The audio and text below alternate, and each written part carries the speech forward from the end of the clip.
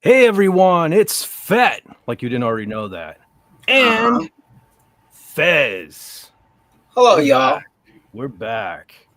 Lock your doors and bolt your windows. Yep. And Back in black. Back in black, baby. Okay, so this is another one of these here live stream thingies. It's gonna be a short one tonight. I know I always say that, and then 10 hours later I'm still sitting here. But I've been kind of MIA from social media this week, and I felt like I had some splaining to do, so I'm going to do that. I don't usually like to complain about my aches and pains and my health and all that stuff. I try to pretend I'm younger than I actually am, but I had a bit of a health scare this week, I'll be honest. Actually, a couple of weeks ago it started. I didn't feel great, and it was going into, I had last week off from work. It was the first week I had off since December of 2023. So I thought that's just what the doctor ordered. I'll just take it easy. And that, at least I won't have the stress work, and I'll be all better by the end of the week. But as the week progressed, I was feeling worse and worse and worse. I don't use the word fatigued lightly, but holy crap, was I fatigued.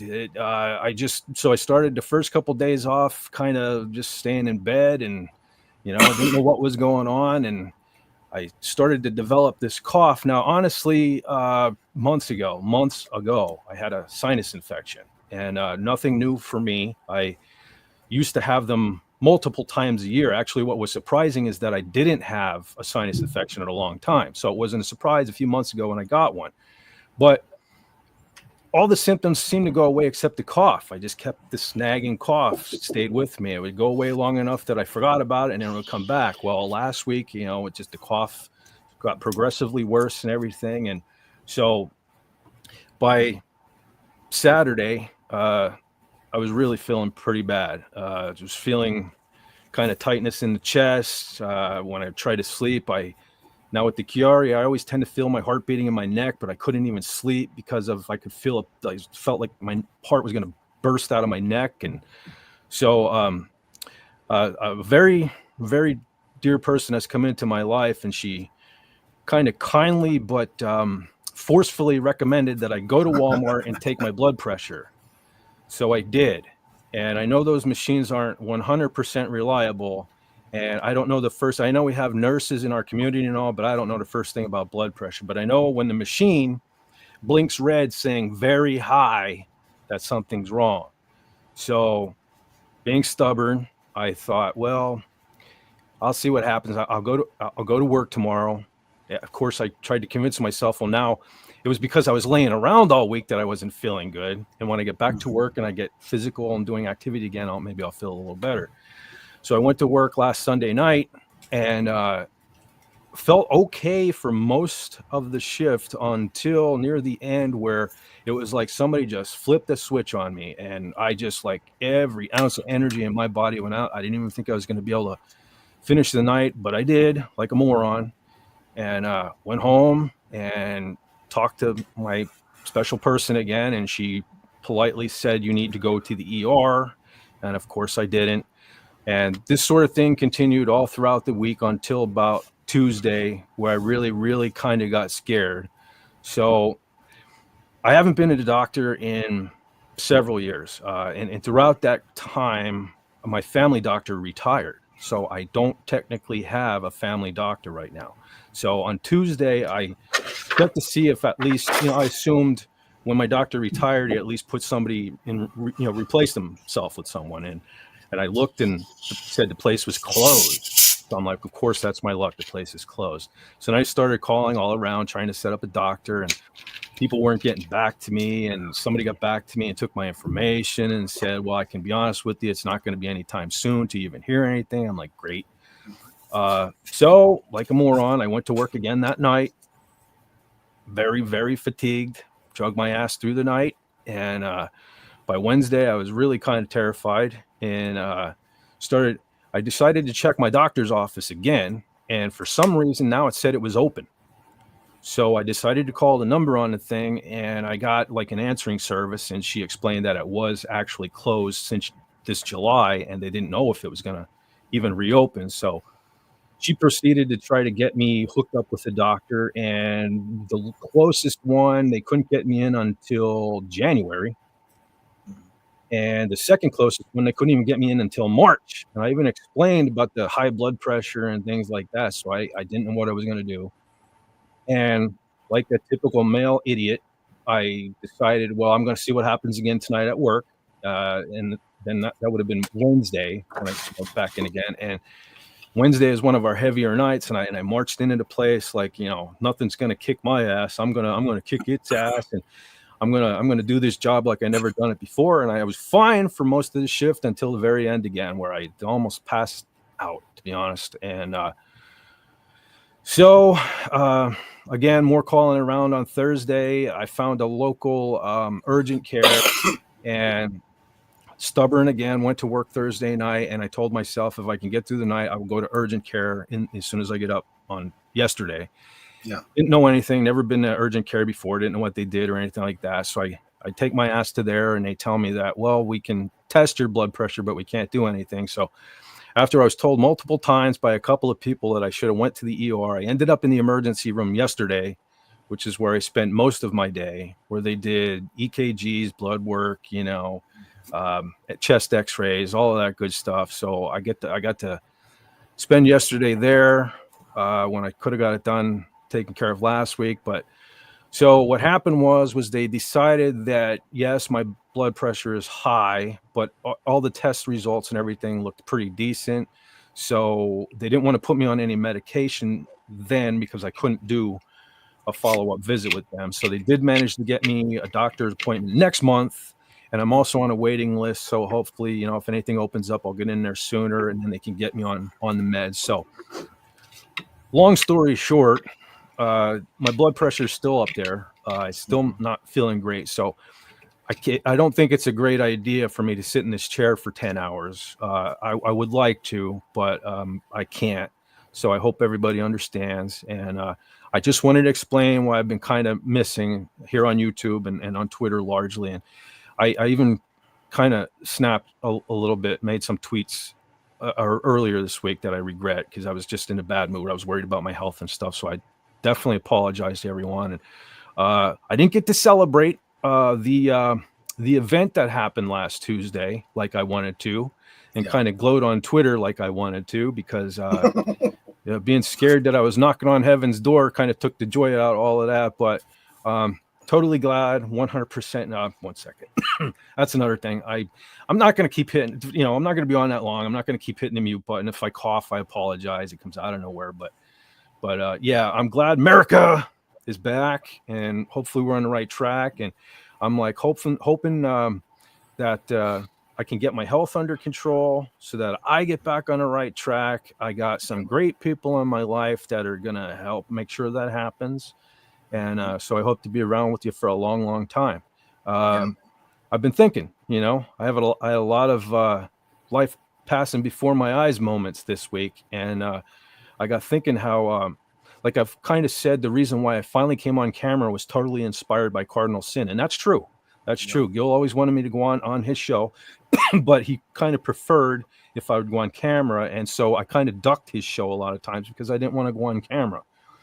And when Gil passed, I was thinking maybe if I had gone on camera and he lived a little longer, we could have all gotten together and finally done DoomCon or whatever. That all brought us all together. And I thought, if I don't show my ugly mug on camera, I'm never going to want to do it. So there's that. But also, my life has been rough for the last decade. And I didn't take care of myself like I should have. I didn't follow through with doctor appointments like I should have. And because honestly, there was a point in my life there where I really didn't care what happened to me. And I totally regret that now. So I didn't want this to be like a public service announcement where I'm telling guys, hey, make sure you're going to the doctor and take care of yourself and get checkups and stuff like that. But, you got to do it. You got to do it. And I'm going to try to get back on that train and take care of myself so that we can do this here YouTube thing a lot more. And, do more of these meetups and stuff like that. Because you guys I said it a million times, but you guys are some of the best friends I ever had.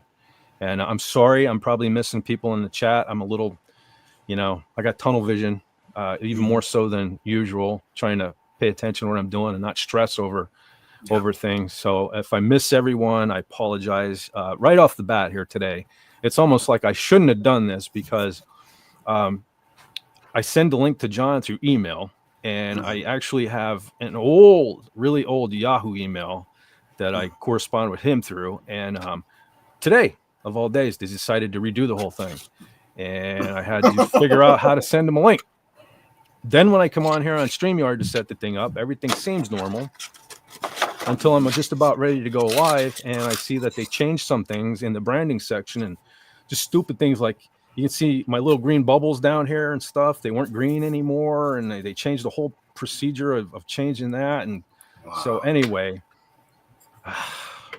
stressed already. But, like I said, we're going to keep this short. I do have a few things to talk about other than that. I don't want to make it all about me.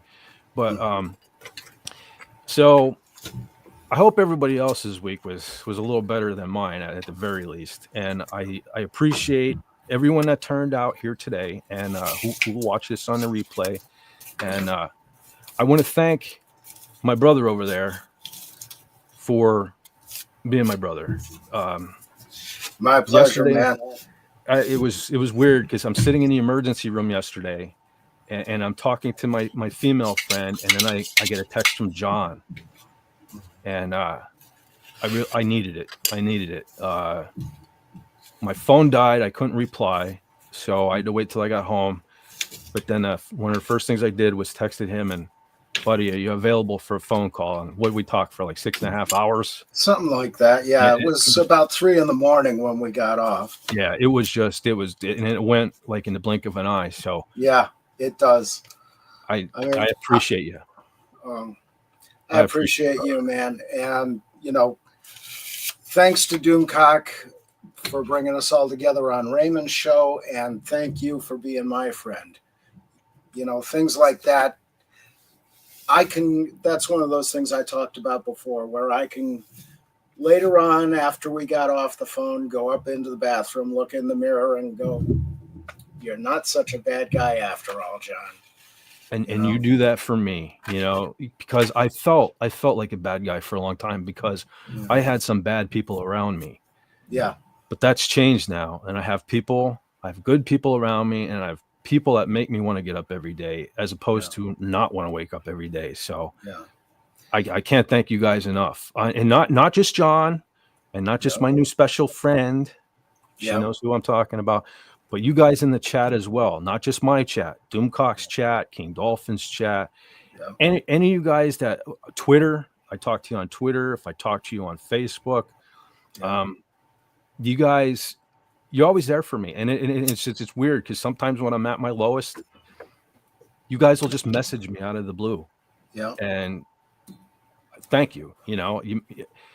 I was in a relationship for 30 years where for most of it, that person didn't even want to talk to me, let alone text me. Yeah. And you guys want to talk to me. That makes me feel good. And it gives me a reason to wake up every day. And I appreciate that. That's and awesome. Speaking of which, I'm actually concerned before I forget. There's a guy in our community, a really cool guy named Glenn Schroeder. Yes. If anybody can get in contact with him, please try and please let me know because friends with him on Facebook and we follow each other on Twitter. And last week, maybe 2 weeks, I forget. I started getting messages from his Facebook that was definitely his account, but it was weird. It was like hitting me up for crypto.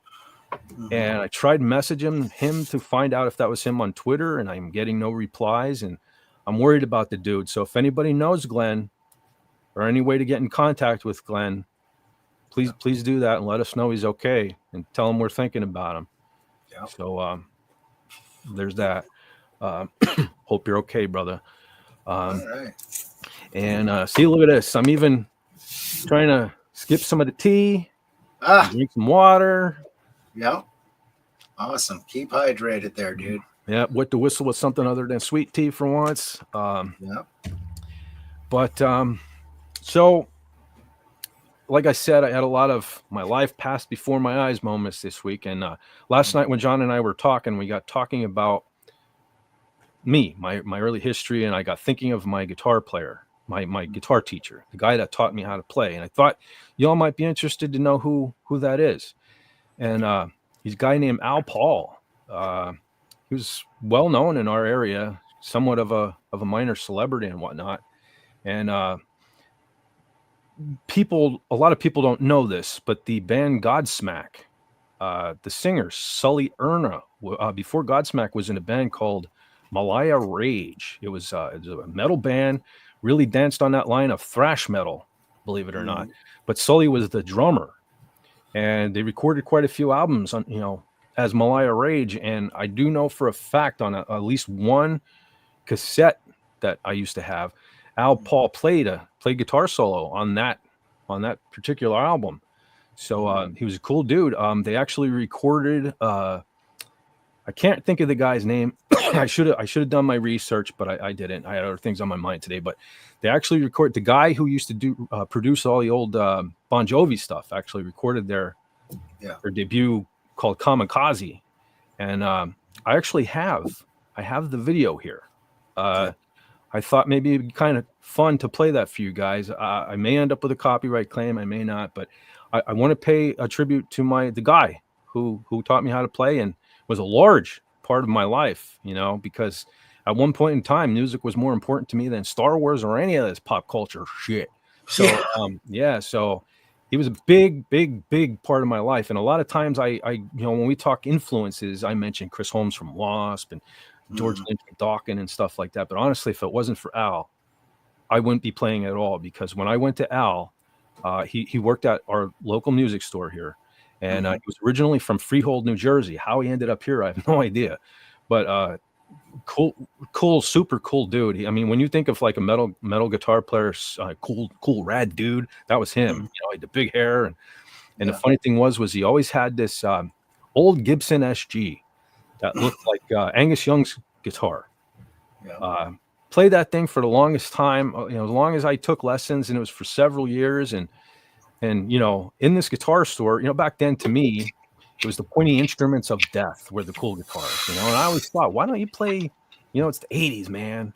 Why don't you play something like a V or something like that? And this guitar. BC Rich Warlock. Yeah. Because he seemed like he should play a BC Rich Warlock, but he had this wood, wood finish SG, and I do remember the one time where he actually traded it in. He traded it in the store, and he had a Charvel for all of probably a day or a week. I'm not sure, because the next week when I came back, he was right back to the SG. And the funny thing was on that SG, he actually replaced the hardtail with Taylor tremolo, and that's where I learned that you could change your guitar. You can put that on. He actually installed the Kaler that's on my first guitar. I still have it. One of these days I'll break it out, but and show it off. But so yeah, I know Kalers are kind of crap, but anyway, he's the guy that did that for me too. And so I thought it would be a little fun to talk about him. He wasn't your normal guitar player either. Guitar teacher. I keep saying guitar player. Guitar teacher. He wasn't your normal teacher, because my first lesson with him, I went and he taught me, the cowboy chords, the classical stuff. And at the end of the lesson, he said to me, "You don't want to learn this, do you?" Because I didn't even have long hair at this point, but I had like Quiet Riot shirts, Rat shirts, stuff. So I'm showing up out there with that. And I probably had one of those on my first lesson, because he looked at me and he goes, you don't want to learn these chords, do you? I said, well, I kind of want to rock, I want to rock. What do you want to do with your life, And he's like, all right, next week you pick out a cassette, because cassettes were big back then. He's like, you pick out a song on a cassette, and you bring it out. And the following week I learned Come On Feel the Noise by Quiet Riot. Yeah. And then it was Def Leppard, Photograph and things like that. So he made it fun. He made it fun. If he wouldn't have made it fun, I probably would have never taken continued lessons anyway. Never would have learned how to play. So right there, for anyone that's interested in getting their kids guitar lessons and things like that, number one, everybody always gravitates to an acoustic guitar. In my opinion, John, you may disagree, but in my opinion, they're a little difficult to play. Yeah. They're usually uncomfortable just simply because the body's so wide and it's not comfortable to begin with. And so kids kind of pack it up because of that. There's a lot of cheap like starter packs out there with electric guitars where you can get like the little amp and the cords and picks and straps and all kind of crap like that. Yeah. Well, it's not crap, it's good stuff, but that's pretty inexpensive, and it's easier to play than an acoustic, and I think more kids would stick to playing guitar if you went with an electric guitar. They're a little easier to play. Yeah. And, plus a lot of it will depend on, what you want to play. Right. Because, if you're into Poison, obviously a lot of electric, but then you get to Every Rose Has Its Thorn, and people pick up an acoustic to try to play that. And suddenly it's like, how do I get my arm over this thing? And, how do I hold the pick while I'm doing that? And what the hell are these chords? Yeah. Well, an electric guitar is more versatile too, because you can play something distorted, the crunchy. Right. You can play Megadeth, but then you can also cut back on the gain and get an acoustic sound and play like an acoustic sound, where you can't really do that with an acoustic guitar unless it's an acoustic electric. And with what's available for your signal chain today, the Pog from Electro Harmonics is a really good one. Pedal. It's basically a guitar synthesizer, and you can make that sound like a church organ, or you can make it sound like an acoustic guitar. There's also, if you have an acoustic, I have one sitting up on the shelf, is these pickups that you can put in the sound hole. And they're a little ungainly with that wire coming out to the amp, but it doesn't really get in the way. But you can use the acoustic, and it will build the strength in your hands some, because they're a different kind of string, or at least they were in the 80s. The other thing is, the 80s attitude was buy a good middle of the road guitar that's not, a Sears cheapie, because you're going to want to have resale value. If your kid doesn't continue to play, you can at least get some of the money back. Now with all these starter packs and everything, there really is no middle of the road. You're either going to pay small price or you're going to pay thousands for a Gibson, which is, Gibson is out of control, but that's another story. And Fender isn't much better. Yeah, they're all kind of out of control. Everything's out of control anymore. That's the problem. And they're just out of control because they're allowed to be out of control. Yeah. So, with the starter packs, you can start out, definitely learn how to do your chords and what have you. But that'll give the confidence to move on to a little more expensive guitar, as you move up the chain. And we've all been through that anyway. You buy the first guitar at a flea market or something, and you pay $80, and then you go up to the $450 range, and then you go up to the $1,000 range, and then, depending on your budget, that's when you decide, well, maybe I should or maybe I shouldn't, go into the high-end stuff. Yeah. There's a lot of inexpensive guitars that have been out there that are actually really good for playing live. It's not so much that they're gonna die from being played. It's being kicked around in a case for years and years. And of course the quality of frets and other parts, that makes a difference. Some guitars you'll have to refret after 1 year. Others, I've had guitars that have never been refretted. They look like new. Same. Real quick, Eugene Bird, I wanted to read this one. He asks, are your feet or legs bloated? No, thank God. If you're retaining water, a treadmill or diuretics like unsweet tea can help you pee it out. Oh, I've been peeing. That's one of the things. I don't have to worry about that. I've been peeing. And our madman wants to know, are you okay? Yeah, I'm all right. I'm on the road to getting okay, I think, finally. I think I had a lot of things that I had to take care of the last year and a half that were very stressful. And it didn't allow me to take care of myself like I should too. So hopefully I'm in a position now where I can start to worry about me a little more. And so don't worry. Don't worry. I don't want to scare anyone or anything like that. I'm just letting you know why I haven't been around a little bit. Yeah, and if he doesn't follow up, his lady friend and I will drag him kicking and screaming to the hospital. Yes. And a matter of fact, I texted my brother-in-law today, and he said he's going to come up here and kick my ass if I don't stick with this and stuff. So yeah. And Eugene said, yeah, you can take care of yourself, and it doesn't help sometimes. James Fix, author of The Joy of Running. I almost said Joy of Painting. I got Bob Ross on the brain. That started the running craze, died of a heart attack while running in great shape. Yeah. That's the thing. One of the reasons I'm a stubborn guy, like all you other guys, is because my dad, most of the guys in my family, not to be morbid, but most of the guys on both sides of my family barely make it to their 60s. Okay. And my dad was one of them. He smoked since he smoked since he was like 10, you know what I mean? Back in those days, he was a smoker. He was out working in coal mines as a little kid. He had all these health things that should have went against him. And he smoked up until maybe 2 years before he passed. And it was funny because the doctor got him to quit smoking and get more exercise. And they told him he had the heart of a 25-year-old, and he almost died right after that. Yeah. So I don't put now, Wendy and Sandra, if you're watching and stuff like that, don't get mad, but I don't put a lot of. Read Wendy's message. Where is it? A new one? New one.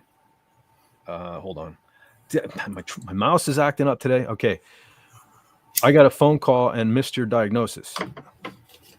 From yesterday, all the tests and all looked good. Everything looked good. I guess my phosphorus or something is a little low, but it's nothing to worry about. But I'm gonna. I got an appointment for next month. They got me a doctor. I'm on a waiting list. I maybe I'll get in sooner if possible. They didn't want to start me on any blood pressure medicine yesterday because I won't be able to do a follow-up. Well, I probably could do a follow-up visit, but the ER, it's going to be another goddamn $250. So they're just going to wait until I'm seen next month and then let them determine on what dose or whatever I'm going to get on. So I'll probably just feel like crap for another month or so. But they gave me a list of things to take it easy and what to try to avoid eating and salt and all that there stuff. And I knew I've been spending too much time in this chair is what it's been. I'm not saying live streaming specifically. That's just when you're talking 10-hour live stream on a Saturday, really, that's just a tiny part of it, because between editing videos from my channel and the stuff I was doing for other channels and stuff like that, I spend a lot more time than 10 hours in this chair. So I need to get up more and I need to do more. So that's another reason why I'm doing some splainin today, because I may not be quite as active for a little while as far as behind the scenes as I used to be. So just putting that out there. But I'm not going anywhere. I'm not mad at you. If you message me, and because I always prided myself on, if somebody wanted a thumbnail or something, I'd whip that thing right out as soon as possible. I have been missing some messages this week and stuff like that, which is unusual for me. That's why I'm here tonight. I just want you to know I'm okay. I'm not mad at you. I apologize if I missed anything. I'm working to get back to being able to be the vet you know and love, where I can whip it out whenever you want me to. And so So excuse me while I whip this out. Yeah. But okay, on a lighter note, we really got sidetracked here. What I want to do real quick before I totally forget, because the last live stream, I still owe somebody a Queensryche medley, but I didn't, to the stress of getting all of that set up yet tonight and everything like that and having it sound good, I didn't want to deal with that. So that's coming. But before I totally forget, I want to play this video from my guitar teacher. We were talking about him earlier. Al Paul. Okay. In this video, hopefully this plays and you have the audio and everything like that. When the live stream's done, I will put a link to the actual channel that you can find. So it's not much on there, but it's back, stuff from like 1986 on the channel and all. But so I'll put a link in the description and all that. Hopefully you can check it out if you want. Listen to the song, jam to it a little bit. The guy in the video, I guess, I don't know if we should talk over it or not. Maybe we will, maybe we won't. But if we don't, he's the tallest guy in the band. When it's showing like pictures of the band, he's the guy with the big giant Bon Jovi hair. And you'll see him playing guitar. And in his video, he has the SG that I was talking about, you know. But Nice. keep in mind, this was 1986. So there's some keyboards in it and stuff like that. But the dude is bad ass on guitar. And you're going to see that. So, let's see if I can get this thing to play. Here we go. This is Euthanasia. Al Paul on guitar, my guitar teacher, the guy responsible in large part for the good stuff about me, the guitar player, not the dirty, filthy guy on YouTube that make dick pics, but so here we go. Here it is. Euthanasia, Kamikaze.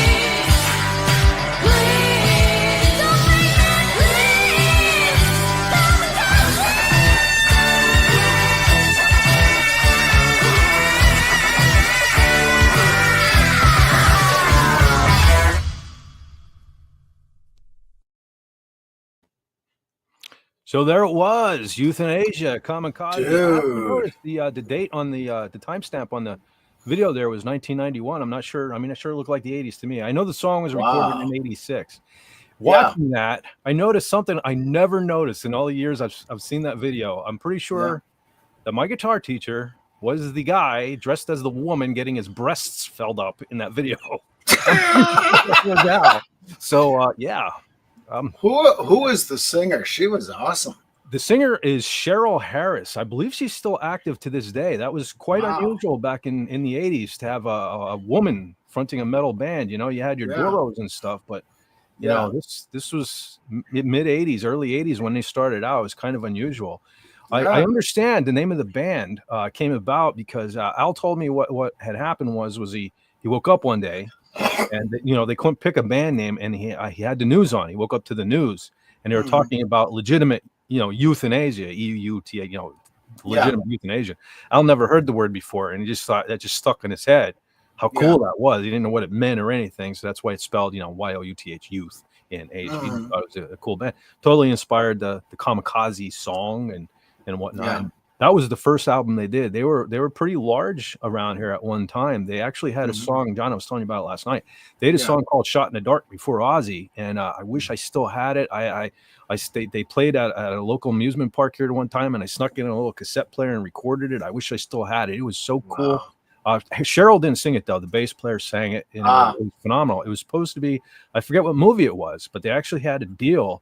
There was going to be the theme song to some big movie back in I think the late 80s, and I don't know whatever happened, but I don't think it ever came to be, but probably something contractual or something like that. But from that video, she looked really good too. I believe she still does to this day. Perfect build for a metal singer. Yeah, a Czech metal singer. Pretty face too. Voice too. So I think she's still active. I'm not sure about Al. Last I knew, and this was maybe mid 2000s, he did have a band called Crust, CRUZT, Crust. Yep. I'm not sure if he's still doing anything with that or not, but totally super cool dude. And I said earlier that he wasn't responsible for the Dirty Filthy Me on YouTube, but not, John, we were talking last night. I was thinking about some of the songs that my band didn't record. We went through a phase where we were not sure if this is going to go over well on YouTube, but we were infatuated with lesbians. We had matter of fact, one of them did get recorded. If you check out the roulette stuff on my channel, there's a song called "The More the Merrier," totally about being with two women. We were toxic males at one time, and in fact, so far to the point that we had one song was called "A Taboo Love Bumping Monkeys" in parentheses, because it had to be fancy in parentheses, and you can just imagine, use your imagination to figure out. But that wasn't even the worst one. The worst one was one, and I'm proud to say that I wrote it. Was called "Eat Less Beans." Eat LESSBEAN. But it was not supposed to mean what you think. It wasn't food. So so probably, thankfully, that one didn't get recorded. But I do remember "Taboo Love" was actually a pretty good song, despite the lyric being totally gross. But it was a good song. I kind of wish we recorded it. One of these days, I'm going to have to break out the guitar, and I almost think I remember the song, and I'll have to see if I definitely don't remember the words, and I'm not sure if I want to, but I definitely might be able to play some of the music at some point. Did you see Wendy's message there? I didn't. I'm slacking again. I actually don't even have the comments on here. Yeah, she wants you to resend the link. Okay. Actually, Wendy, if you go, I just added you to the Cloud City Central chat on YouTube. Oh, okay. She did see it. All right. The link's up there, but I will paste it again. Oh, that's not the right link. I just added to the. What the hell? Give me. See, I'm trying not to curse either. I said on the last. I'm gonna try. That's another resolution. I'm gonna try to stop cursing. I think I'm snagging a link right now, and we'll see. Welcome to Cloud City Confusion. Yeah. That's me all the time. Okay, I think the link's in there. Like I said, I'm not gonna go for too long. I really can't. But let me get back here. I don't know if I have anything more to say about Al. I don't know what I can say. I haven't talked to him for a long time. I wish I would bump into him. One funny story. that dude was so into music, and I forget where I was in the chat, so I'll try to get back to it. But it must have been, let's see, I had to stop taking guitar lessons, I think in my junior year of high school, because I wasn't doing so great in school, and that was kind of my punishment. So that would have been late 80s, somewhere in the 90s, because I was already married. I remember the wife ran into the local Wise markets, and I didn't want to go in, so I'm just sitting there in the car, and I see Al come barreling out of Wise's just with a container of yogurt, eating it with his fingers, just chowing it down, coming out the store, chowing it down, throws it in the garbage. That was Al. I'm sure he was on to some musical thing. Yeah. He probably he needed some fuel. Yeah. And I often think about that when I think about Al. It's like, I know what he was doing. Matter of fact, no, I'm not done talking about Al. I do have some more to say about Al, and it pertains to the roulette stuff. I almost forgot to mention this. So there was a history with the band Roulette so I actually left the band right before they started recording the Let It Ride album, the Stand and Fight stuff and all that stuff. Wrote all the music and all that stuff, and I wrote the guitar solos and all that stuff. But I left the band because I was having marriage trouble at the time, and I wanted to focus on the marriage and the baby and stuff like that. And so one of the few times that my wife and I split up, then we split up, and they had already recorded 6 of the songs for that album with Al. They recruited Al. Yeah. Al, busy as he was at the time, because he was always dabbling in something music, recording for people, cleared his schedule and came in and recorded my stuff. My stuff. And what an honor to have my guitar teacher record my stuff. But they had already recorded the first 6 songs with him. And then I just called him out of the blue. I was like, screw the X, whatever. You guys need a guitar player. They said, yeah, come on in. You can do the next 6 songs. So I went in and I did the next 6 songs. And surprisingly, I think the guys were just used to my guitar tone, and because I wrote the songs and stuff like that. They loved my sound on, and it would have been night and day, the difference between 6 of the songs that he played on and 6 of the songs that I played on. So we had to buy some more studio time, because they wanted me to redo all the songs that Al took the time to record on. But there are a few songs that I was like, well, that guy, he came in and helped you guys out, and he's my guitar teacher, and out of respect to him, we got to keep some of the stuff on there. So when you do listen to the roulette stuff, some of that is Al. Wendy's here. Hold on. Oh, yes. Hey, Wendy. How you doing? What's up? But real quick, back to the thing. I just wanted to finish. So on Legatus, you like this one, the slide guitar on Take It Sleazy.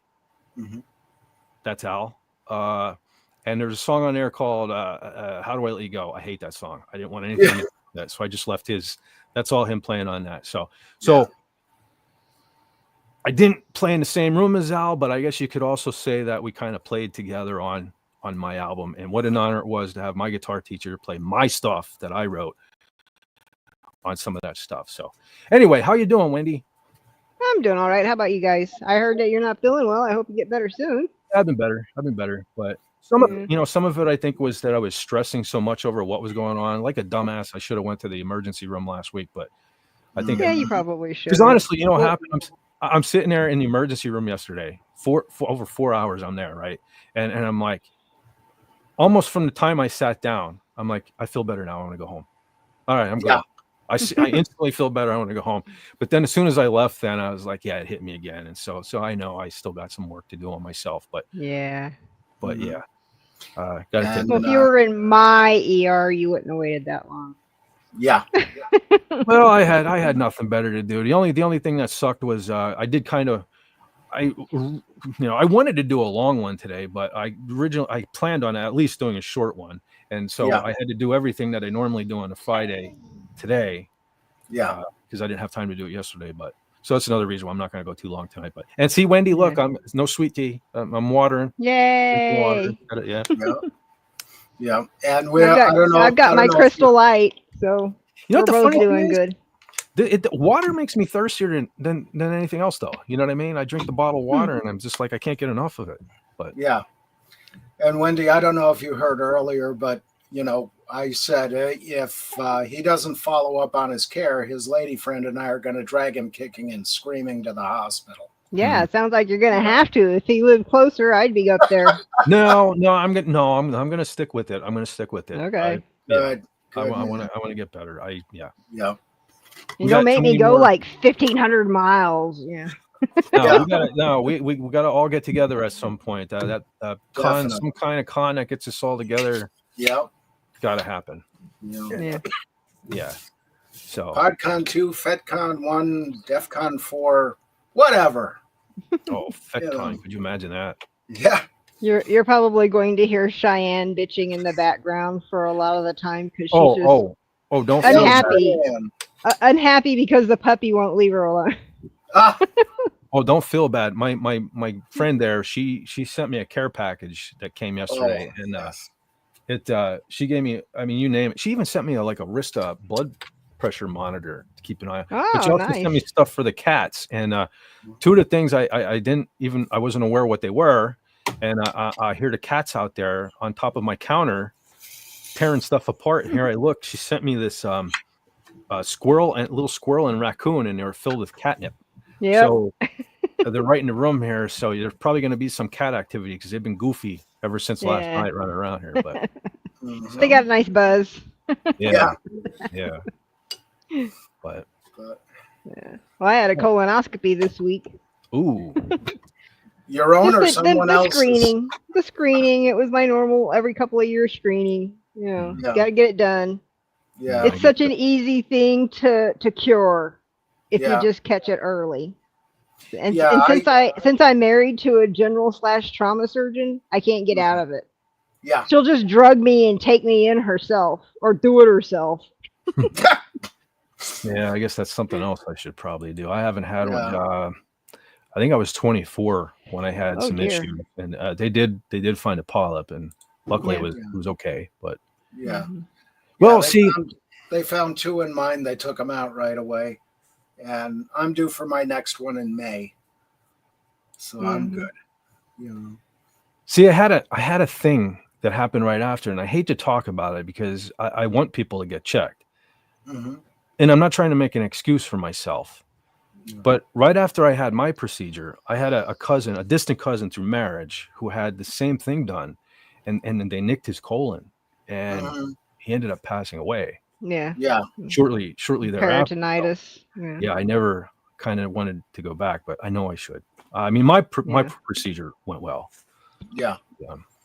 I peed on the nurse. It is a risk, and it's always going to be a risk, until we find a different way. I mean, they've got those cameras that you can swallow, the little capsule camera. Yeah. But they don't give you a good enough picture, especially for a screening. It really doesn't. It's more for the small bowel anyway. Yeah.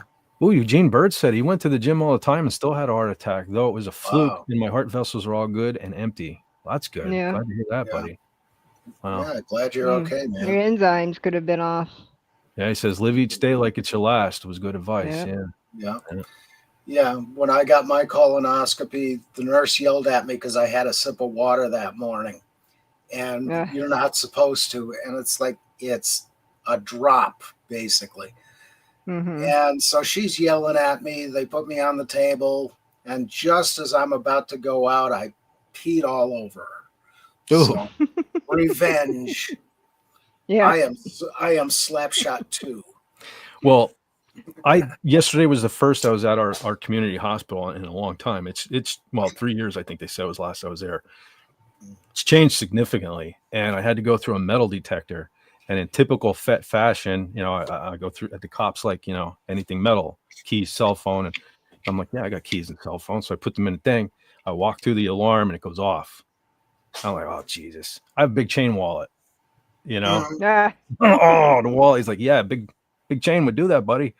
It reminded me of the time, I think I told the story before, but I'm not sure how clear I was on it the last time. I'm not sure if I'll be any more clear today because I'm never quite clear. But one of my many MRIs back when I was dealing with this thing, It was the same hospital too. I ended up having to get an MRI at this hospital, and I'm sitting in the waiting room. For some reason, the waiting room for this MRI was like it was packed. It was like booked solid, right? There's kids running around and people being annoying and stuff like that. And of course, I don't want to do this. I just want to go home. And there's this gentleman walking around, and let's just say he was extremely flamboyant, if you know what I'm saying. And he's just the one that rubbed me the wrong way, as I'm getting impatient and stuff like that. So I started, my kid was with me, and I'm like, look at this Fruit Loop over here. And, not exactly being quiet, just because I kind of wanted him to know that buddy, you're pissing me off. Go sit down and stuff like that. Yeah. So anyway, I finally get in to the MRI room, and he comes in. He's like a nursing assistant. And he's like, everything metal off and put the gown on and open at the back, that whole thing. But you can keep your pants on. I'm like, okay. So thinking about that, I was just kind of making fun of him outside there. I'm like, oh, great. This guy's in control of my radio waves, and he's going to nuke me, and he's going to microwave me and all this stuff. And so anyway, I get on the table, and I forgot to take my belt off. So as they're putting me into the machine, all of a sudden my ass starts lifting off the table, and I'm getting lifted up off the thing, and I'm like, whoa, I'm yelling and stuff. And so they turn it off, and they bring me back out, and I'm like, oh man, I forgot to take my belt off. And he comes over and he goes, I'll get it, buddy. And he took my belt off. Jeez, man, was that payback for me? God. Yeah, and our Madman 4's had multiple intestinal surgeries. Always a risk, but thank God I'm all right. Yeah, definitely. Yeah. Definitely. I'm slacking. Am I getting close? Oh, and I forgot. Hello, Snortapoopas. Good to see you.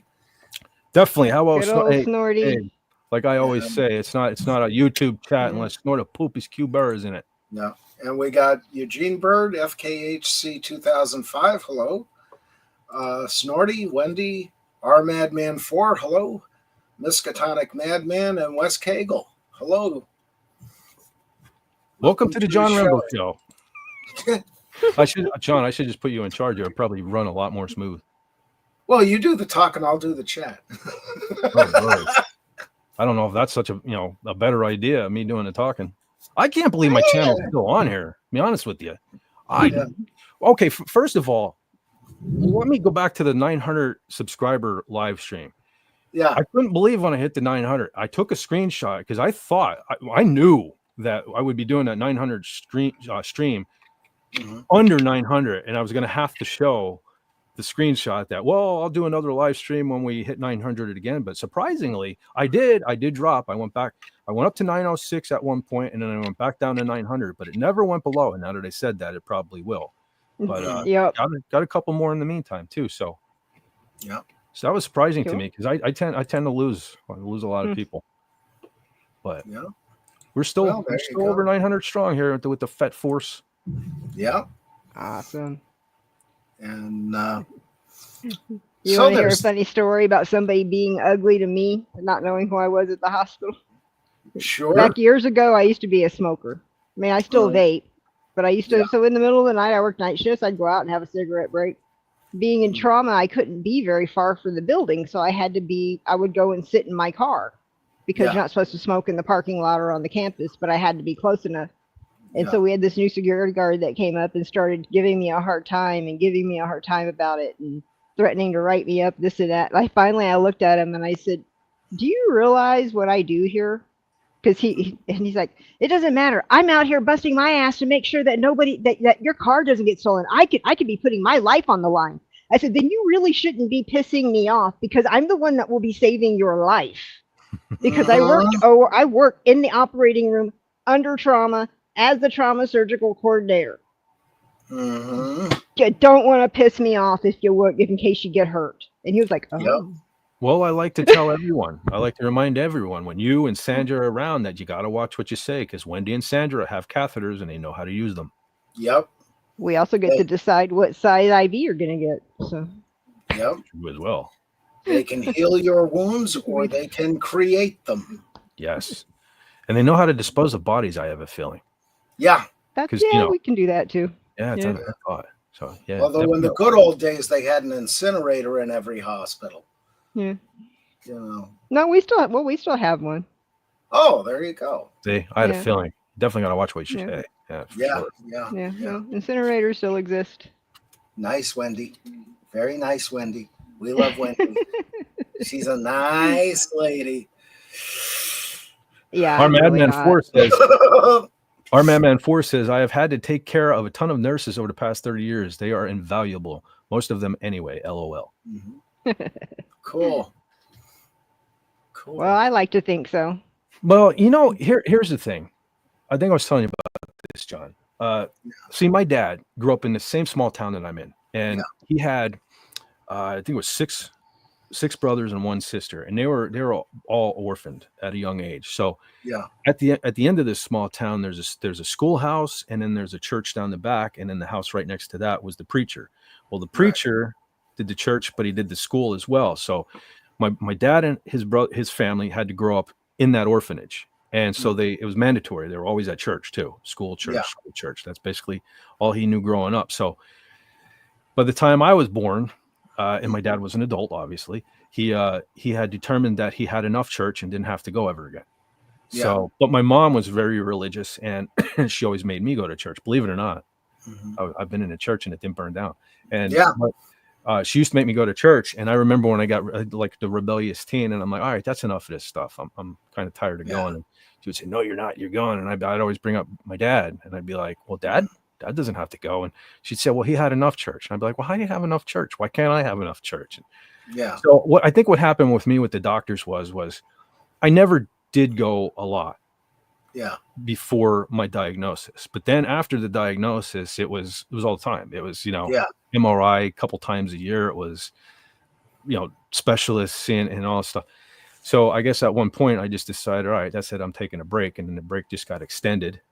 And then life happened. Then my doctor retired. And then it was, all right, well, I'll take care of these things, and then I'll get to me. So I guess this week, the last 2 weeks, really, my body said, no, you'll get to me now. Time to pay attention to yourself. So it catches up with you. It does. We talked last night about this. I had all these new aches and pains over the last 20 years, and pretty much let a lot of them go until the back went in 2005, and I literally dragged myself out of the company van and into the chiropractor's office and just said, help. And I wasn't dancing when I left, but I was walking. But I had let that go since I was 14. And I came down a sliding board when I was 14 and hit both heels square on the ground. And that went right up the back. And, the lower back was just in agony. And over the years, it came and went and came and went. And finally got to this chiropractor and started getting regular, back cracks and the massages, and basically the orbital sander with the felt pad on it. Boy, was that good. And there was an electric thing. It looked like a microphone they'd use on my back, and that was great. And I'm not 100%, but I'm still kicking. I can still walk, thank God. But, all the knees, the hips, the elbow, the shoulder, it took me so long to go into doctors for that sort of thing. And, I didn't realize I was going to live this long to begin with. I'd have taken better care of myself. But, it's one of those things. But so, Fed, it's been so long since you've been to a doctor, really, that you don't even know if you could have like pre-diabetes or something. Not really. I mean, they did take blood yesterday. I'm not sure if they checked for that, but if you're not fasting, you're not going to get a good blood sugar level unless you're fasting. No, I wasn't. But, I mean, I really didn't eat much. The last week or so, but no, not like I didn't fast specifically for the test. I wasn't even sure I was going to end up there for sure yesterday, but it usually doesn't matter. But I mean, I'm just saying, there's things like that it could also be that are just, a condition that's just kind of starting to crop up.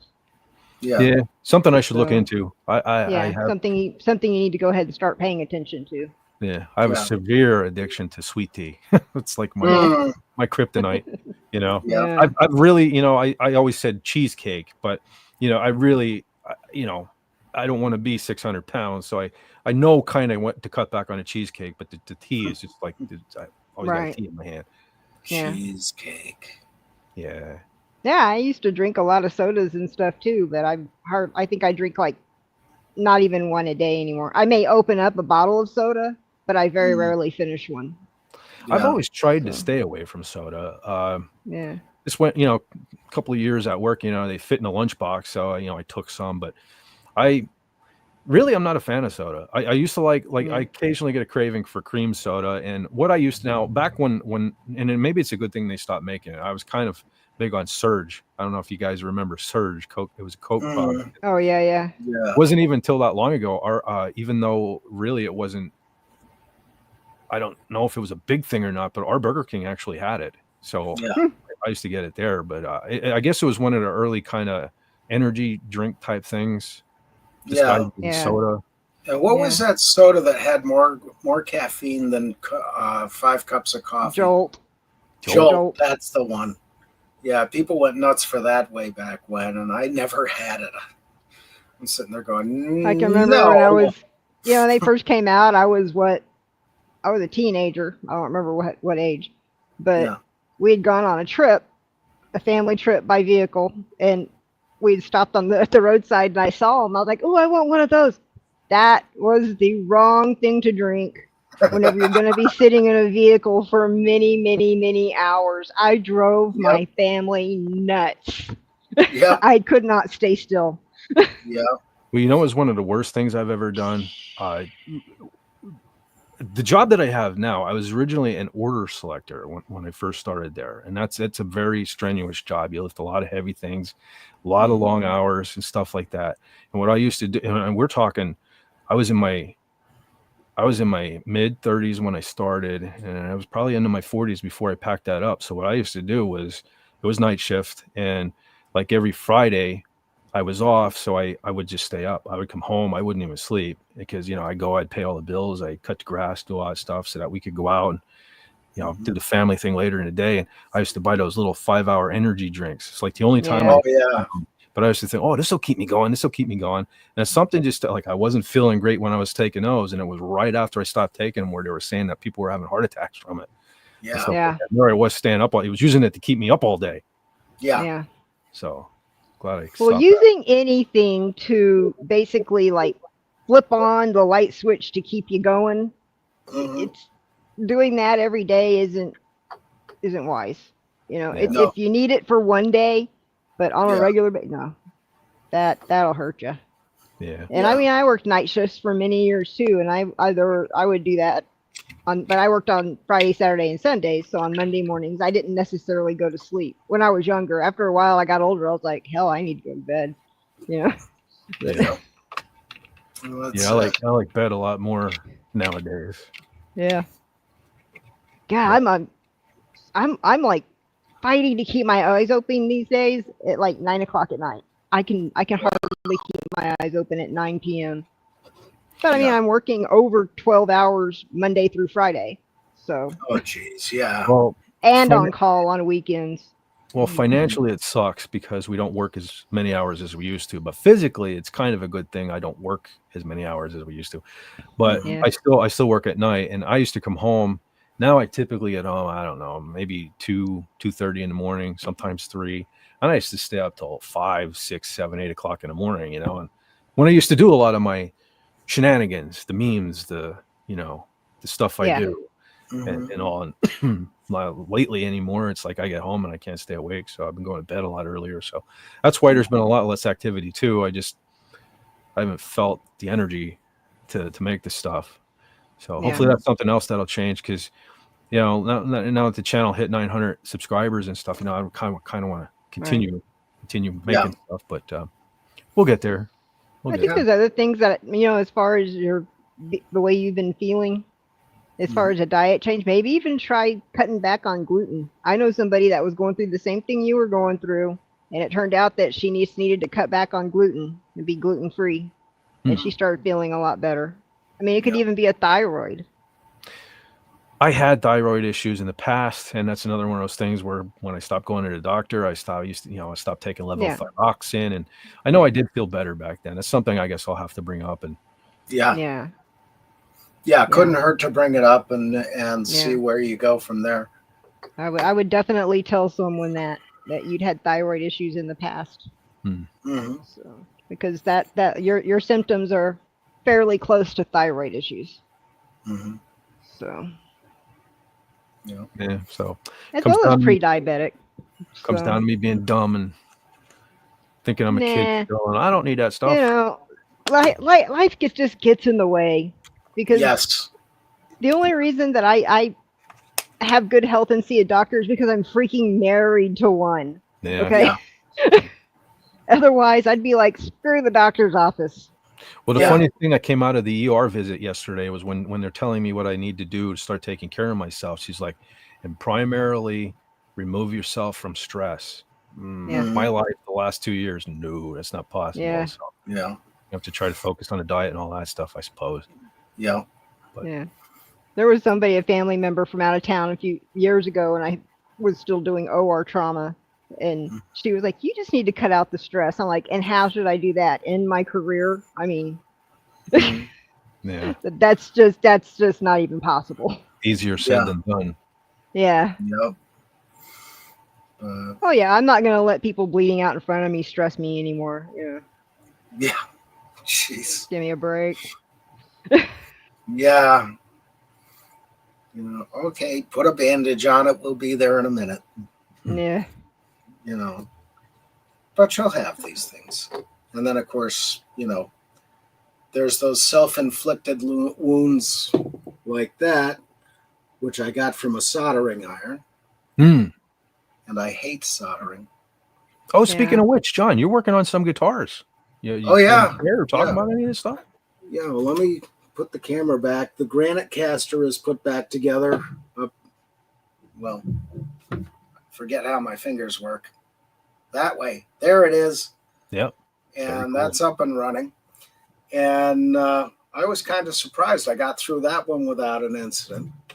And then I rewired the one, that Epiphone Les Paul, because when I put it back together, I was wondering why I was getting little or no signal out of the bridge and neck pickups, but the middle pickup was perfect.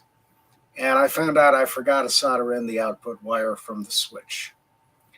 So desolder the whole bloody thing and start from scratch. Now this is a different guitar, but the same body style, Les Paul style, and the same cavity style. And you see how deep that cavity is?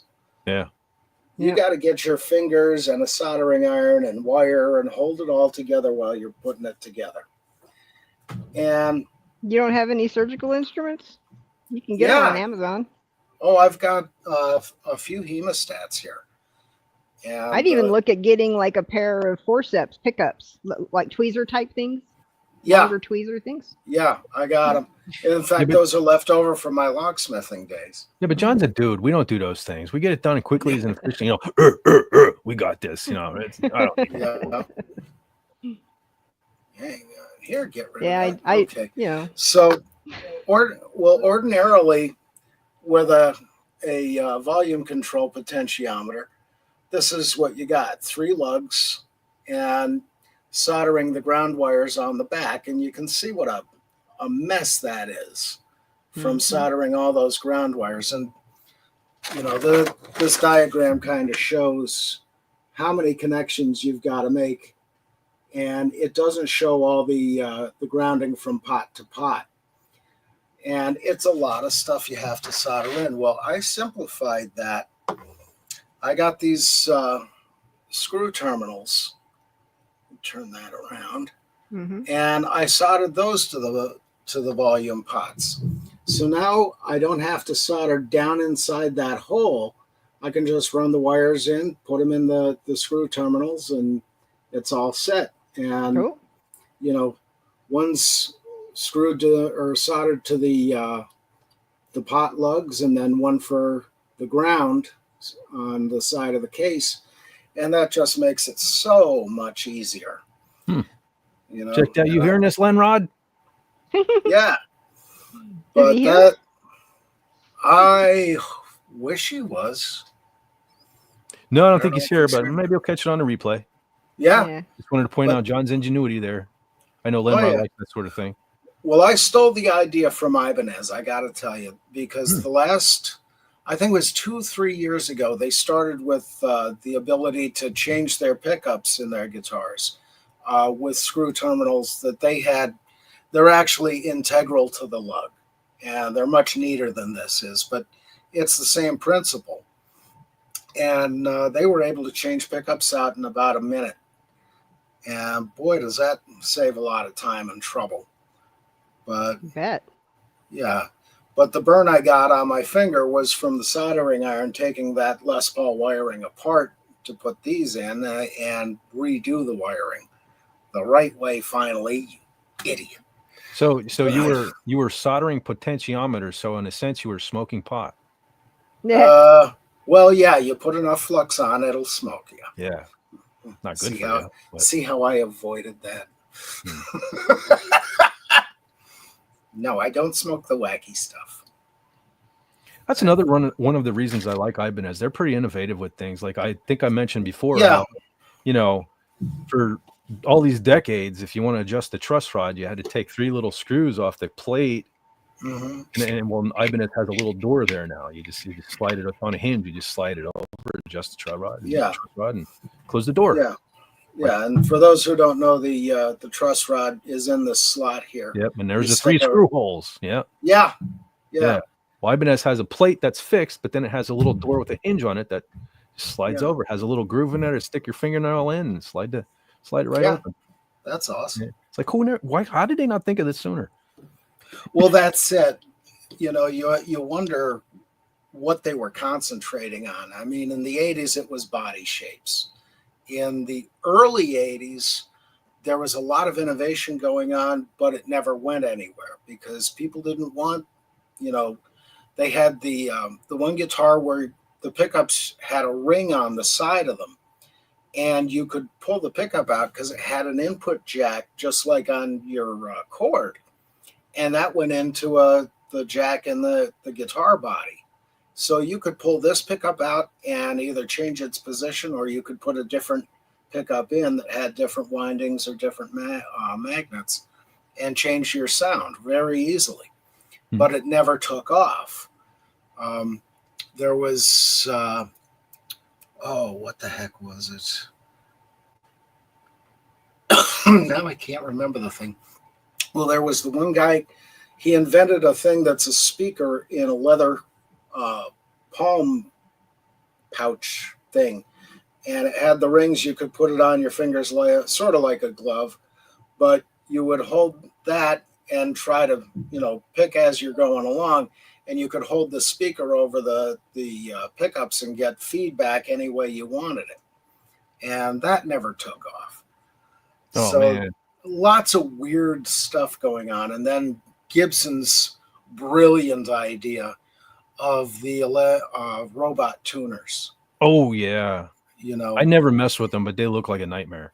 oh, they were. I watch Dave's World of Fun Stuff, and he's constantly like people have him swap out those tuners for just classic.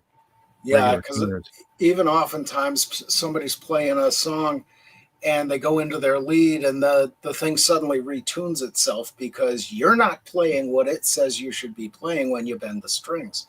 Yeah. And, you know, just a bloody nightmare.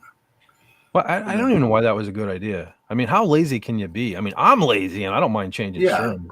You can't get any easier than changing guitar strings. Yeah. And I have Floyd's where I got to cut the ball end off. I got a extra step in most of you guys, and I don't mind doing it. Yeah. And then there was Allen wrenches and. Well, you heard about the one guitar line that they couldn't sell because it was so bad and it was so computerized and everything. They took the whole line of them, put him out in the parking lot and ran Ran him over him over. with a bulldozer. I saw the And video. it's like, dude, I'm no environmentalist, but dude, Yeah. that's mahogany and maple. Yeah. That could be used for something. Make a decoration out of it. Make a pencil holder, something. Bookends with the guitar necks, whatever. Or But, simply even like I just watched a video earlier today. Like a guy bought he makes Jason masks, and he did almost like a diorama where he in Jason Part 8 there's that woman with the pink flying V. He ordered the kit, and he put the guitar together and kind of painted it to resemble that guitar just to hang it on the wall, hang a Jason mask on it. I mean, they could have simply contacted museums around the world or something like that and said, you got Elvis, you need one Elvis to have a guitar here. You can hang this on him, take it, rather than destroying them. Yeah. Yeah. And that's the thing. And even an end table is more dignity than that. For that kind of. Yeah. Give them to a bunch in of fact, YouTubers. I forget who it was, did make end tables out of old guitars. See, there you go. They could have hooked a bunch of YouTubers up and they could have done all kind of creative things with them. Yeah. And it always takes me back. I think it was Johnny Horton wrote a song called Who in the Hell Do You Think You Are, doing smashing an expensive guitar, something like that, or smashing a perfectly good guitar. Yeah. And that was kind of a dig at Pete Townsend and Paul Stanley. But, it's one of those things. Was it Stanley or was it Freely that did that? I thought it was Freely that really. No, that Freely had the guitar that exploded. Oh, that's right. And emitted all kind of smoke. Paul, it only bummed me out when Paul. I'm kind of biased. I've been this guy. It bummed me out when he smashes the PS10. That one bums me out. They're $3,000 to $10,000 guitars. That one hurts when he smashes it. But he sells the pieces. Right.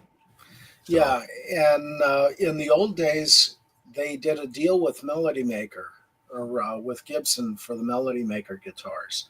So at the end of Rock and Roll All Night, you'll notice Paul runs off stage and comes back with a different guitar.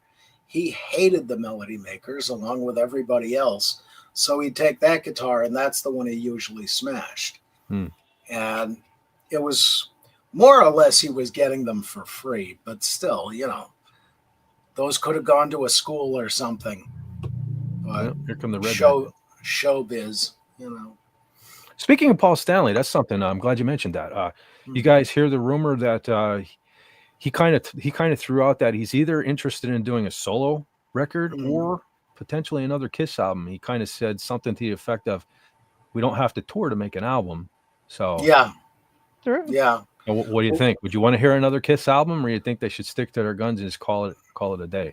Well, let me qualify this. You had Kiss up until about, when did Lick It Up come out? 84? Is that 84? All right, 83, 84, somewhere in there. Then you had the Paul Stanley Band until Hot in the Shade came out. And, well, I'll be generous. I'll say the Revenge album. But in between, that was the Paul Stanley solo band. And he even says so in his book. And yes, I would like to hear another Paul Stanley album. I would want his voice to be much better than it is. Okay, auto-tune and what have you being what they are, they can do that.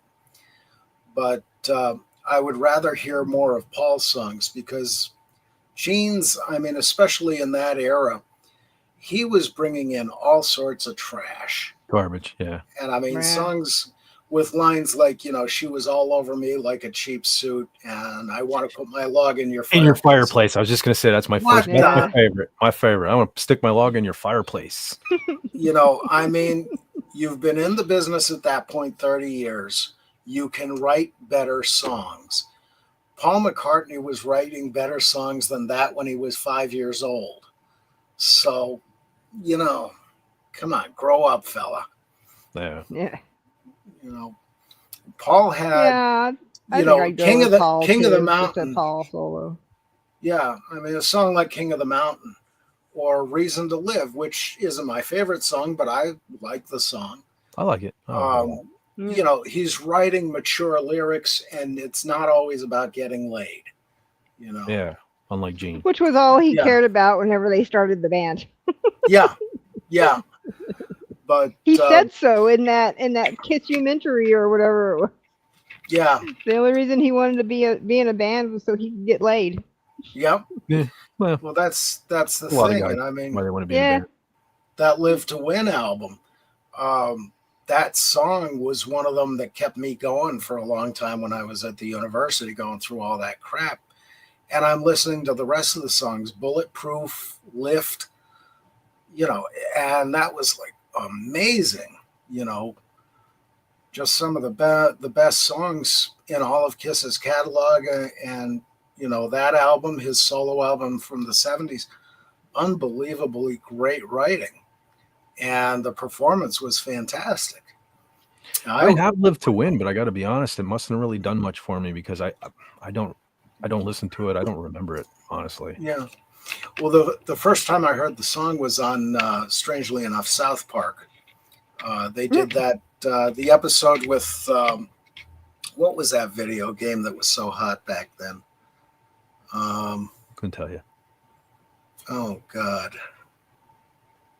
It was one of the biggest video games in that era, about 2012 or 13. You mean that somewhere. online game? One of the online games? Yeah. Like World of Warcraft now? Yeah, that's it. Yeah. Was it at that one? Yeah. And, That was a funny episode.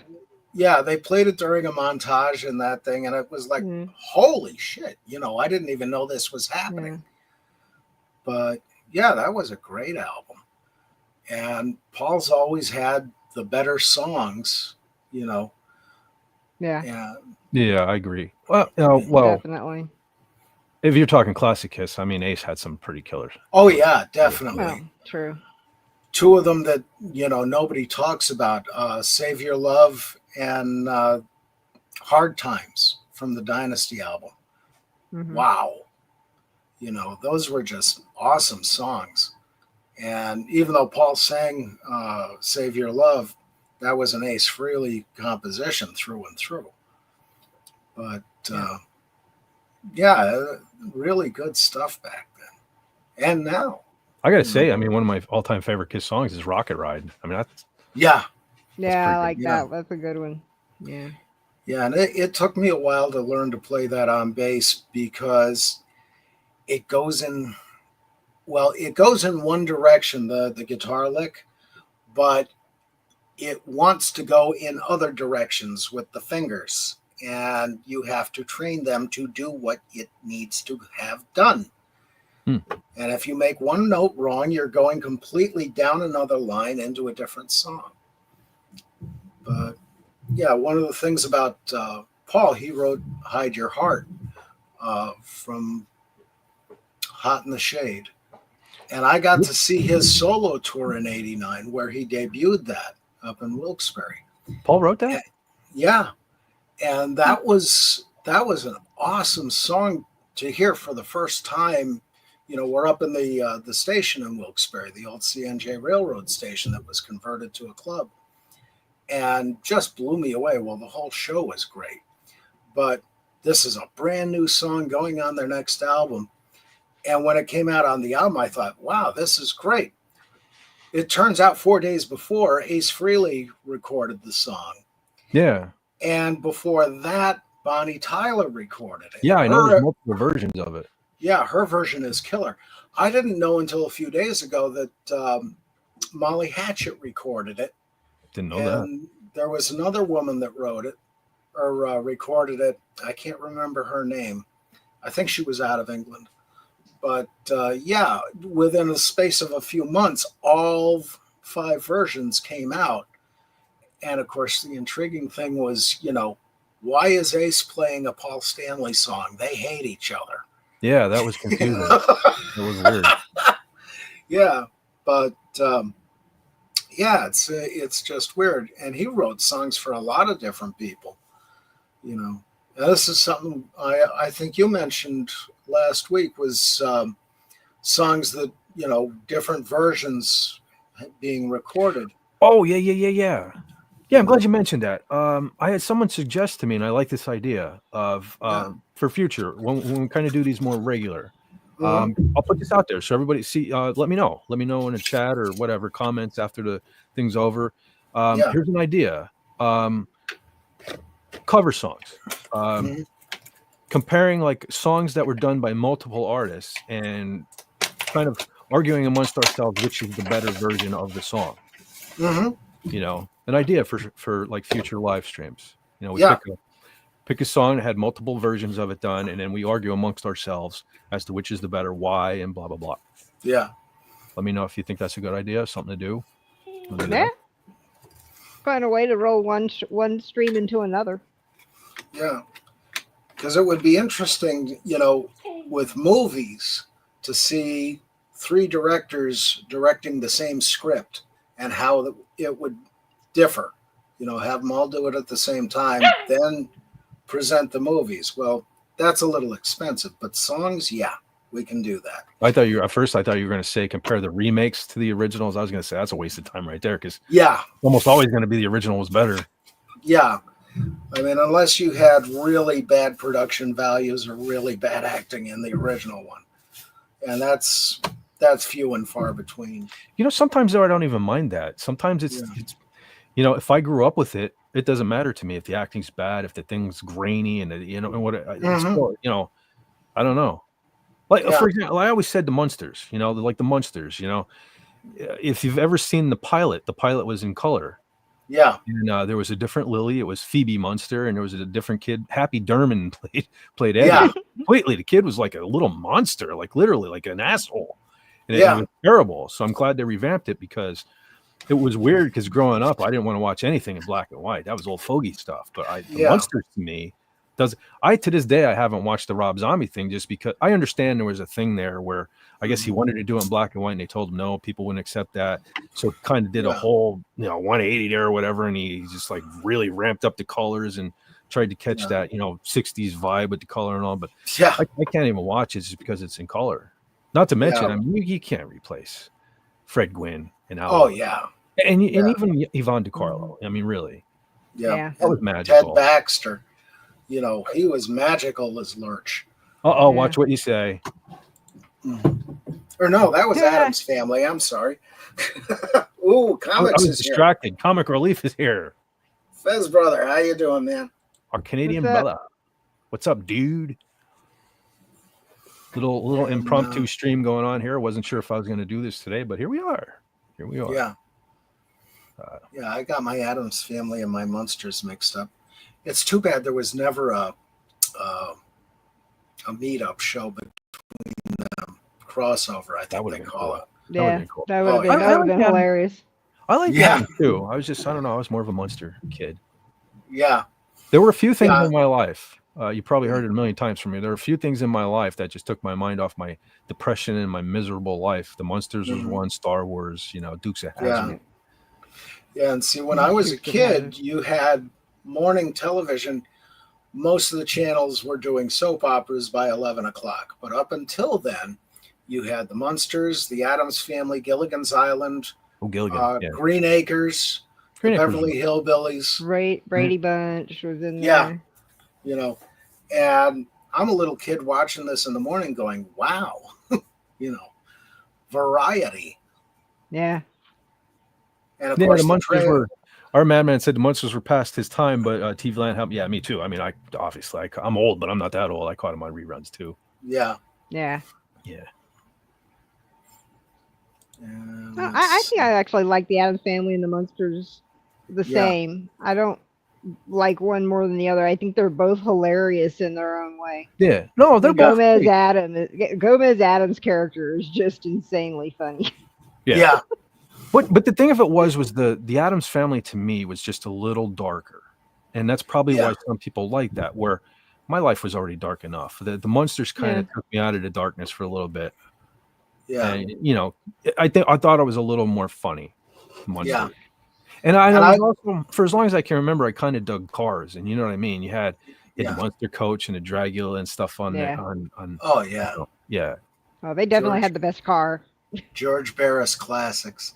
Yeah, I'm not even a Ford guy, and I'll admit that T-Bucket and that. Well, I'm not sure what the Dragula was originally, but that was probably some sort of Ford too. I know they're still Probably. around. I forget where There's they probably are, many, but there's many copies of have them. been made. Yeah, I remember. I know you're not going to believe it, but when I was a teenager, I had my bedroom walls plastered with every band you can imagine, but mostly Wasp. I had so many Wasp. One of my favorite Wasp pictures I had, and I'll have to dig it out. I think I still have it here somewhere, was them sitting in the Munster coach long before Rob Zombie, which I'll get to this comment in a second, but long before Rob Zombie made that video, Dragula, which always confused me because his song's Dragula, but it was in the Munster coach. yeah, Although it would be hard to film the video in the Dragula because it was that little drag car, but it was weird that he was in the Munster coach. But real quick, Miskatonic Man said the Rob Zombie Munsters movie was a train wreck, which I couldn't alert my eyes from. I asked myself, did he purposely make a bad film? I heard that he had a lot of issues with the movie company.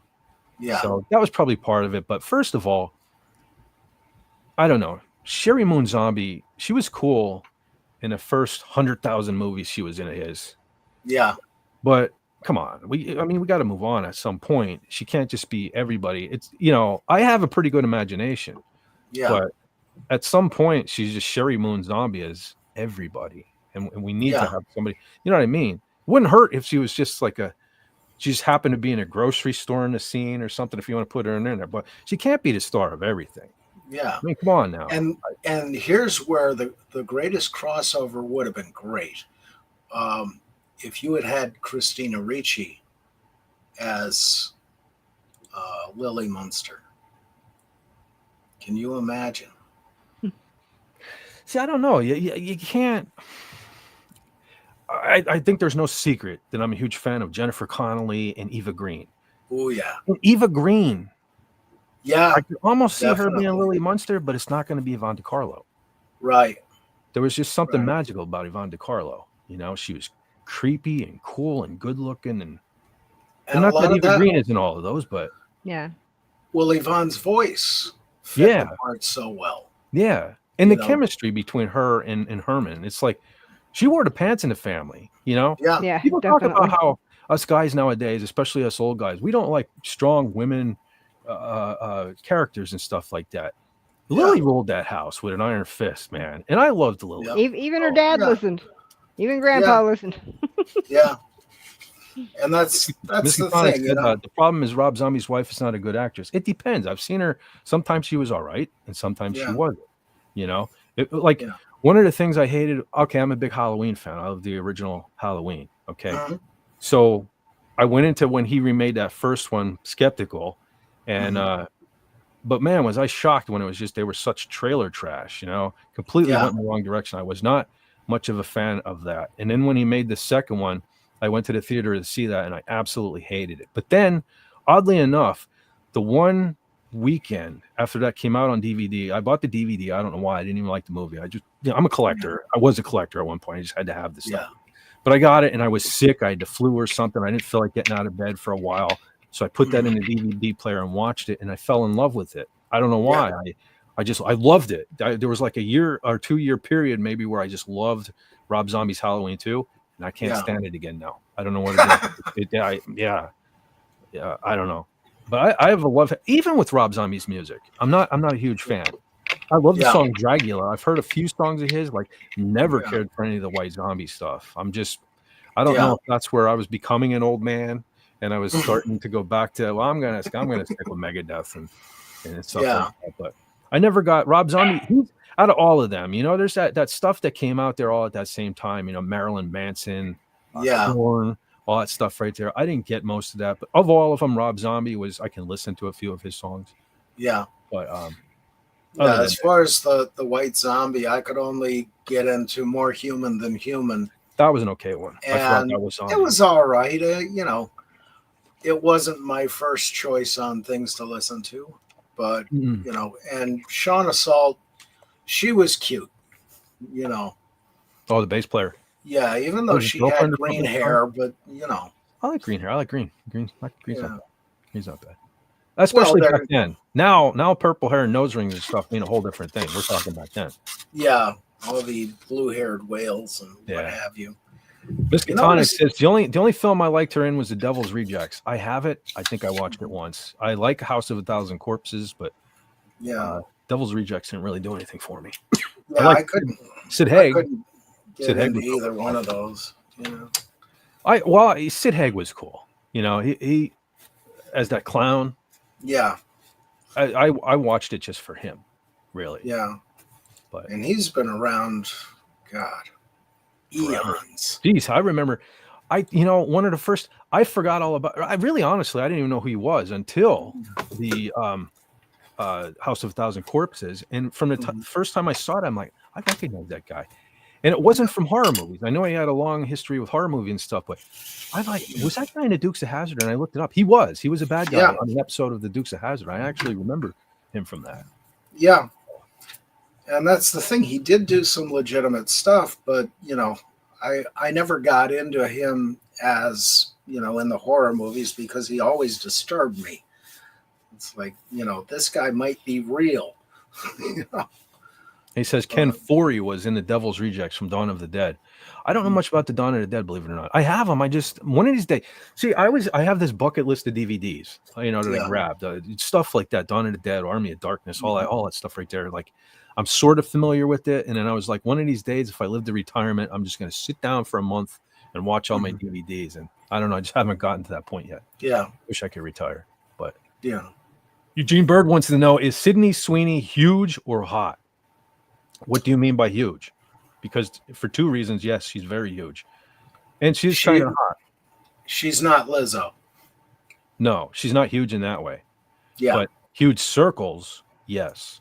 I'm not as infatuated with Sydney Sweeney as everybody else seems to be. She's okay. I mean, she's way out of my league. I'm not saying she ain't not, but I don't know. I don't know. Yeah. I like the actresses from my age, back in the 80s, 70s, and of course going into the old black and white movies. There were a lot of good ones. There's so many today that are just faceless to me. Comic says huge asset. Yeah. Yes. Yeah. But I don't know. I haven't really seen, at least I don't think I've seen anything with Sydney Sweeney in it. I don't know if she's a good actress. Sometimes that will help me if I know she's more than just huge assets. I don't know. But as far as like I've seen her, you can't go on Twitter and not see people sharing pictures of her and stuff. But I never went, oh, I'm the cult of Sydney now. No, she's all right. Yeah. Yeah. I mean, it's like, you mentioned, God, I can't remember her name. From Labyrinth. Jennifer Connelly. Thank you. She was hot way back, and she's hot now. The thing with her and Eva Green alike, the thing that bummed me out was as a dumb little kid. Of course, Jennifer Connelly. The first thing I saw her in was Labyrinth. I forget what the first thing I saw Eva Green in was. I think it was Kingdom of Heaven. I was kind of late on the Eva Green thing. I think she already done like movies where she was nude in, but like. I discovered Jennifer Connelly as a little girl. We're like the same age and everything. I think she's like 2 months older than me. Looks a lot better for her age than me. But we're the same age and everything. So I was like, she's a little girl. I'm a little boy. She's pure as snow. She's destined to be fine. And then she went on to start doing naked scenes in the movies. And I'm like, God damn it. Now the whole world gets to see my woman. And now Eva Green was kind of like Eva Green. I guess she had already done nude stuff. French stuff. Quite a bit. But I didn't know about that, and I didn't discover until Kingdom of Heaven. And I don't know if you guys ever saw that movie, but that's a great movie with Orlando Bloom, and she's like it's been so long since I saw it, like a princess in Jerusalem, and she wears like the burqa or whatever we call it for a while, and like all I saw for a large part of the movie. Sorry, talking with my hand over my mouth, but for a large portion of the movie, it was just her eyes. Yeah, and I was like, I don't even care what's under that mask. Look at those eyes. And then when she took the mask off, so I was like infatuated there. And then, of course, I Googled her and did come across some of her earlier nude work, which kind of bummed me out. And then to this day, people are always like, when the subject of the movie 300 gets brought up, and people go on to like, matter of fact, I tripped a guy out at work about it because I was talking about Eva Green. He goes, "Did you ever see I forget the name of the second 300, but you know the one that she's in, the Yeah. sequel. Do you ever see that? I said, yeah, I hate that movie. He goes, why? It's a good movie. And he's going on and on. How about it's so great? No, because Eva Green's naked in that. And he goes, well, you like her, so you would think you'll. No, because everybody else gets to see her naked too. So I hate that movie. And he thought that was funny because I didn't want her. Yeah. Well, that's the thing. And you're right about the eyes. Same thing with Jennifer Connelly. She's got beautiful eyes. Yeah. You know? Yeah. And just the whole look of her, the dark, long hair, you know, the build, the face, everything, it just works beautifully. And Eva Green is a little more angular in her face, but still awesome. I notice I'm freezing here a little bit. So if something happens here, just so you, I guess got some issues with StreamYard here. I don't know if you're catching it, but I'm getting some freezing. No. All right. No, I'm not seeing any of it.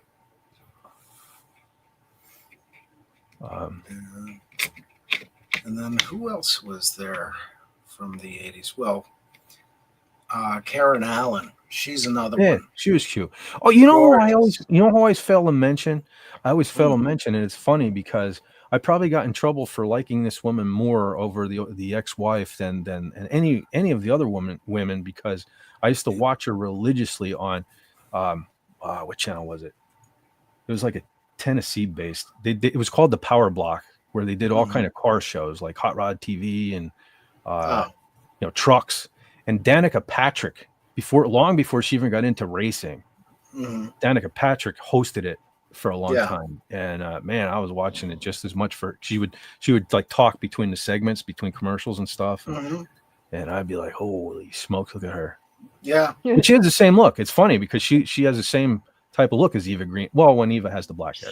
Yeah. Brown hair. Sometimes she goes blonde. I don't like when she does it blonde. Yeah, I mean, there's no denying Danica's a good-looking woman. And she just came out in support of well, I guess I won't go there, but she's on a good side of history. Yeah. Let's just say that. Yeah. So as long as she's not driving NASCAR, she's fine. Yeah. No, because for a long time, NASCAR at all. Well, the longest time the joke was Danica stood for "Does anyone notice I wreck a lot?" Yeah. Or I crash a lot. That's it. Our Madman 4 says, you look and sound okay, so you're drinking early, buddy. Are you? No, I know. He meant the freezing. He meant about the freezing. Yeah, I think we all did, Eugene. Yeah, Eugene had a crush on Karen Allen. I believe the first thing I ever saw her in. Comic says, yes, Sweeney is right, too. I think the first thing I ever saw wasn't Karen Allen in, was it Starman or something? I don't remember that one. The first thing I saw was Animal House. And I just remember watching, we had HBO at one point when I was a kid, and I remember, watching something and she was in it. I didn't even know who she was, but I think it was Starman or something was the first thing I ever saw her. Yeah, but she had that smile. Her lips went all the way across. Just the biggest, beautiful smile I've ever seen. Yeah. And again, those eyes. And of course, didn't she do a movie with Jess Bridges called Starman? That's what I'm thinking was the first thing I saw her in. Yeah, Starman. Yeah. Yeah, because if I remember correctly, I think there was a scene where they were in a cabin or something like that, and she only had on like a flannel shirt. Yeah. And I was like, hubba hubba. Yeah. It caught my attention. That's what I remembered. Yeah, and she did do a topless scene in a bathtub once. I don't remember if she did any others, but yeah. And see, Marion Ravenwood, yet another strong female character that supposedly none of us like. Old guys. Well, that's the thing. She was a strong character, but they weren't shoving it down your throat. Yeah. She was letting her be a character rather than be the focus of the message, Right. Sort of Poopa says, I'm into snoots and eyes. It's a bear thing. Yes, it is. Oh, dear. But, oh, God. And Didn't of course, she play with Christopher Reeve as his girlfriend in one of the Superman movies too. I don't remember if it was number 2. Oh, that was 3 that was her? Lana Lang was the character name. I forget what her name was. It wasn't Karen Allen. No. No, it was the one that went crazy. No, she was Lois Lane. Margot Oh, that's Kidder. right. Margot Kidder, yeah. Was Lois Lane. She was Lois. Yeah. Yeah, I can't remember if Karen Allen was in one of those or not. That was a long time ago. I don't remember Karen Allen in Superman. I don't remember much about Superman 4. Honestly, I think Christopher Reeve wrote and directed that one, but that is my least favorite. Yeah. I do Which remember one? Lex Luthor 4, Quest for Peace. Oh God. I do remember Lex Luthor returned and he made that like Nuclear Man, but he had the long Lee press on nails and my least favorite. I don't remember. Karen Allen could have been in that one, but I don't remember. Yeah. And Eugene Bird. Who did Wendy have a crush on the big screen? Yeah. Me? Leaving you out, Wendy. Yeah. Well, back when I was a girl, I mean, I liked Harrison Ford. Mm-hmm. But I mean, I'm a lesbian. I was never really into any actors, honestly. Yeah. Yeah. What about the actresses, though? Nah. No, I mean, there's one that I like just because I think that they're good or they've done a good job in a movie. Like, I don't like Mark Hamill, but I think he did a great job as Luke Skywalker. There's that, yeah. Yeah. But as far as I've never really crushed on any celebrities. Interesting. So, bringing up Murky Mark, has anyone else noticed how kind of quiet he's been for, let's say, the last week or so? Yeah. Twitter? Marky Mark? Isn't? Yeah. Mark Hamill. Murky Mark. Oh, that one. Yeah. I refer to him as Murky Mark. Yeah, he has been conspicuously silent. I think that he was an excellent Joker. I'm not I liked him. I liked the laugh. I liked the laugh that he did with Joker. He had that down. Real quick, and that O'Toole was Lana Lang in Superman 3. Oh, okay. Okay. Yeah. You ever see Night of the Comet? Don't think I did. No. Kelly Maloney was in that, and she was short blonde girl, and she was absolutely unbelievably cute. But again, played a strong female character as a teenager, mind you, and still was sexy as hell. You know, that's a movie. Snort says Mark Hamfist. Yeah. It's funny because now the excuse me, the trend is the weirdos are leaving Twitter now. You know, you got your Don Lemons and that Reed, and I think Stephen King tweeted now that he's leaving. That still remains to be seen. So wonder where Marky Mark is on this whole thing. Gonna stand his ground, or is he gonna go to blue sky like everybody else? Yeah, to be determined, I suppose. Yeah. You know? The funny thing there is that's dumb. That's dumb that they're all leaving Twitter, because especially those people, they like to argue with people, and they're not going to have anyone to argue with. So their life is going to be. I really don't think they like to argue with people. They just don't like it when people say things that they don't like. Yeah. That's a lot of it. They don't want to listen to it, which is why they've renamed ideas they don't like, even if they happen to be facts. Yeah. And I mean, nobody likes Elon Musk from that part of the country. No. You know? And that's part of the reason that so many had left. I love Elon. I have grown to love that guy. I am so glad and thankful that he bought Twitter. Yeah. And you should feel that way no matter what side you're on, because there's no free speech in this country anymore. And thank God that there is now, you know? Yeah.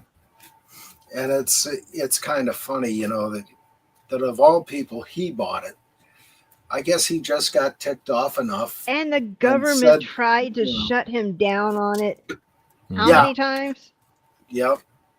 And they're still doing it in England and Germany. There is no one in this world that knows more about U.S. government red tape and bureaucracy than him because of all the stuff that he's been through.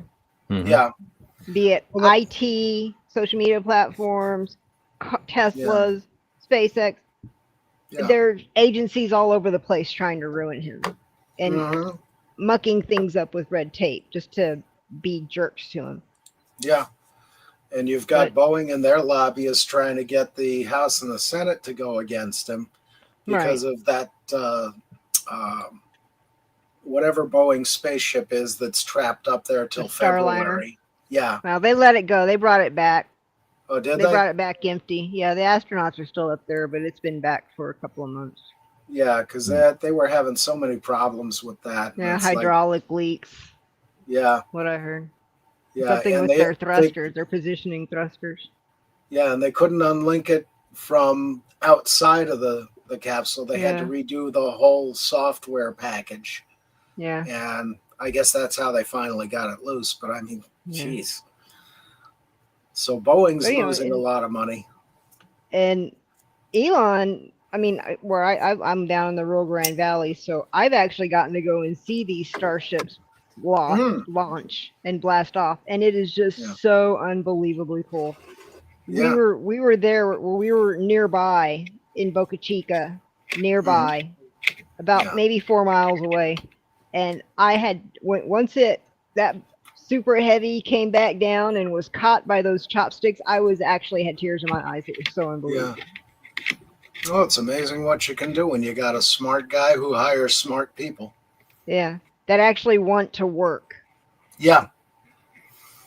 I'm a little late on this, but I wanted to share this. I was telling you about this last night, John, how everything gets community notes and fact checked and everything now, and anything of any importance or things like that. And I just wanted to share this real quick because I thought it was the funniest one I've ever seen. This is from the election day, I believe, where Monica Lewinsky tweeted out something to the effect of, I think she said, I hope you're going to vote like I did today, vote blue, all of that stuff like that. Mm-hmm. But somebody had come back at her and quote tweeted it and said, Bill Clinton stuck cigars in her ASS and did something on her and made her sleep in a gimp box at the White House. And she's like, yeah, I'll keep voting for that team because I'm just a stupid PISS mop idiot. And so it got community noted. And it said that pointed out that Bill Clinton inserted the guitar into Monica Lewinsky's vagina, not in her buttocks. So guitar? Her what? You said you guitar? Said guitar. Oh, I did? What did I? Okay, so Bill Clinton.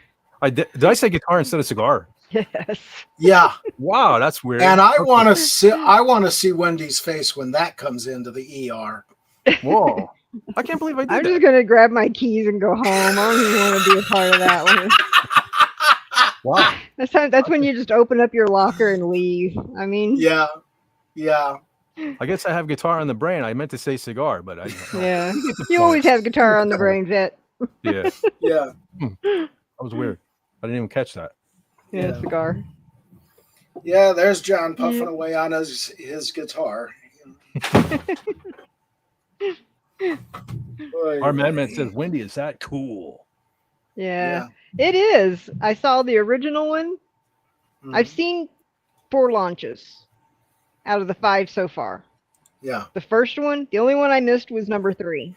So I saw the first one, and we could hear, of course, you're several miles away, so you can see that that engines have ignited, but you don't hear anything. But it just seemed like, I don't know how many seconds before it actually moved off the tower, off the launch pad itself. And not long afterwards, we were all hit with a massive dust storm that tasted like cement. Wow. That's how powerful it was. It completely annihilated that whole launch pad. They had to completely rebuild it. Yeah. But I saw that one. But number 5, I'm not going to get to see the one on Monday morning. I won't get to make the one Monday morning. But the only one I hadn't seen so far was Flight 3. Yeah, I remember. I know someone that has a house down there on the beach. Nice. Our madman said Elon buying Twitter will probably save the country, if not the world. Totally agree. Yeah. Probably. I think, due to the Monica Lewinsky tweet there, Eugene says, refresh his stream and see how many YouTube disclaimers are on it now. Yeah. Yeah. And Snortopupus. Sticking a guitar into a vajayjay would cause most women to fret. Mm-hmm. Ah! Yeah. Hey, stick it up the other one too. Anybody will fret. Hey. Oh, maybe yeah. get one of them there pinch harmonics and get a good old Oof. squeal. Good old squeal. Oh God. Yeah. Cheyenne. Comic says Wendy is full of awesome sauce. Man, I haven't heard that phrase in a while. Awesome. It's an old one. That's kind of where I knew I was starting to get old, because I started, like, the kids started saying that here in the house. I was like, what the hell are you talking about? Yeah. God. Yeah, our madman would love to see a Starship launch someday. Yeah, I remember back in the 70s, we went down to Florida and we got to see the Telstar D2 launch. And that was impressive as hell. You know, you're across the bay or whatever it was, the river, a couple of miles back. But yeah, it's that sound differential between when it lights off and when you actually hear it. That was weird. Oh yeah, it's like over almost a minute later. It's crazy. Yeah, it's impressive to see. And the ground, just everything shakes. Yeah, everything shakes. The entire ground just shakes, and I mean that's from miles away, and the ground still shakes. Yeah, and when you're down there, you know the ground is shaking, and the alligators are wearing hula hoops and all that. And, yeah, you know, it's crazy. But yeah, that was impressive as hell seeing that go up. But they were doing a lot of that stuff down there at that time. And of course, that was just a couple of years before the shuttle. Mm. Let's see. I think Cheyenne is hungry. She's like right up on top of me, staring me down. Oh, hail Cheyenne. Hail. Rough. Yeah. Grow thumbs and operate the can opener. Actually, I started feeding him. Because she's a 14-year-old whippet, so I decided to start giving her that farmer's dog stuff when I had to order it for her. And it seems to have really helped her coat. I wasn't sure if it would help, but her coat is starting to get a little shiny again, so that's actually kind of amazing. Too bad it's too expensive for 3 dogs. Yeah. Well. Colby, what did you get into? Somebody said he tried playing bass once. The fish was not amused. No. Oh. Yep. Cocoa Beach. I went and grabbed something real quick. I grabbed a DVD off the shelf because I have a mission. I have a mission for somebody. If you choose to accept it, okay? Because I've been trying to get somebody to talk about this movie with me. I've been working on Appion. Maybe we'll get there. But in the meantime, I don't know if you ever heard of this. John, we were talking about this. Yeah. A little old movie called Shock 'em Dead. Okay. This is one of those movies that in the 80s, there was good cheese and there was bad cheese. This is super duper good cheese. If you're like into metal at all, you probably already recognize this guy here with the guitar. Michelangelo Badio. Okay, and yes, he is like the devil. He's like the devil in a scene in this movie, and he does pretty much all the guitar work throughout the movie. So if you're familiar with Michelangelo, you can tell what kind of tunes we're looking at in this movie. But I'll read the back of this real quick. I need to take the specs off for this. It's here's a little bit about the movie. Angel Martin, Stephen Quadros is the actor. I'll talk about him more in a second. Has just made a deal of a lifetime: fame, fortune, and beautiful chicks. Angel is going to be the greatest rock star in the world. The only problem is that Angel has made a deal with the devil. Lindsay Roberts, played by Tracy Lords, that Tracy Lords, the one you know and love, is the manager of an up-and-coming rock band. When Angel Martin joins the band, all hell breaks loose as Angel lures Lindsay into his dark, mysterious world of sex, drugs, and rock and roll. His fans aren't screaming because they like his music. Okay, so if anybody can get a hold of this or track it down somewhere and you can watch it, I want to know what you think about this movie. I want to discuss it. This is a movie that it's weird.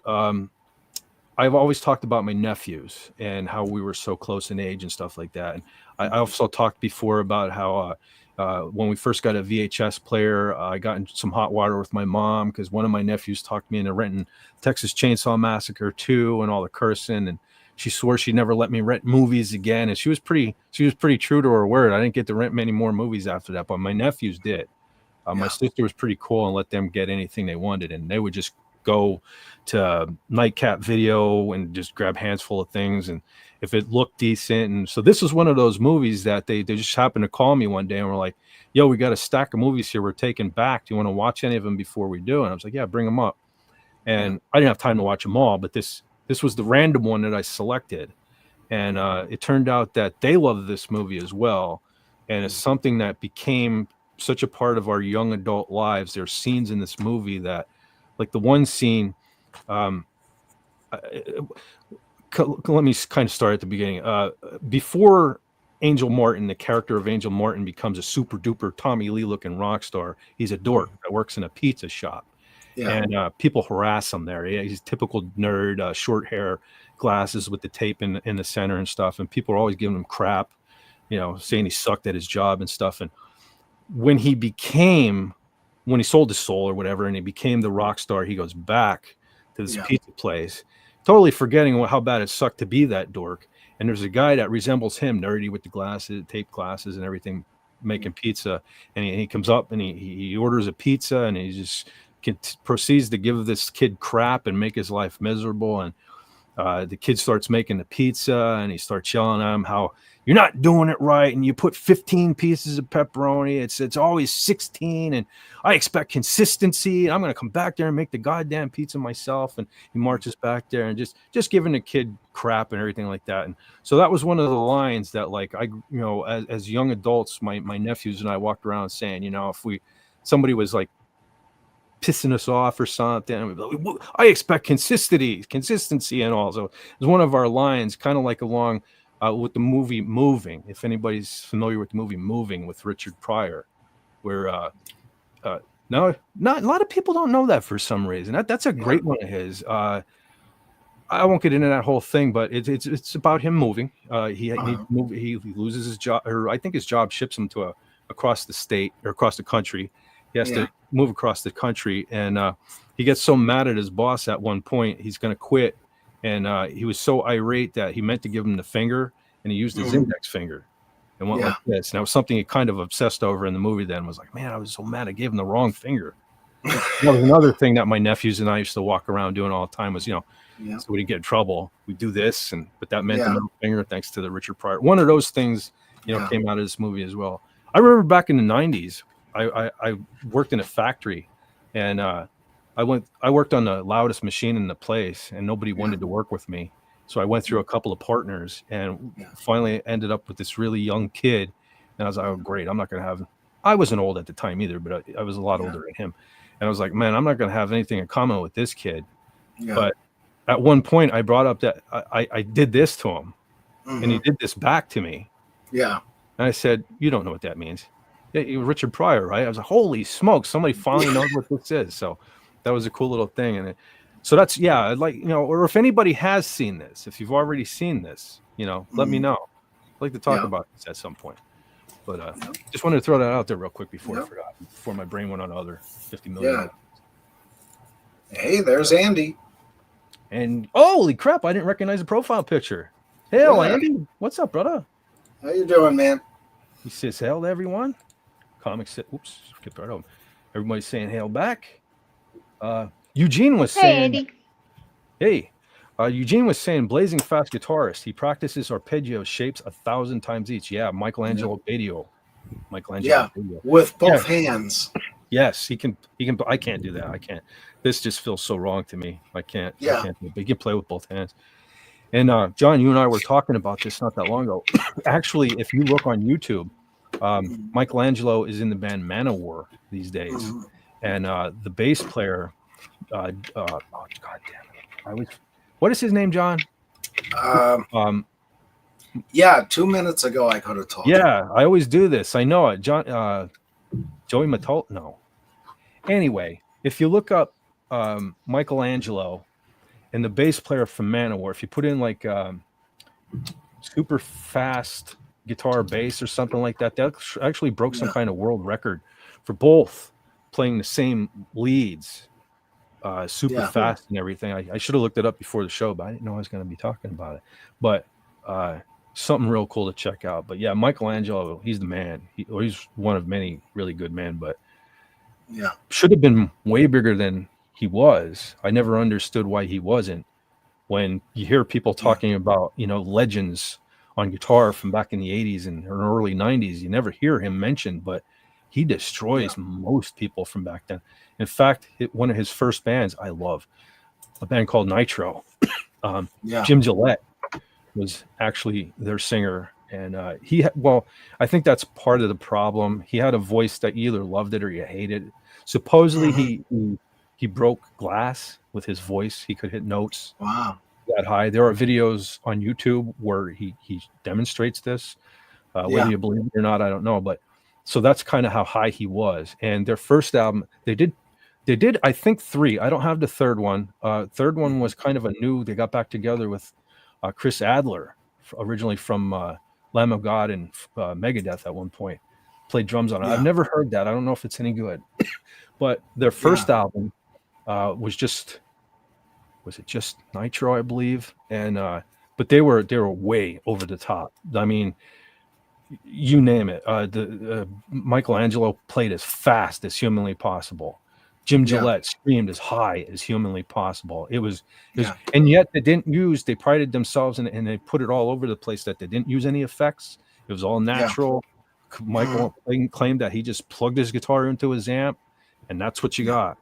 And it was real in your face. But there's a song, if you even remotely like metal and have not heard the song Freight Train,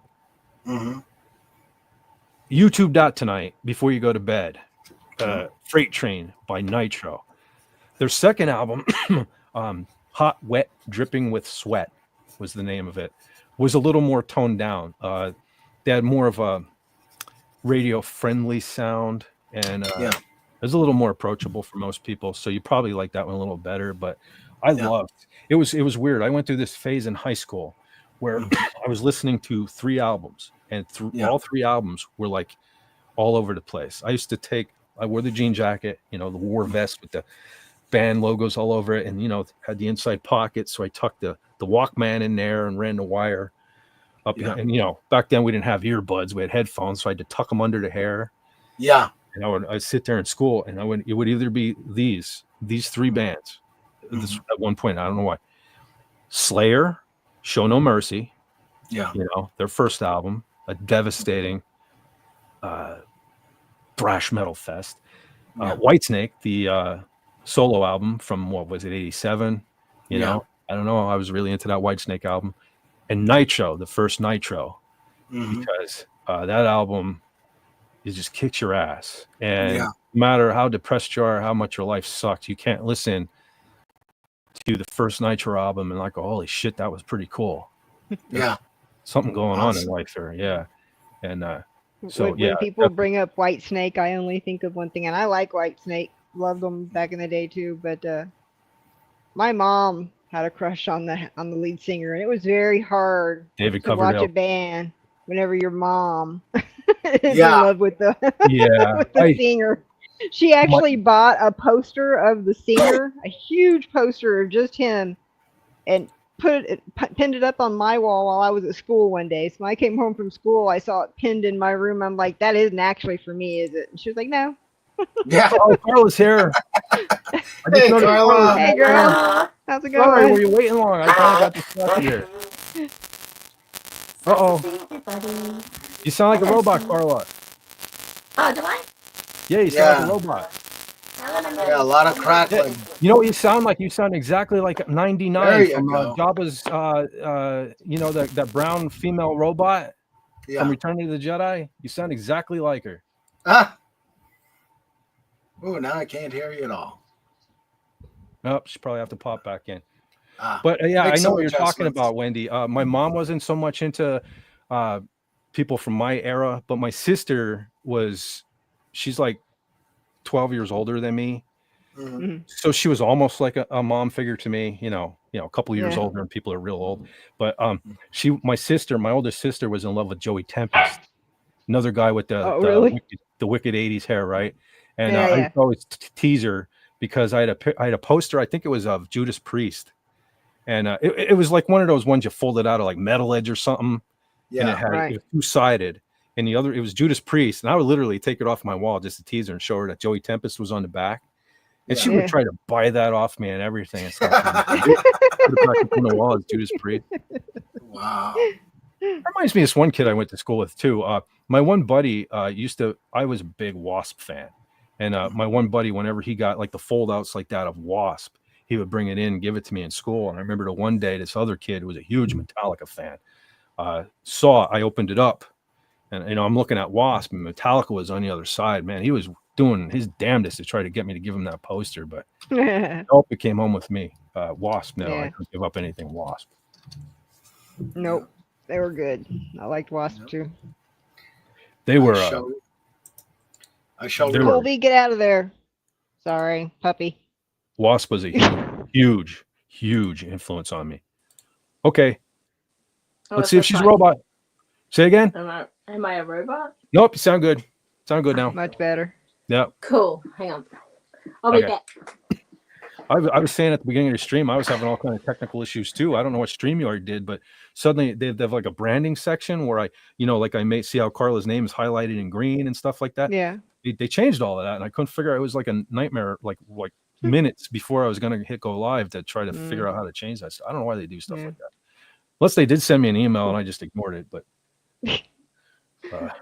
whatever. That's usually what happens with me. It's like, well, Yeah. you got the email. Oh, I did. Damn it. I'm a slacker when it comes to checking my email. I have Me 10,000 too. emails. Even my work email, I mean, my staff will be like, I emailed you. Did you get it? No. What day was it? So I know when to go back to. Yeah. It's all noise. Hello, sweet snort. Hey, Mr. Tonic, a madman, Andy, Mike. I said hi in the chat. Oh, Comic was saying, back when we were talking about guitar players, Joe Satriani. I like Joe. I'm more of a Vi guy. I mean, you could probably tell I have 3 Steve Vai guitars. Mhm. I'm a little now. Joe Satriani, for people that don't know, he taught Steve Vai and Kirk Hammett how to play. Yeah. So he has contributed to the world of music pretty extremely. Yeah. Look, I'm And almost going as grey as you guys. Look. I got a line. I've got a line. Oh. Yeah. That's Yeah. cool though.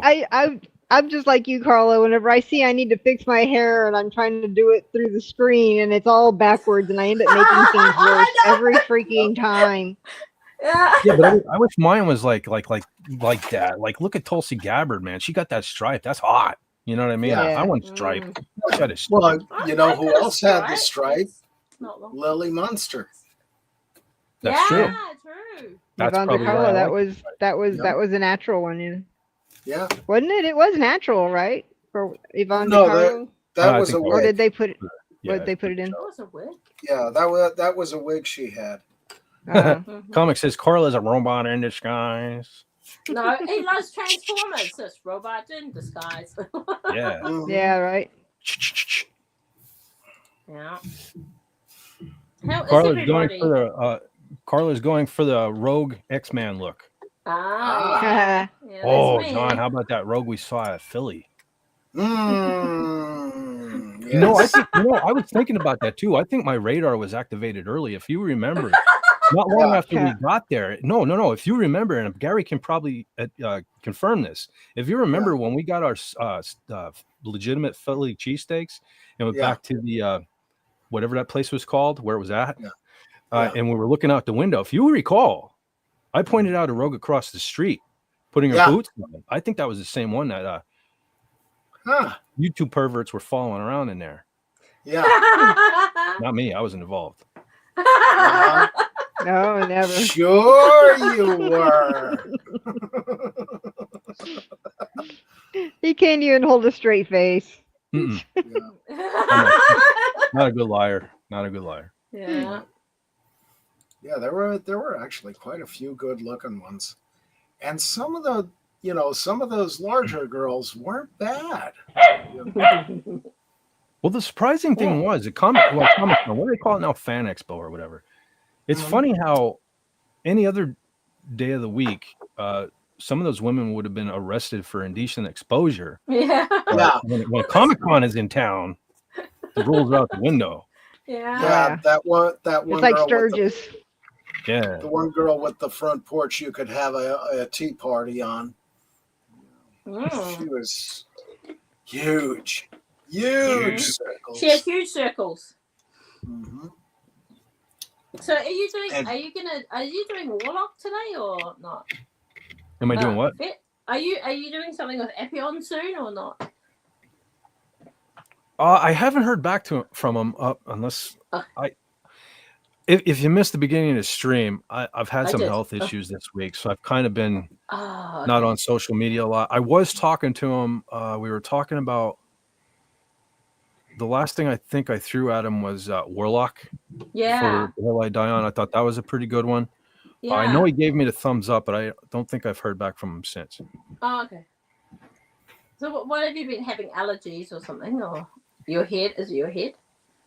My blood pressure's up there. Oh, okay. Yeah, I ended up in the emergency room yesterday, so I wasn't sure. That's why I'm not going to do long. What? Yeah. Long story. You can go back and watch the beginning. Oh, yeah, well. Yeah, I don't want to bore everybody with it again, but I'm all right. I'm gonna get better. I took some steps to getting better, so it's cool. Cool. I can't sit in the chair for 10 hours a night. It wouldn't be good. Yeah. You have to move around. Yeah. If only you had a nurse on the stream who could help you. Yeah, she already yelled at me. It took him forever to go to an ER. Yeah, I've been putting it off. Good job, Wendy. I was putting it off. I was dumb.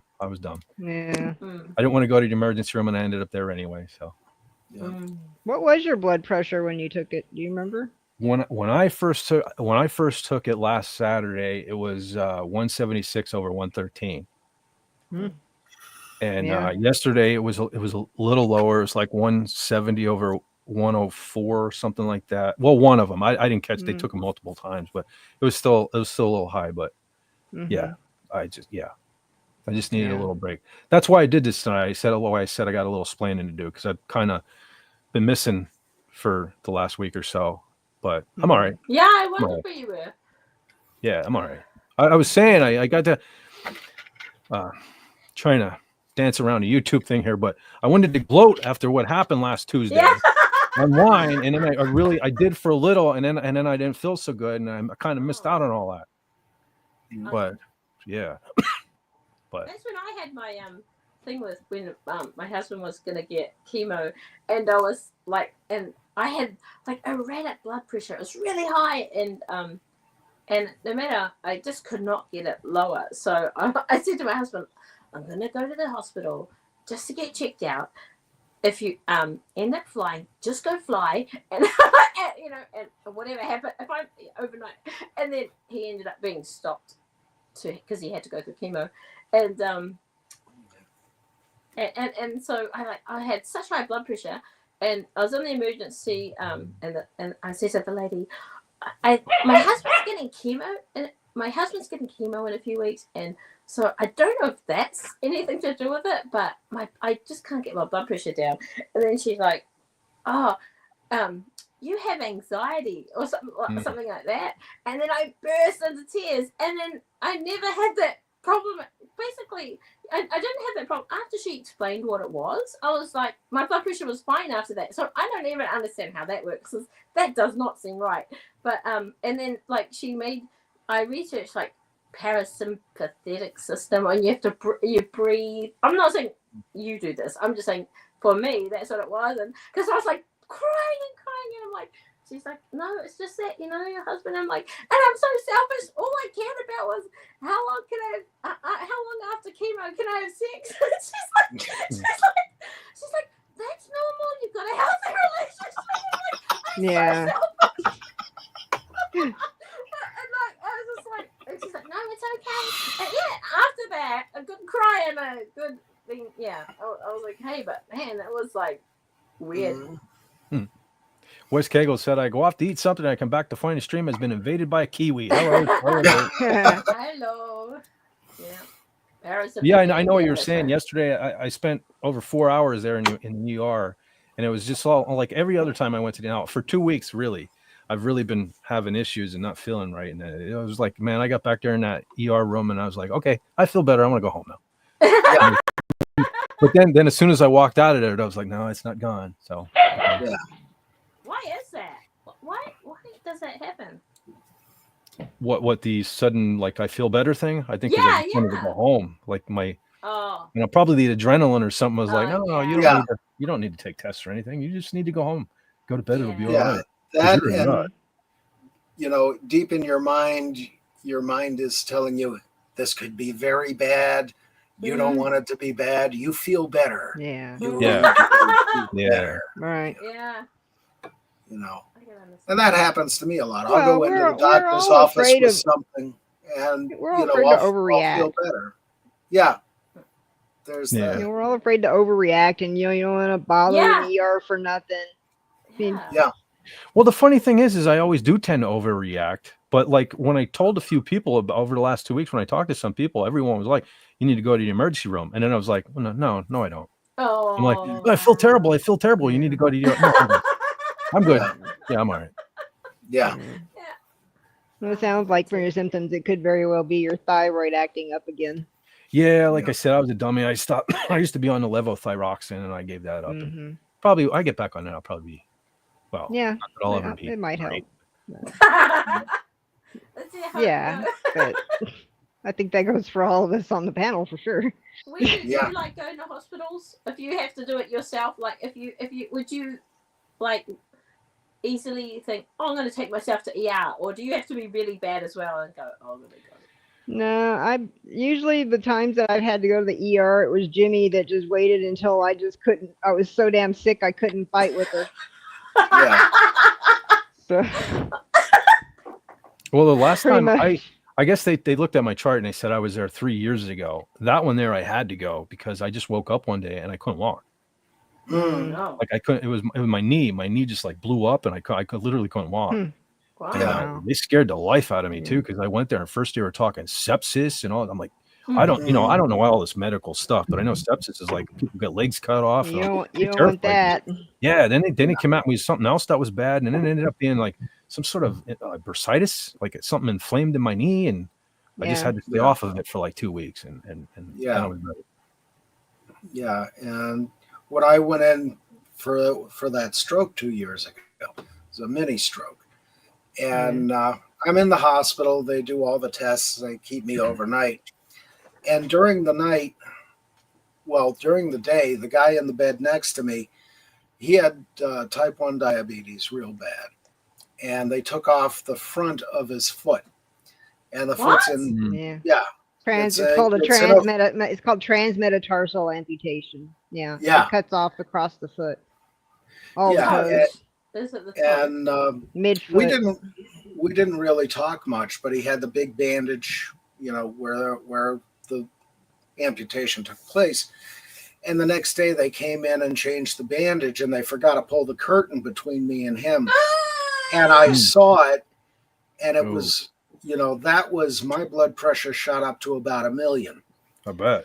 You know, because I'm type 2 diabetes, but that doesn't mean that can't happen to me. You know, and it's like, I don't want to see this. I don't want to know about this. And it took days for me to, you know, sort of forget what I was looking at and get back into normal life. But geez.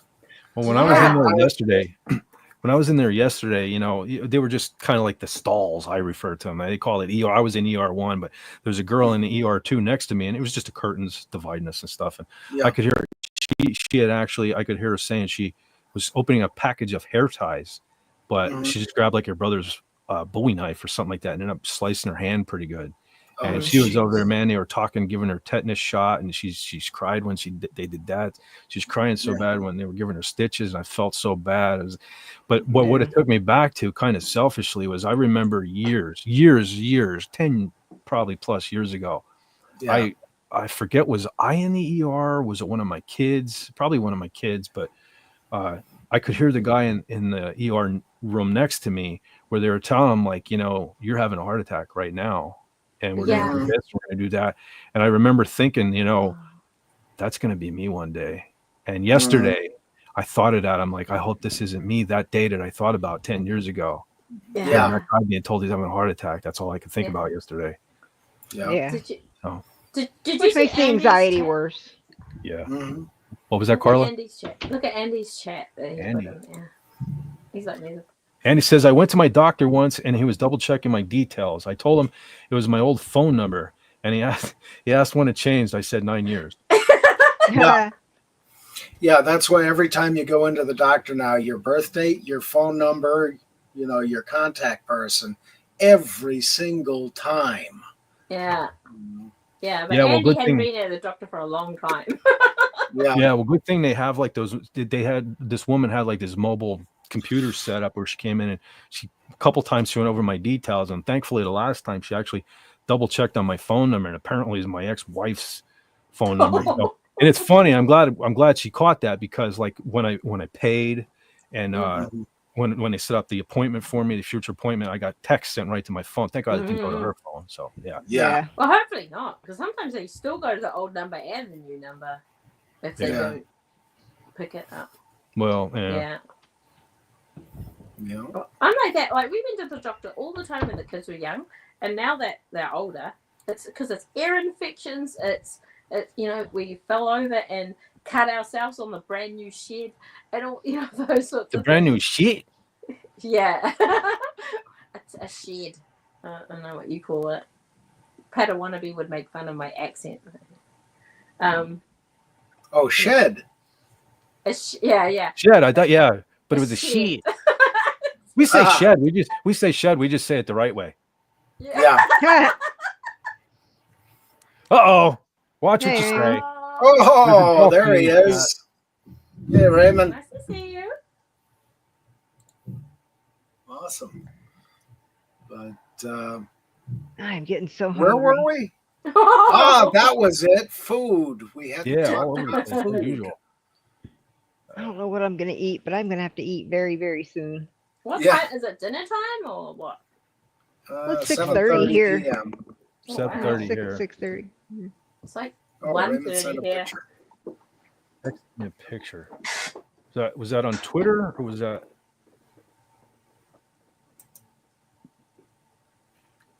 Oh, now you made Fizz go get some food, Wendy. Oh. Yeah. No, my finger slipped. Raymond, was that a DM? I didn't get anything on my phone. Hold on, I'll check. Wait, forgetting where I got Twitter up over here. Hold on.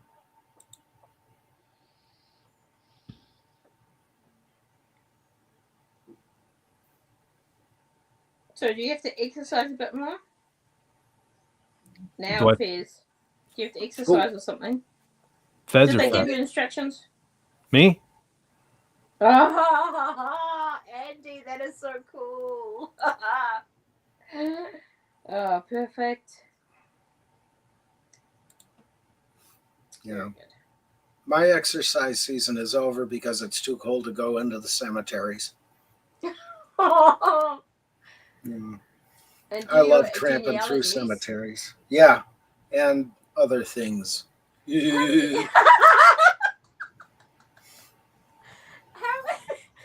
many cemeteries do you think you've been to? Probably close to 30 in the last 3 years, and a lot of them repeat visits because you suddenly find out you're related to this one through marriage to that one.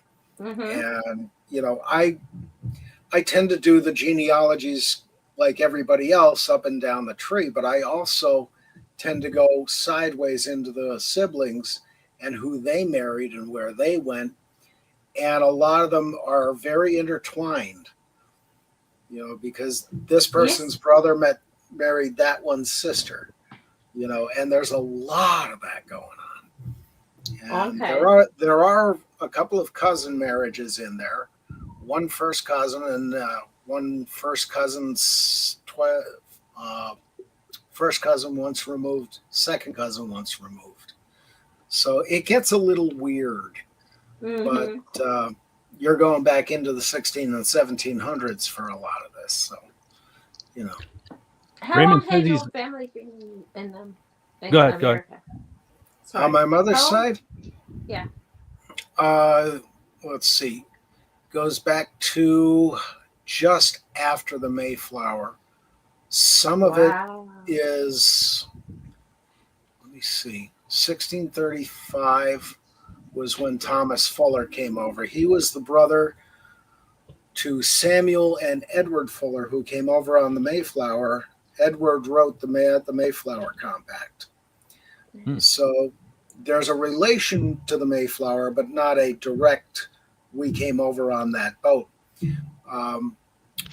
Now, as far as back to England, the one, I think it's the Loomis family, I got back to 980 before the conquest of England. So, yeah, it's amazing what you can find if you've got more than one resource, because a lot of them, the Pierce family especially, is a disaster because two forged or false genealogies were written. So I've got one. Well, they're trying to connect themselves to the Percys. And if you know your Shakespeare, Henry Hotspur Percy was killed by Henry V. And that goes back into the Mortimer family, who were related to the kings of England, where they were related to Percy. And then that goes down, and there's more relations into the kings of England. So it's, you know, I would love to say it's a direct connection between my family and theirs, but darn it. But on another side of the family, the Taylors, part of that goes back into the French royalty. And that the one genealogy, and this is what you have to be careful of, the one genealogy says it goes back to Pharamond, who was the first king of the Franks. And it's not even proved that he actually existed. But it comes from Pharamond to Clothar, Clotilde, two or three others down through the Merovingians, then down through the Capetians and the Huguenot, or Hugh Capet. So it's the Capet family, and then down through that into the later French royalty. And that one I got to be careful with, because, you know, you say you're related into the Merovingians and everybody goes, oh yeah, Dan Brown and the, you know, the whatever. Illuminati. The Illuminati or something. Yeah, that whole thing. And what was the movie with Michael Keaton? Not Michael Keaton, the other one. Dan Brown movie. You mean Demons and Angels, or? Yeah, that one and the one before it. Yeah, it was like a quest type title, right? Yeah, well, that dealt with the proposal that Jesus married Mary Magdalene, and they had children who went into the Merovingian royalty and all that. So I'm a little wary of that, and I got to spend a lot more time. The Da Vinci Code? This is Da Vinci Code? Yeah, that's the one. Okay, that's the one. And yeah, I'm a little wary of it, but I got to do a lot more work on that to see if it's true. But I do know that I have a relation to King Baldwin, who was in Italy, and I believe he was also king of Jerusalem for a time. Another one I have to spend more time researching. But you have to go overseas. You have to almost go overseas to do that, don't you? Yeah, and so many records were destroyed, especially in Belgium, when the Germans went through and burned the library. I think it was in World War I. But you know, that's one of the things I hate, is libraries and churches burning, because there's so many records that you really would like to have. Thought of that. Real quick, we lost Wendy. Oh no! Okay, here she is. She's back. She has to get dinner. Oh, hi. I hit the wrong thing on a touch screen. So yeah. Yeah, I accidentally hung up on John last night. Something. Yeah. happened. Oh. Yeah. King Dolphin says. Ah. King Dolphin says he's lurking, but because they're still at the function at the junction. I improvised that last part. He Oh, also neat. says Sandra waves hi from the American Legion dinner, and she Hi, made Sandra. cupcakes. Sandra made Ooh. cupcakes. Yum. Oh. Where's this at? American Legion. Yeah, American Legion dinner. Yep. Very good. Very good. Awesome. Sandra made cupcakes. I wonder how big their parking lot is. Yeah. Of course, we can always waylay them when they get home. Sandra, make us cupcakes and cookies and nummies. And that's when she pulls out the Glock and says, no. Do it yourself. Uh-oh. Now you did it. Now he got Snort all worked up. He says, nom, nom. Yep. We poked the bear. Oh, did you see what Sean K put on Facebook today? I saw that you commented on something. I meant to look at it and I forgot. With having to do all my running around today and set this thing up, I haven't seen it yet. What was it? Well, he did a hot dog bun with what looked like a hot dog, but ended up being the tentacle of a octopus, and it's like, right? No, thank you. Why? You know? And of course, I linked that back to his video on the one. Well, that started off pleasant enough, and I guess he got what I was saying there, because that video is all space squids and octopuses. Octopi. Yeah. Fresh octopi with whipped cream. Oh, thank you. Nah, I'm not. What you gonna have for dinner? What you I gonna am have for hungry dinner? though. Huh? What you can have for dinner? Well, we already decided we're gonna have leftovers because we got so many in the fridge. So I don't know. There's sweet and sour chicken in there. There's stuff for chili dogs. Yum. Oh, chili sloppy dogs. Joe cooked sloppy Joe mix. What else do we have in there? Flautas. Now you're making me hungry. Yeah. I know I'm missing something. Oh, I also made some chicken salad earlier in the week. So whatever it is, it's gonna be a leftovers. I'm kind of leaning towards chili dog. Yeah. Snort wants to know if it's octopi, P-I-E. Yeah. Or yeah. Wes Kegel. Yep. Yeah, he's a bad boy.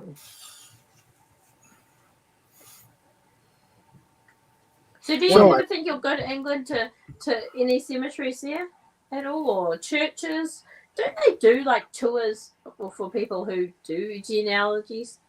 Sometimes, yeah. It depends where you go. There's a lot of town records buildings and things like that. But for instance, on my dad's side, the St. James Parish in Swimbridge, Devon, they still have all their records. Cool. And I've seen the microfilms of those. Yeah. I'd like to see the real thing. You know, and see if there's any Rendell graves in the cemetery. But John, you never get over there. Could you imagine knocking on Dalek 451's door? Oh, that'll be one of the priorities. I wonder what he would think. He would answer the door or pretend he wasn't home. No, he'd answer the door. He wants to take me for scones. You should go on a train trip together. That would be cool. That's a good idea. Yeah. Yeah, he'd be a good guide. Yeah. How do you make chili dogs? Answer: put them in the freezer. Can't argue with that. How do you make antifreeze? Hide or nighty. John, yes, I have access to the kitty table. Yeah, really? That's true. Because there's eclairs there. No. I didn't say it was King Dolphin's kitty table. Oh God. This is the fat kitty pig. You're gonna be roasted rancor. Roasted Speaking of rancor. rancor, I don't know. Even though I was feeling like crap last week, if you guys missed it, I actually was finally on an episode of Manorama last Tuesday, so that was pretty cool. Or no, I caught him last night. I don't catch him very often, but I caught him last night. He was doing a watch party for the Tyson fight. Yeah, not that one. I'm getting my weeks mixed up. I was on the week previous. Yeah. No, you weren't. No, you said the right week. I'm just saying that last night I was hanging out on there. I actually got to watch it. I don't even have Netflix. I'm not going to buy Netflix. I don't care for Netflix. You know, it's funny you bring that up because we used to have Netflix, and I gave up on that long ago. I thought, like, I don't have any desire to buy much of anything Hollywood has to throw at me anymore. I did buy Deadpool and Wolverine because that was pretty good. But I recently was given my friend gave me access to Netflix, and at first I thought that's pretty cool. I'll I don't have to pay for it. I'll get caught up on all that things. I did watch Godzilla -1, and that was pretty great.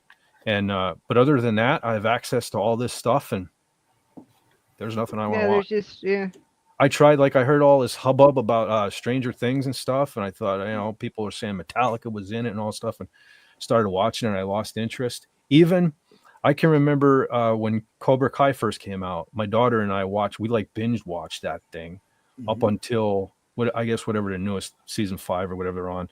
And so I even tried to sit down and watch that, and I was like, maybe I'll enjoy this. And no, I'm out. I'm like checked out of pop culture, I think.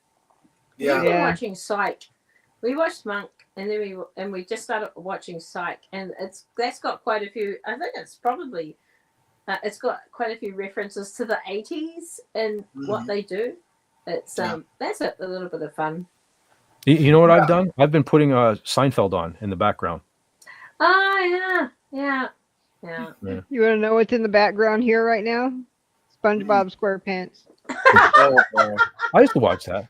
That was one of those. I love SpongeBob. You know the funny.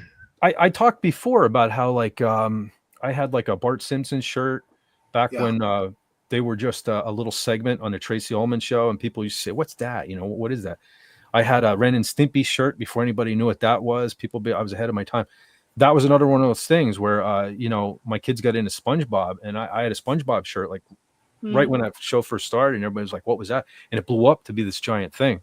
Yeah. It's like, I mean, I've been watching those shows since my son was a kid, and I laugh harder at it back then even than he did. Yeah, I know some people really. There were things that I would be like, "Holy crap, this is for kids." Yeah. Oh yeah, you watch that as an adult. You catch a lot of stuff. Like, I remember the one something. I remember SpongeBob said something to Patrick about his genius, and Patrick's like, "My genius is showing," and something other than, there are little subtle things like that. Yeah, that you can get by what. Yeah. God.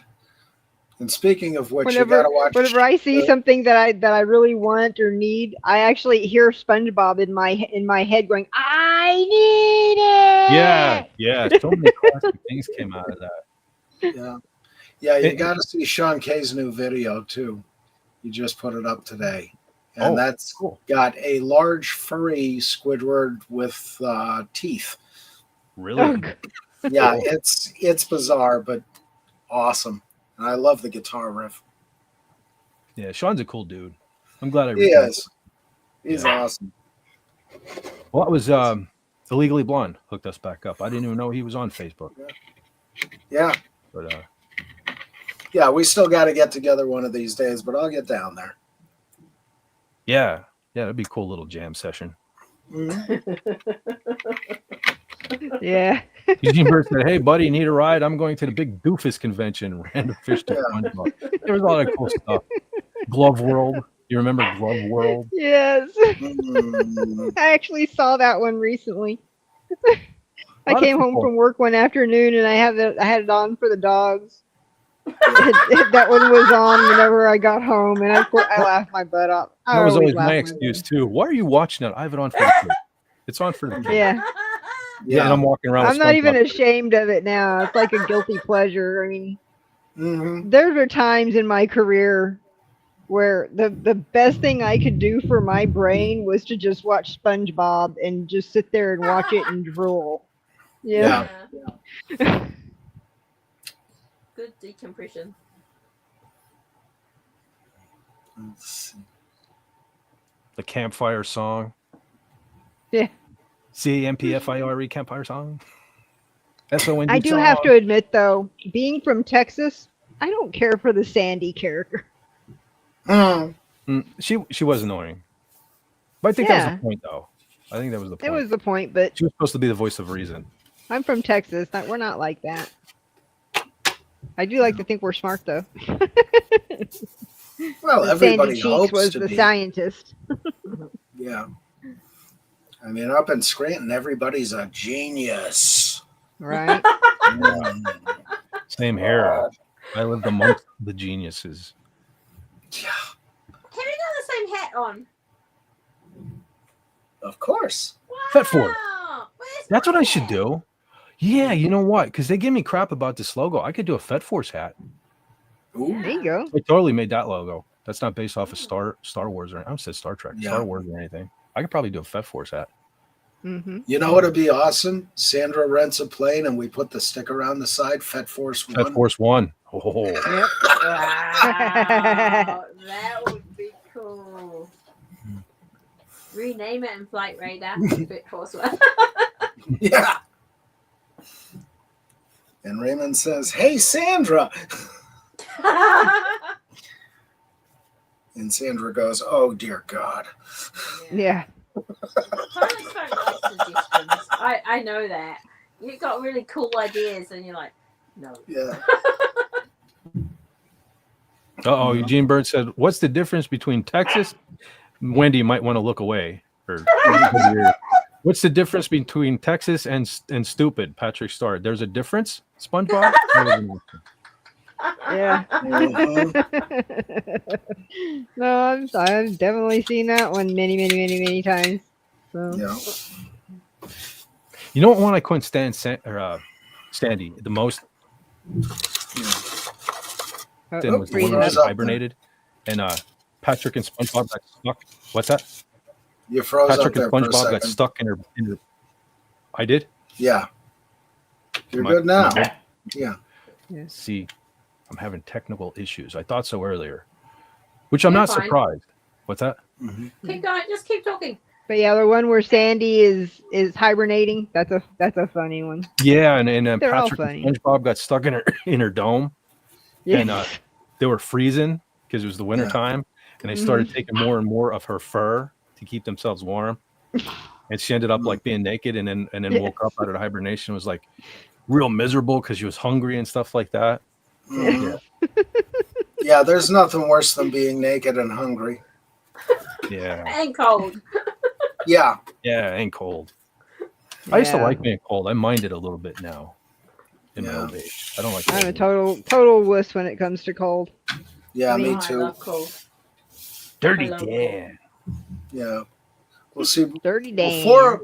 before when I was young, 20 and younger, I was indifferent to the cold, But as soon as I had to take a bus to start going to work every day, the cold started going through me like a knife. And it's like, I don't like this anymore. Make it stop. Yeah. Yeah.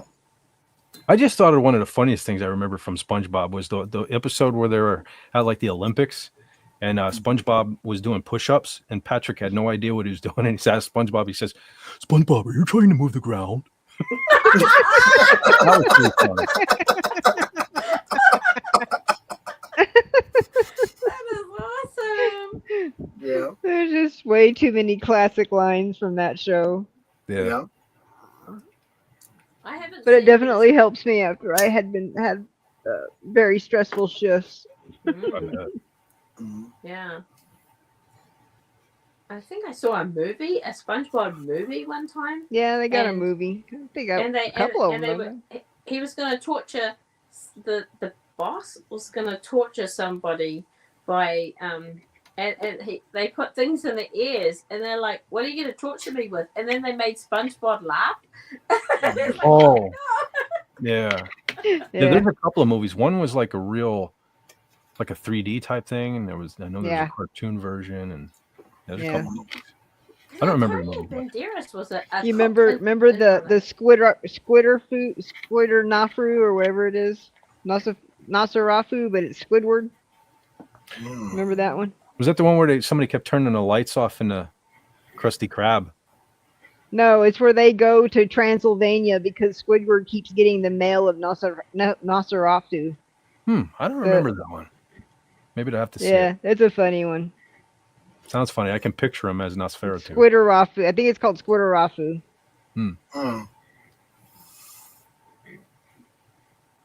What was the other one? Rugrats was around the same time. I didn't watch much of that. I didn't. Yeah, Justin didn't like it. Just my son didn't watch it. I saw about 10 seconds of it and went ill. You know. Yeah. This is My son had toys that had dinosaur. I remember that dinosaur was like a pull toy on wheels or something. Was one of the characters from that, I think. I didn't really pay much attention to that one though. Yeah. Yeah. It just seems so creepy. Yeah. Probably was. There was Futurama, which was great, and sometimes really really great. Oh, there was some funny stuff in that, and actually very clever the Bender writing. character was hilarious. The Bender yeah. character is hilarious. And Nibbler. Nibbler. I Yeah. love Nibbler. But yeah, that was something I kept on and just for background noise at first, and then I started paying attention. It's like, where has this been all my life? Yeah. And Zoidberg. I know, John, you weren't too big on it, but I was big on Metalocalypse, Deathclaw. Yeah. You guys probably heard Tony Stark. He does a killer. Yeah. He can do all 5 members of Deathclaw and stuff. He does impressions of them all the time. But that was a good cartoon. Yeah. I think Brendan Small did that, and he actually played the music and stuff. And I think he actually tours as Deathclaw from time to time and plays some of the songs. He had another cartoon that was really famous before that, and I can't remember the name of it. I can see it in my head, but I can't remember the name of it. But Brendan's been around for a while. He's a pretty good guitar player too. Yeah. And there was that Aqua Teen Hunger Force I just couldn't get into. That was another creepy one. I thought it was funny. Meatwad. I got a kick out of Meatwad, the meatball. Yeah. And that's another one I kept on and, background noise, and then come out and actually look at the television going, what? Do you remember? I think it was MTV was it Aqua Television or something like that, where they had little cartoon segments, and there was one that maybe it was an Aqua. Liquid Television, maybe? Liquid Television, and they had that Aeon Flux on there where she basically wore dental floss as her clothes, and she was like a spy. And the weird bit of that is my father actually liked that. Yeah, I bet. My father on MTV. Same reason my dad. MTV. That it does not compute. Same reason that probably every time we came home, my dad was watching Hee Haw with the volume down, because my dad ran a bulldozer his entire life, so he was hard of hearing, and so he said he didn't need to hear it. Yeah, he knew what they were singing. I'm pretty sure we all knew it was the jean short clad cowgirls and stuff. Yeah, and the thing was what he was watching, and the Hagers, if you're into that. No idea what you're talking about. Twin male singers.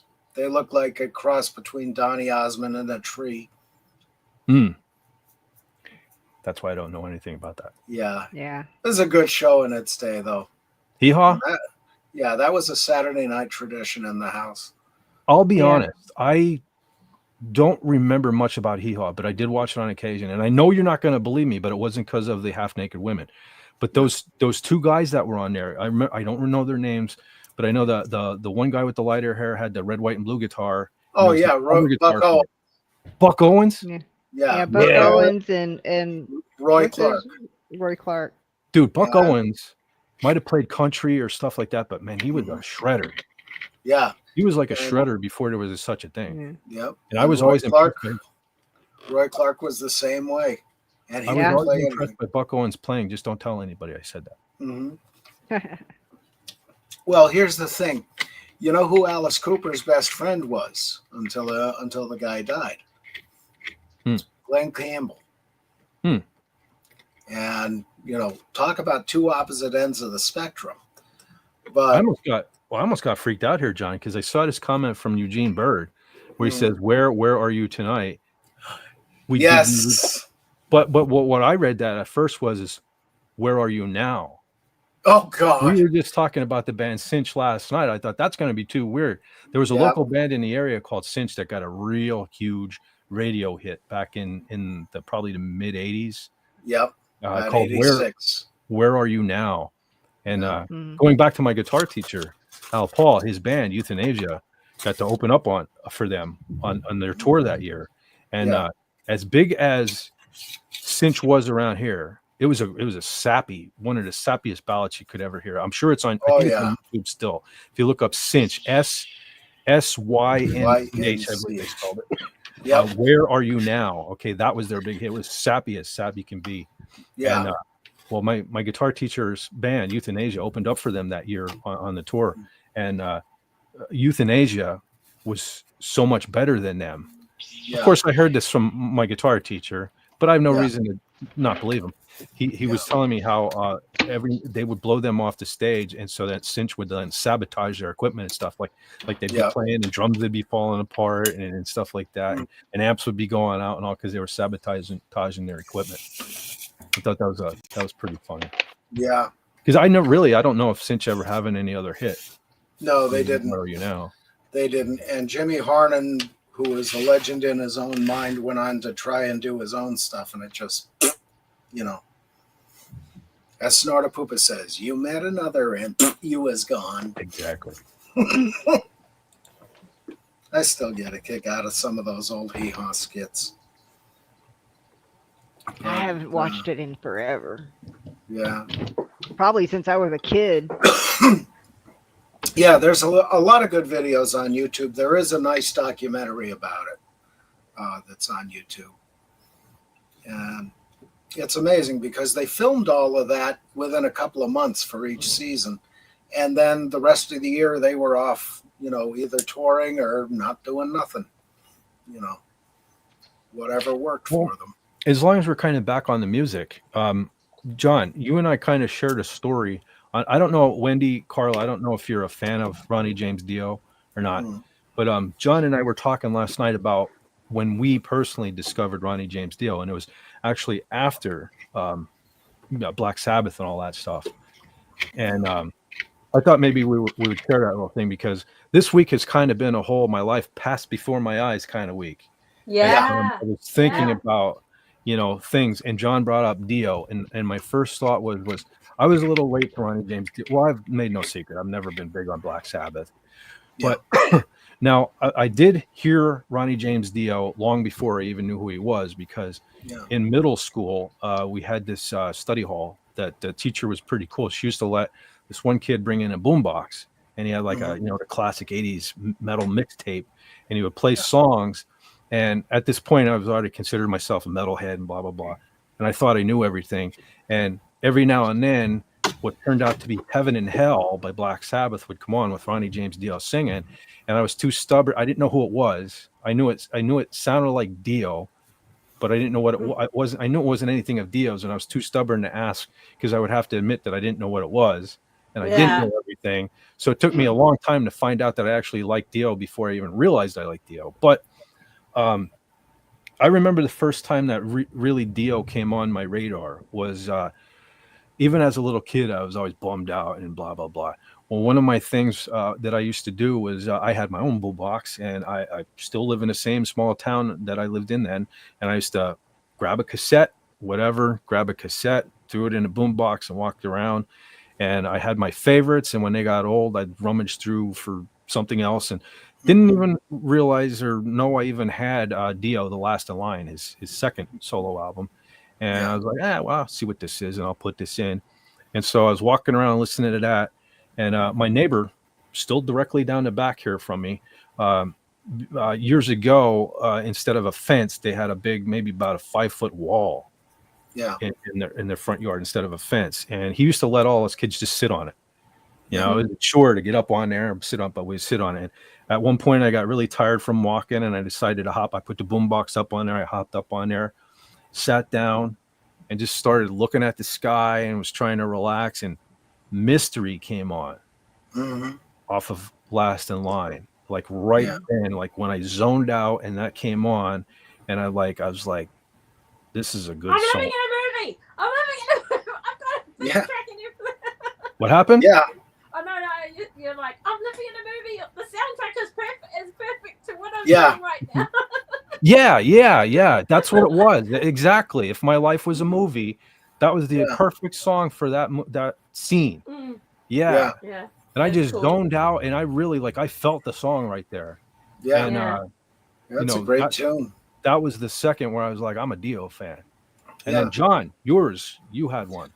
Well, that was the first time I heard Dio was when I went into the Navy, and I got out to Groton Sub Base in Connecticut. I'm up in the old barracks. You know, it's a 3-story brick building. They're just getting ready to tear it down because they've got the new ones built. And the one guy's leaving. He just completed his training. So he gives me the cassette for Black Sabbath Live Evil. I thought, well, that's cool, you know. So I put it in my little mini boombox thing. And here comes this song, Children of the Sea, and this voice. And it's like, holy cow, what is this? And I didn't mention this last night, but I would play that in the mornings, you know, when I first get up and, you know, before muster. And I looked out the window the one day, and a submarine is heading out. And you know the intro to that song, Fed, is, you know, it's a acoustic guitar part, and the lyrics are on a misty morning on the edge of time. And I'm looking at that submarine, and it's a misty morning, and out they go, and it's like, whoa, this is neat. And I didn't know Ronnie Dio from anybody. So I'm looking this up and going, wow, this guy's really good. And then years later, well, no, it was a year before. It was 83 when I discovered Dio. It was 84 I went into the Navy. And I came home from somewhere, and we had this, you know, the big hi-fi stereo desk-sized thing. And it had, you know, your record player and cassette and the radio and what have you. And I get home, I go up to my room, turn the thing on, and I'm hearing the end of the guitar solo and the last part of Rainbow in the Dark. And I go, holy shit, what is this? You know, and it was just so killer. Yeah. And no idea who it was. I had to wait around for an hour for them to play it again, and hoping that, you know, the DJ would back name the song and who did it. And he says, yeah, that was Ronnie James Dio with Rainbow in the Dark. And I went out the next day and got the album. I was just blown away by that. Is this person still alive? No, Dio. No. No, but it's a funny thing. He died, what was it, 2010? 10? Yeah, I think you're right, 2010. Yeah. Yeah, but he was 68, and he was born in the 40s, and he had been doing music almost his entire life, starting with trumpet lessons, which is where he got the breath control to do it, to sing the way he did. And he was in many different bands through that time, eventually in Elf, that became Ritchie Blackmore's Rainbow. From there, he went to Black Sabbath, and then he went out and did his own solo career. And he sung on other people's albums. He's on one of Kerry Livgren's albums from Kansas. And he did that song, Sitting in a Cloud, from, I can't remember the name of the thing.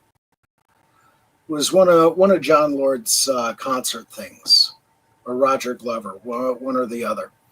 but he did such a masterful job singing that song, and it's a ballad, which he never did many ballads, you know, maybe an intro or an outro to a song, but he just carried the consistency all the way through that, and it was beautiful.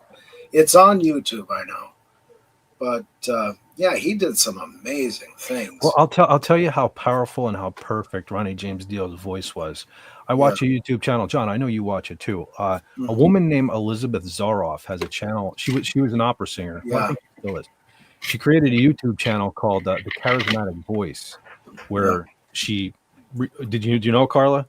She no, I have nothing to do with I've watched her. I've watched her do some reactions. Okay, so yeah, she critiques vocal performances by people, and people started recommending Ronnie James Dio early in her channel, and he almost, I think he solely turned her into a metalhead, and really had her channel blow up. Like, she's going on 2 million subscribers now. Yeah, and Ronnie James Dio is kind of what turned her into a metalhead. Yeah. And like the power, that's the thing. I was thinking, we went to school with this one kid. He ended up passing away a few years ago, but I shouldn't say kid. He was as old as me, but he was kind of like, you know, my friends were metalheads, and then there were like, it seemed like when I went to school, there were metalheads and there were what we called sportos, jocks. They were around here, we call them sportos. But there was really like other classes of people too that we really didn't acknowledge. And there was this kid named Eric Edwards who kind of like, he wore like a dress shirt to school, but he kind of seemed cool on the same hand too. So he didn't fit in either category. So I never know what to think of the kid. But I remember the one day he ended up in an art class with me. And one of the projects for the day was to find a window and trace something. Yeah. And I happened to glance over and notice that he was tracing the Dio logo. And I looked over and I'm like, is that Dio? And he said, yeah, I love Dio. I never would have thought about it from this kid. So from that time, even like when people in my clique, my crew or whatever, kind of gave him crap. I'm trying not to curse anymore. When gave him crap or something, I would, from that day forward, I kind of defend him a little bit, because in the back of my mind, it's like, he's all right. He's a Dio guy. Just like today. Like I said, I had to do my running around today. So I just threw on an Iron Maiden shirt earlier, and I ran to Walmart, and every time I wear a Maiden shirt, today, no different. Some dude comes up to me and goes, nice shirt. And I said, thank you, brother. Because, you know, we're metal brothers, you know, it's a community, the metal thing, you know. So definitely. I think that's a very cool thing. And I just wanted to point out that Eugene Bird had said, we'll know for the first time if we're evil or divine. Yeah. Last in line. Yeah. And those are two of my favorite albums of all time. And Sacred Heart had some wonderful moments on it. I love Sacred Heart. People crap on that, but I love Sacred Heart. Yeah, I mean, that's another one I'd carry around in the boombox with me. Okay, real quick, I missed this one. Snorty's probably already gone, but Beady Bear Eyes starting to water. The snooze monster will take me soon. Have fun stream. Have a fun stream. Easy for me to say. If you're still here, Snort, thanks for stopping by. Appreciate you, buddy. And take care, Snorty. I don't have a hand puppet, so I'll just say roar with my hand. Yeah. Good night, buddy. I have one here somewhere. But Wes Cagle said, you watch the faces, you see the traces of the things they want to be, but only we can see. Yeah. So we got that's actually one of my favorite lines off that album. Oh, he has so many great lines, you know. Oh yeah. Well, that's the thing. And he was so poetic and everything. You know, I mean, we discussed what the meanings of a couple of songs were on the last stream. And, you know, a lot of people are surprised at the real meaning of Holy Diver. Well, you know, read the lyrics, you know. Yeah. It's all there. Especially one of the last lines in the outro, the boys in blue are coming after you. You know, Holy Diver. You know, I just thought of something that can tie me right back into my guitar teacher, Al Paul. I never noticed. He's the one that pointed out to me. I took out, I believe it was Sacred Heart too, John. I swear, because that had the big black Dio logo on the cover, I believe. Yes. And I remember taking that out to him, and my mom was always keeping an eye on, you know, because you remember back then there was that PMR FSC bullshit Yeah. where they were Yeah, trying to censor everything. The satanic panic. Yeah. So my mom was Yeah. keeping her eye on it. And I remember she always gave me grief about Dio, and I never knew why. And I believe I took Sacred Heart out there to learn a song off of it. And I was telling Al how I don't understand why my mom thinks this guy's a devil head. And Al pointed out to me, he said, "You don't know about the logo?" And I said, "No, what are you talking about?" And so Dio, D-I-O means God in Italian. And he said, if you turn it upside down, which he did, and you clearly pointed out, you can see it says devil. So, he got a bad reputation, and I guess because everybody. Can you show us the logo? So give me a second. I'll go. Maybe the CD is big enough. I'm just Hold really on. ignorant. I'll be right back. Yeah. Talk amongst yourselves. Yeah, because it's in an old English script, or font, if you will, but calligraphy style, I think and very fancy. I feel like I've seen it in the past, but I think maybe that's my imagination. Yeah, but I mean, a lot of the stuff, during that satanic panic time, it was all marketing.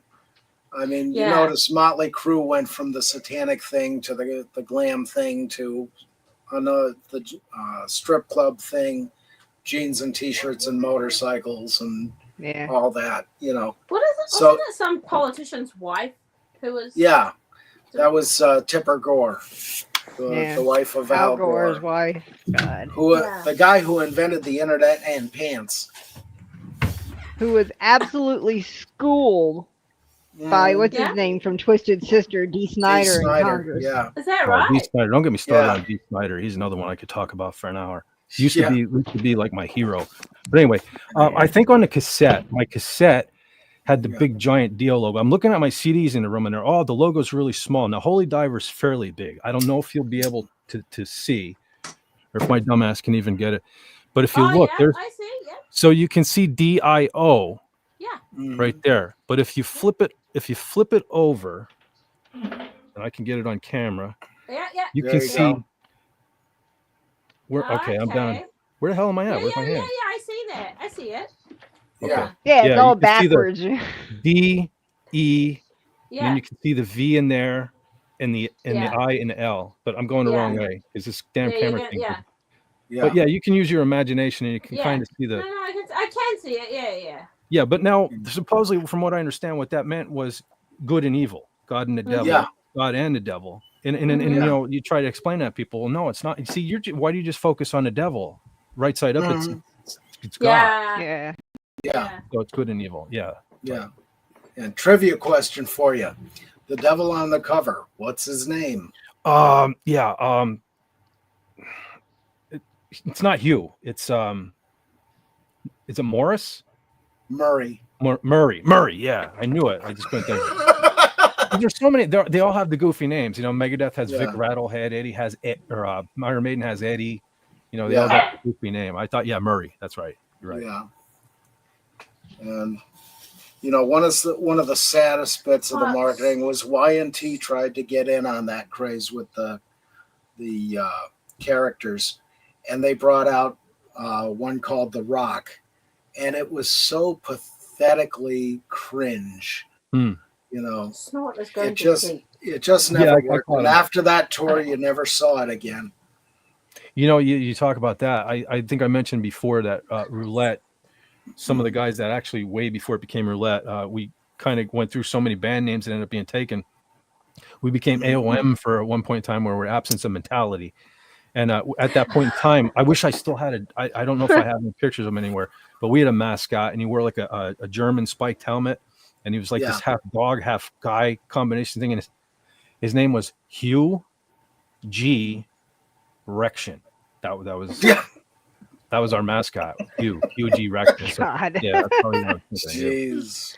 Yeah, I actually you should have seen this thing because the drummer invented them, and he drew this giant. I bought a poster paper, and he drew this giant poster, and I had a black light in my room and everything. It glowed in the dark and glowed in the dark, glowed in the dark. But wish I still had Hugh. Miss you. Yeah, and it was sad. It was sad for Y&T because they were such a great band. Joey Alves, I will die on the hill that he's the best rhythm guitar player that ever lived, and Dave Manichetti, you know, he with a guy who was inspired by Hendrix but played a Les Paul, and boy, could he shred. Well, listen, And you're Phil talking Kennemore on bass. Wow. you're talking Dave Meniketti. That'll circle right back to Ronnie James Dio. Do you remember when they did the Farm Aid thing, and then Dio did the metal thing called Band Aid, where you organized all the metal bands, and they did the song Stars. They called themselves Hearing Aid, and Dave Meniketti sang a part. As a matter of fact, a bunch of big voices from the time, Jeff Tate, Rob Halford, were all involved. Dave Meniketti had some of the best parts of that song, Stars. Yeah, he was a tremendous singer. If anyone's not familiar with that, on my other channel, if you go down to the bottom of Fed for Hire, I actually have a metal channel that nothing serious. You don't have to subscribe or anything. It's just where I put all my music stuff now. And occasionally, if I can clean up a song or a video or something like that, or crank the volume or something like that, I'll re-upload it. Complete copyright claims and everything on that channel. But I do have Stars Hearing Aid on there if you want to check that out. If you go down to the bottom of that, there's the Kevin DuBrow is the channel's Metalhead 366 or something like that, and you can check that out there. Real good song. The guitar solo, one of the longest guitar solos in history, because you had like Vivian Campbell, Craig Goldie, George Lynch, Yngwie Malmsteen. I mean, all the heavy hitters. Even Neil Schon from Journey was on the thing, and the guys from Blue Oyster, Spinal Tap was even involved. Spinal Tap was there. Blackie Lawless from Wasp, and Chris Holmes. It's like the heavy hitters from 80s metal. Really cool. Really good song too. Yeah, not bad at all. But yeah, Wes Cagle says, I was trying to avoid the topic, but well, Dee Snider went from free speech fighter to whiny lefty lunatic. He sure did. I don't understand that whole thing. And you know what? I know. He has become almost not quite as bad as Mark Hamill, because I still will listen to Twisted Sister. Yeah. But the fact that he was great friends, by the way, with Donald Trump, before Trump ran for president, and then turned on him and stuff like that. I don't understand what the switch was, because everybody thinks Dee Snider's a joke, except his diehard fans. You know what I mean? Yeah. Who appreciate his vocal talent and his songwriting talent. But even Kiss, Kiss thinks that Twisted Sister is a bunch of buffoons. People do not take Twisted Sister seriously. So the last people you want to piss off, Dee Snider, are your diehard fans. Well, guess what? You did, you dumb fuck. We get rid of half the audience, right? That's what Doom. But I got to tell you, back in the 80s, whenever he went in front of Congress, I was like, yeah, baby. That was so impressive. But he shit all over that. He ruined the whole thing. It's not. I don't even care anymore, because he's one of them. All these this stuff just, it gets me so, and it's so angry, because you're supposed to you rebel. Listen, I can't even talk now. I'm so disgusted. You're supposed to rebel against the machine. Okay. Yeah, that's our point.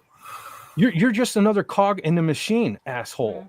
All of you guys, Tommy Lee. I loved you guys.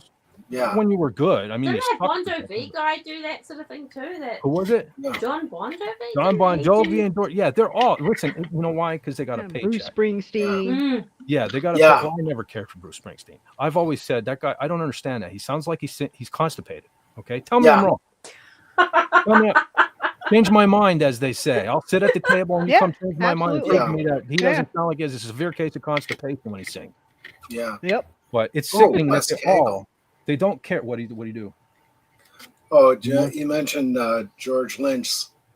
I'm a Randy Rhoads fanboy, but Lynch was the greatest metal solo of all time. Okay. From my dreams. Yeah. I was just talking. I'm probably going to do. I did one of the first things I ever did with YouTube. I don't have it on the channel anymore. Was I did a cover of "In My Dreams" by Dawkins, and I got at the time I gained. Well, my kids were 2 of my subscribers, and some dude subscribed, and he just commented all the time about how great I was. Doing, like I played like George Lynch. And you're amazing. I got to do a cover. I want to do that in the future. Because matter of fact, it was funny. It was a running joke in my band that whenever a Dawkins song or something like that would come on, like I would kind of be quiet and sit and listen to it, and I would make a comment and about how great he was, and the guys would always be like, "We're shocked," Yeah. We didn't know you liked George Lynch, and it was always in my dreams. I was always playing in my dreams. I remember I had one of the original singer of my band when we were like a thrash metal band. Yeah, he hated anything that was glam, but even he admitted, because you remember when Dial MTV was on. Yeah, you know, you'd come home from school and Dial MTV was on, and Yeah. Dawkins was always on when In My Dreams was out, and even he would admit Tad. His name was Tad. Real name was Thaddeus, but he hated being called Thaddeus, so he preferred to be called Tad.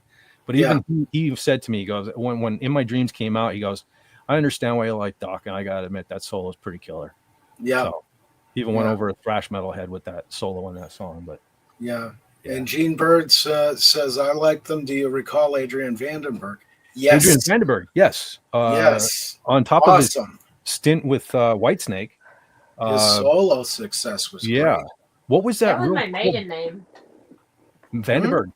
Vandenberg. Really? That's cool. That was a cool name. I was like, I hated it. If that wasn't that's a cool name. I was always like, you know, my real last name sucks. I was definitely going to change it if I got famous, and that would have been like something cool. Vandenberg. Yeah. Louis Vandenberg. Yeah. John, what's that real popular song? The ballad. This Something Heart of Mine. This Heart of Mine. Yeah. That's a good song. You haven't heard that? Check it out.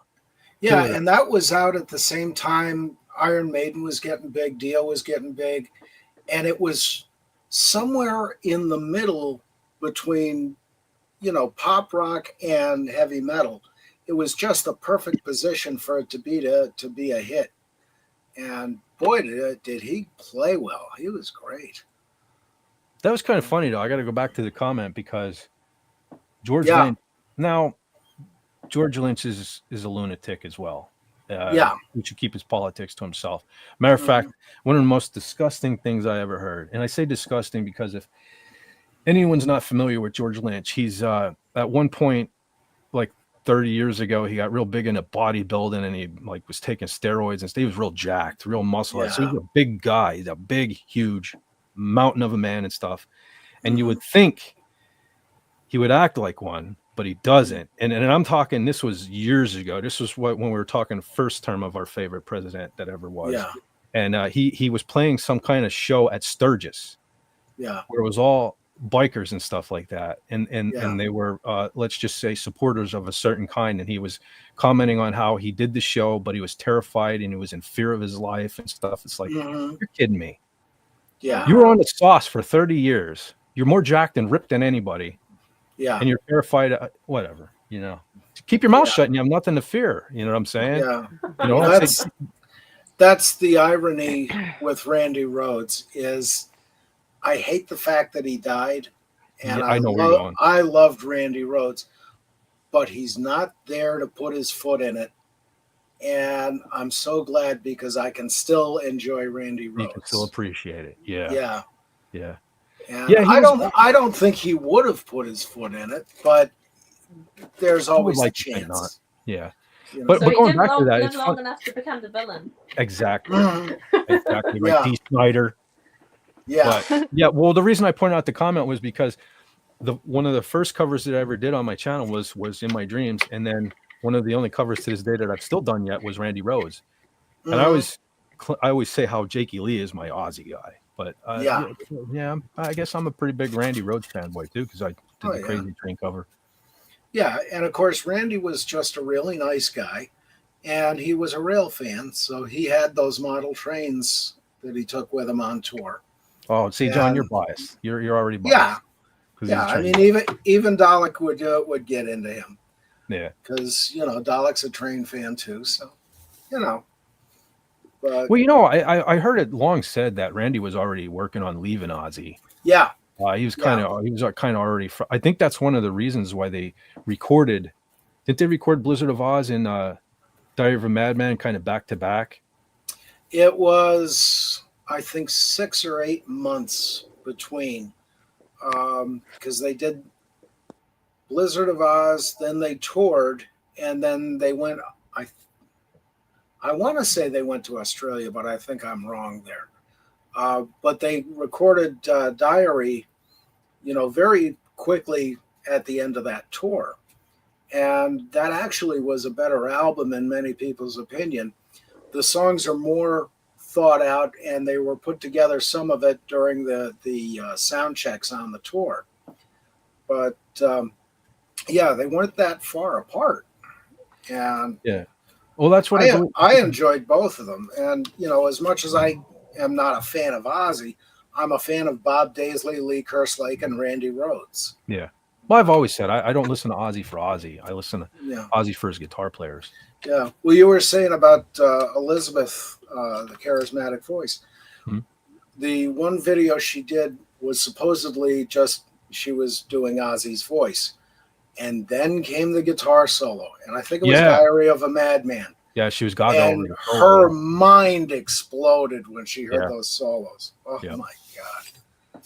Yeah, But- he's definitely Yeah. a master.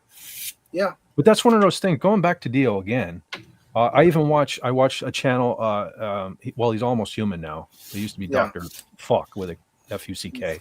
Yeah. But he actually he just did. Yeah, he loves like the only news that matters, and it's all about music and stuff. Yeah. Largely metal, but you know he covers a lot of other stuff too. But even he did a video fairly recently where he was listing like the guys from the 80s, George Lynch, you know, Randy Rhoads, Eddie Van Halen. And he's like, who would be the fourth one? You know, he's like, I honestly can't think of one.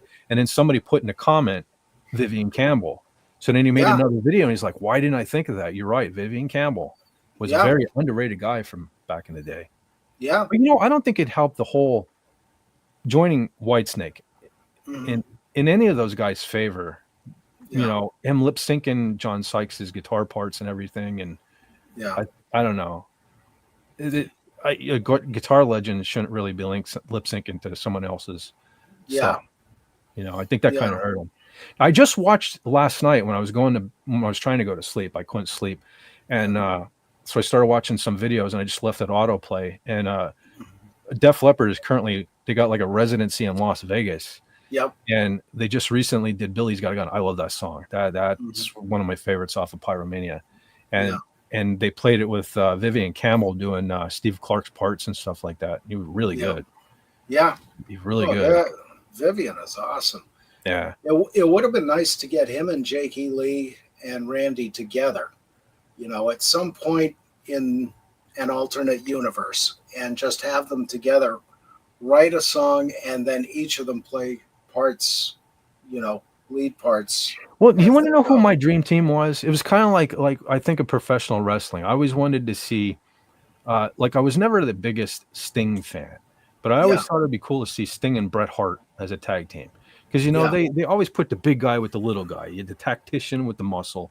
So I knew it was never going to happen. Or when it was WWF, you know, Bret Hart and Mr. Perfect, because they were the same build, they were the same style. My dream team kind of on guitar. This might change tomorrow, but I always wanted to see a project with Jakey Lee and Warren DeMartini, because there's always that story. They were roommates, and Jake started out in it was Mickey Rat originally that became Rat. And when Jake left, he's the one who suggested Warren DeMartini join Rat. Yeah. And I always wonder why I've seen them do guitar clinics and stuff where they just talked about stuff, but why there was never a project together was weird to me. Well, that's still possible because they're best friends today still. Well, the only problem is that, well, first off, Jake was having the hand issues to begin with, and now he got shot. So, and one of them being, the foot and the lung especially is nothing to, take lightly either. But one of them was the arm, wasn't it? Yeah, he got shot in one of the forearms. They didn't say which one. Why did he get shot? More detail. I talked about it a live stream or two ago. He was, more information came out. Yeah, he was. Well, more information came out. I'm not sure. I've heard it from sources, but I've heard it from multiple kind of bigger channels where they said that Jakey kind of talked more about it, and what kind of was going on was, according to Jake, he busted these guys trying to steal his neighbor's car. Uh-huh. It was his motorcycle. Or a motorcycle, something, And he basically told him to take a hike, and they didn't like it, so they shot him. And he got shot 3 times, but it's something like they found like 15 or 16. These guys unloaded on him. Yeah. Wow. So luckily he only got hit 3 times. Yeah. But yeah. And I don't know if they've caught anybody yet or not. They haven't said. I haven't heard anything to that effect, but again. When did it get shot? Oh, this was just about a month ago. About a month ago, yeah. Oh, wow. Where was it at? Where Las was he Vegas. at? Las Las Vegas. Vegas. Wow. Yeah. It's like What a what, shock, like huh? 3 o'clock in the morning or something. Yeah, 4 o'clock in the morning out walking his dog because They he's went a to walk night the dog. owl. So he lives Oh, wow. our schedule. He's Hell, a we should musician. get him on one of the 10-hour streams. Oh, John, We'd that have would a- be. Oh my God, I wouldn't be able to say anything. Mm. I like literally like if I could get Mark Hamill on here, never would happen. But if I could get Mark Hamill on here, I like the little kid in me is long gone. I would rip in him. Yeah. But Jake, I would be starstruck. I honestly, Oh, honestly, yeah. I wouldn't know what to say. You know, you Yeah. ever see the videos? He's constantly doing videos where people play his stuff wrong. I'm one of them. Yeah. I Yeah. watch those videos and I'm like, God damn it, I didn't even know I played that nothing like that. To this day, I want to break out. I have a guitar. It's an Ibanez, but I have a white Ibanez. I was just telling you about it. That kind of looks like his Charvel. Mhm. And Yeah. I want to play Bark at the Moon, but I always go back to, I practice it. I watch his videos and I try to play it like him, and I go right back to playing it the wrong way, the way I've always played it. Yeah. And the thing with that guy is, like I've always How said, do you play it wrong? How do you play it wrong? I play by ear, and I always pride myself. Most things I've figured out, or as now we have YouTube, I can look at these things. I was pretty right on in most cases, but I'm playing like it sounds like what he's playing. But he plays it a total different way and stuff. It's hard to explain, but yeah, that's one of the reasons why I love him, because so many people I was just saying last night, John, as a musician, it sucks listening to a song because we can't enjoy the song right off the bat, because I'll be like, well, that's a G. Now he went to an E, that's a D. And with Jakey, he like a lot of people don't realize their big hit with Jake, other than Bark at the Moon, was Shot in the Dark. Yeah. Off Ultimate Sin, and he's drop tuned in that song. What was that, like 86? Yeah. And he was drop somewhere tuned in that range. He was doing stuff like drop tuning is a big thing now. He was doing What's drop tuning? You can drop, like the most popular thing is like on a standard tuning, your top string is in an E. Mm-hmm. And a lot of people drop tune to D, make the top string a D. So instead of doing bar chords with 2 fingers, you can do it with 1 finger. You can cheat in certain ways, but you also it's in a different key, and it screws with your head when you're not thinking about these when you do various tunings when you're playing used to playing in standard. It messes with your head, and he was doing it back then. And another story, I probably told this before, but I'm going to say it again because I brought up Warren DeMartini. But Warren DeMartini really developed as kind of a guitar god in his career, and he kind of had a bluesy style and a style of his own.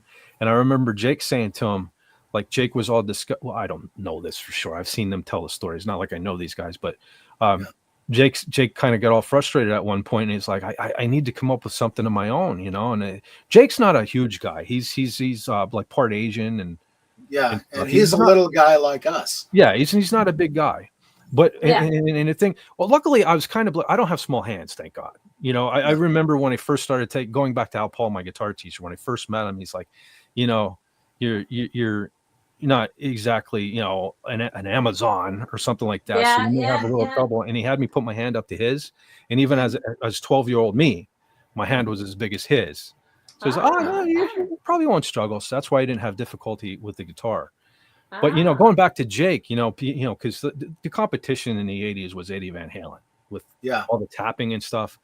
And Jake was like all bummed out, and he went to Warren DeMartini. He's like, I need to come up with something of my own. And jokingly, Warren DeMartini said, well, why don't you play with your thumb?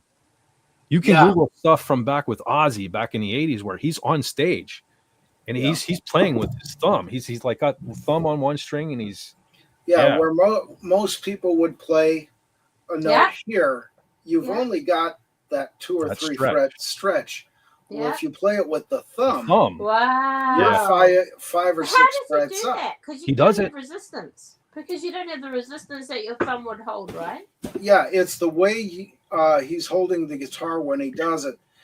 The back of the neck is against his body, so that's more or less how he's able to hold control, and he's holding on to it also with the elbow in some cases. Yeah. So. But I mean, that really makes a huge difference. And he was able to do that, all fingers, all up and down the neck, using the thumb. It's a brilliant technique. And he's actually a brilliant. He has a brilliant mind when it comes to tone and stuff too. John, you're probably aware of this already, but yeah, I've seen multiple videos where he was talking about his guitar specifically, where he always liked the tone that Jimi Hendrix got. yeah, And what he realized was Jimi Hendrix played a Fender Stratocaster. And anyone, John, yours has a humbucker in it back there, but yeah, anyone familiar with a Stratocaster, when you have the 3 single coil pickups, they're on a slant, and they slant in a certain direction. Okay. Yeah. Well, he liked Jimi Hendrix's tone. Well, what Jimi Hendrix did was played a right-handed Stratocaster, but he flipped it upside down and played it left-handed. So the slant went in the opposite direction. And so because the bass strings would be over the opposite end of the slant where they usually would be. Right. Which doesn't that mess with your brain? Yeah, little bit. Well, that's what I'm saying. He's a pretty intelligent guy that he noticed this thing. Yeah. He noticed it's this different sound, and he nailed it down to that's what it was. So if you look at a Jakey Lee model Charvel that is produced today, and you compare it to a Stratocaster, the pickups are slanted the opposite way. Yeah. And that's one of the ways Jakey gets his tone. Yeah.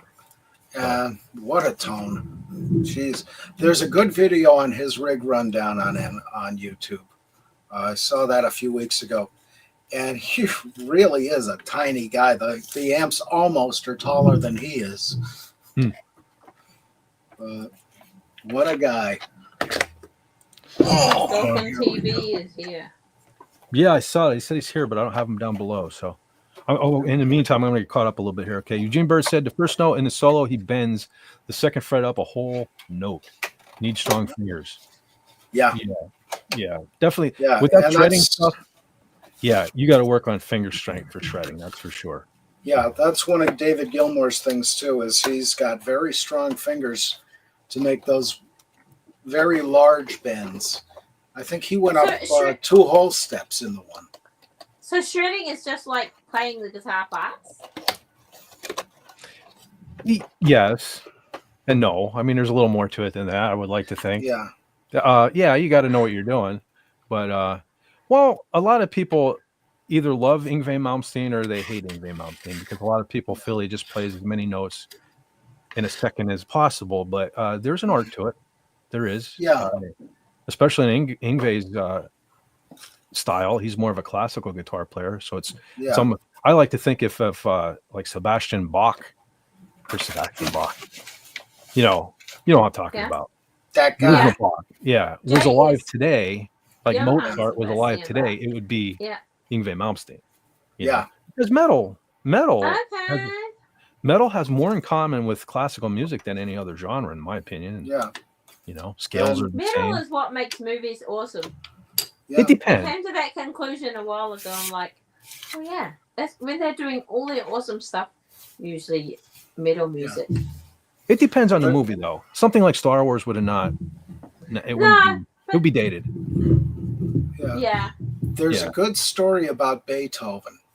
When he was losing his hearing, he would be conducting the orchestra and he'd lose his place, but he was always kind of jumping around and more or less headbanging as they went. And he got lost somewhere. And while they're doing the quiet part, he's just dancing around headbanging for all it's worth. And that proves he was the original headbanger. But God, you really want to have your hearing when you're doing that so you don't look kind of silly. Yeah. Just want to touch on Wes Cagle real quick right here because I'm getting way behind. Sure. He had said that that Whitesnake lineup was bad arse. David Coverdale, Adrian Vandenberg, Vivian Campbell, Reese Stars on Tommy Aldridge. Yes, on paper, that's a super group. But I remember they re-recorded Here I Go Again for like the trillionth time. That Whitesnake has done it, and I really did not like their version of it because I love Vandenberg's a great guitar player. Vivian Campbell's a great guitar player, but I don't know. John Sykes is almost on another level. Almost to me, as much as I love Vivian Campbell, if you're only going to have like the 4, you're talking like George Lynch, Jakey Lee, Warren DeMartini, I'd almost have to say I'd be willing to bump Vivian Campbell for John Sykes. And I'm not even a Les Paul guy, so I'm kind of biased about him for playing Les Paul. But John Sykes, I mean, you can listen to a song and you know that's John Sykes. Like if you're familiar, everybody's familiar with that. What was it, 86, 87 self-titled Whitesnake album? That tone that John Sykes has on there. If I played the first Blue Murder album for you, which should have been the next Whitesnake album, you're gonna sit there and you're gonna go, "That's the guy from Whitesnake," because you're gonna notice the guitar tone because he's very distinguishable. He has specific slow, super slow, whiny vibrato that is all his own. That is very hard to duplicate. Yeah, and there's very few of those guitarists who you can hear one note and you know who it is. Yeah, Peter Frampton is one. George Lynch is one. And George Lynch always used a certain amount of chorus on everything he played. So you know that's him. You know, it just comes right through. Eugene Bird says Rat. Yeah. I like Rat. They have a bad reputation for being super duper glam and stuff like that, and they were. Yeah, I liked them too. I like Rat. Yeah. Yeah. Well, I was actually, even before Out of the Cellar, like people think like Round and Round was no. They had the EP before that. That also had Tawny Katane on the cover, her legs with rats crawling up them. With You Think You're Tough on there in the original version of Back for More and stuff like that, which I was glad that they re-recorded that, because there's a couple, John, if you've heard that, I don't know what one Krausier did on that bass, but there's occasions where it sounds like the bass guitar is burping. So I'm kind of glad they re-recorded that one. But that was a production issue. But Juan Crucier, there was an underrated bass player right there. You know, because he was dancing around like Paul Stanley half the time and still keeping on the fretboard, you know, where he needed to be. Oh, that dance, even the band, I've seen videos, you know, more recent videos where the band was even talking about, they were embarrassed by the windmill, where he did the windmill with the bass. Yeah. And the helicopter. But he was a good bass player. And going back to Dokken, he was originally in Dokken. Yeah. I played on the first Dokken album, Breaking the Chains. Paris is Burning is a great song. I think did he write that? Paris is Burning? I'm not sure, but I remember oh God. I'm trying to think of it now. It was there a minute ago. Welcome to my world, John. Yeah. Welcome to early onset Alzheimer's. Jeez. Well, while you're thinking, I'm going to read Wes Kegel here. He says, I like Billy's Got a Gun as well, but I like its counterpart from High and Dry. You Got Me Running. I got to be honest. I was kind of late to Def Leppard too. I told the story a million times, so I won't go over it again, but I got Def Leppard Pyromania as a substitute for Quiet Riot Mental Health. And I thought it was garbage. And then I listened to it, and Pyromania is a huge part of my life. So I'm kind of biased to that. Although I do like what Bringing on a Heartbreak was on High and Dry, right? Yep. And Saturday Night was my favorite off of that. I love that. Was the one I think they redid the video at some point, because it had Phil Collin in the video. Yeah, and I remember where they were in that. They were all drunk in that house and everything. And I remember this one stupid part of the video that just makes me smile thinking about it right now, because it was the dumbest thing I ever saw. But Phil Collin was in the shower with the shower curtain closed with his guitar. And I forget, was it Joe Elliott or something, whips the curtain open, and then Phil Collins just like points to the sky. I don't know, it's the weirdest thing, but one of the trippiest things in that video to me. I almost like the video more than the song. Yeah, and they really were a good band back then. They redid Bringing on the Heartbreak with keyboards later on. Yeah, which I don't mind either. Yeah, I didn't mind it. I prefer the original, but yeah, you know, it works. And I forget who was playing keyboards on that. I don't think it was one of the big five, but you know, I don't remember. You'll have. I got Dio still on the brain, so all I can think first name pop in my head was Claude Schnell. Yeah, and he's teaching music in France. He's at one of the conservatories there, but he was a fantastic player. And he had a great look, you know. Yeah, he had that real 80s metal. He almost looked like he stepped out of Conan the Barbarian. Yeah. You'd have fit right in Manowar. Yeah. And he had the big mustache with the beard. And, Yeah. you know, he was a great player. And I was so glad when Dio finally put him on stage, you know, because Black Sabbath and Dio and a lot of the others, they tended to keep their keyboards behind a curtain. Kiss did the same thing. Put the keyboards out front. They're part of the band. Yeah. And, you know, when Vivian Campbell went into a guitar solo, who do you think is playing the rhythm part? Mhm. You know, that's not just Jimmy Bain going along on the bass. That's their keyboard There he player. is. And, oh, hey, Raymond. Oh, we got a dolphin. Ah. We got a dolphin Yes, sighting. the dolphin is here. The dolphin is here. What's up, brother? And trike How's your sighting. Not much. Just got back from our function. Yeah. Have fun, good time, good food. Yeah, there was lots of good food. Here's the question: did you Yes. eat all those cupcakes? No. You want Are to you see lying? him? Okay, You I'll wanna believe see you. him? this time. No, I'll believe you. I Male want to hit on this real cupcakes. quick. Eugene Bird said that they just came out with the Friedman IRJ Jake Ely preamp in a pedal with 12 AX7 tubes, but $600. They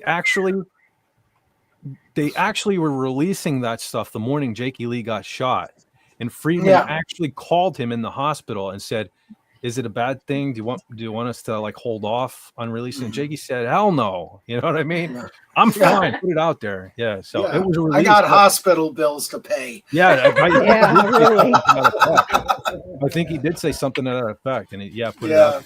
Yeah. God bless him. So, what's new in Raymondville?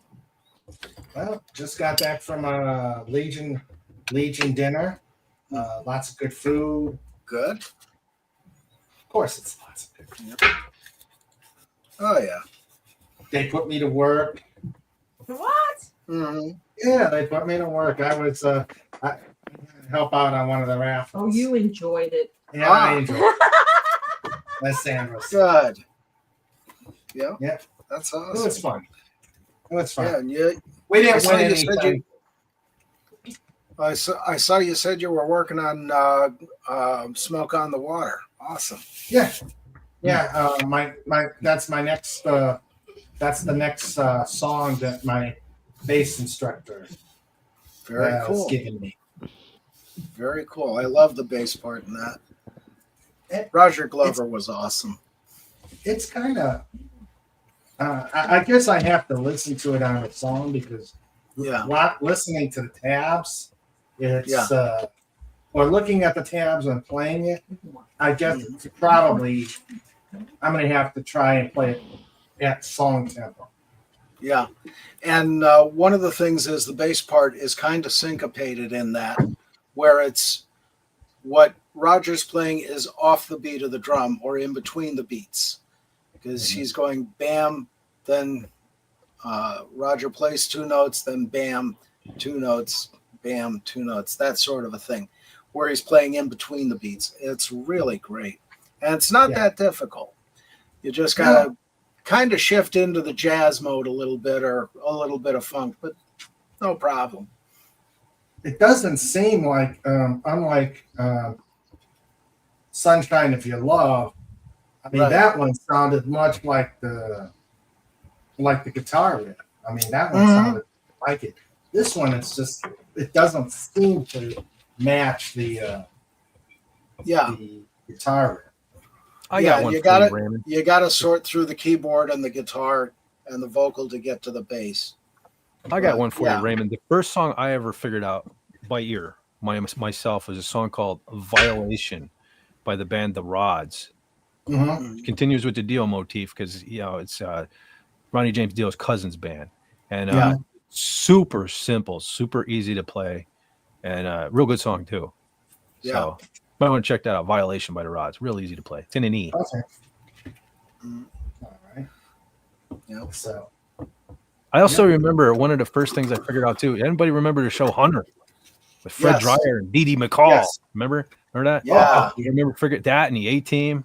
Yeah. Yep. I was jamming to the Yeah, I remember that. Yeah. Yep. That was oh, fun. yeah. That was definitely. Those are I some. gotta go. Carly gotta go. Take care, Carl. Hope you're on. Hope to see you on tomorrow. Yeah, I hope to be on. Because I was actually on later, but I'll try and jump on with you guys before I do that. Awesome. And say hello. I'll be working. All right. Take care, Have a Carla. good night, Carla.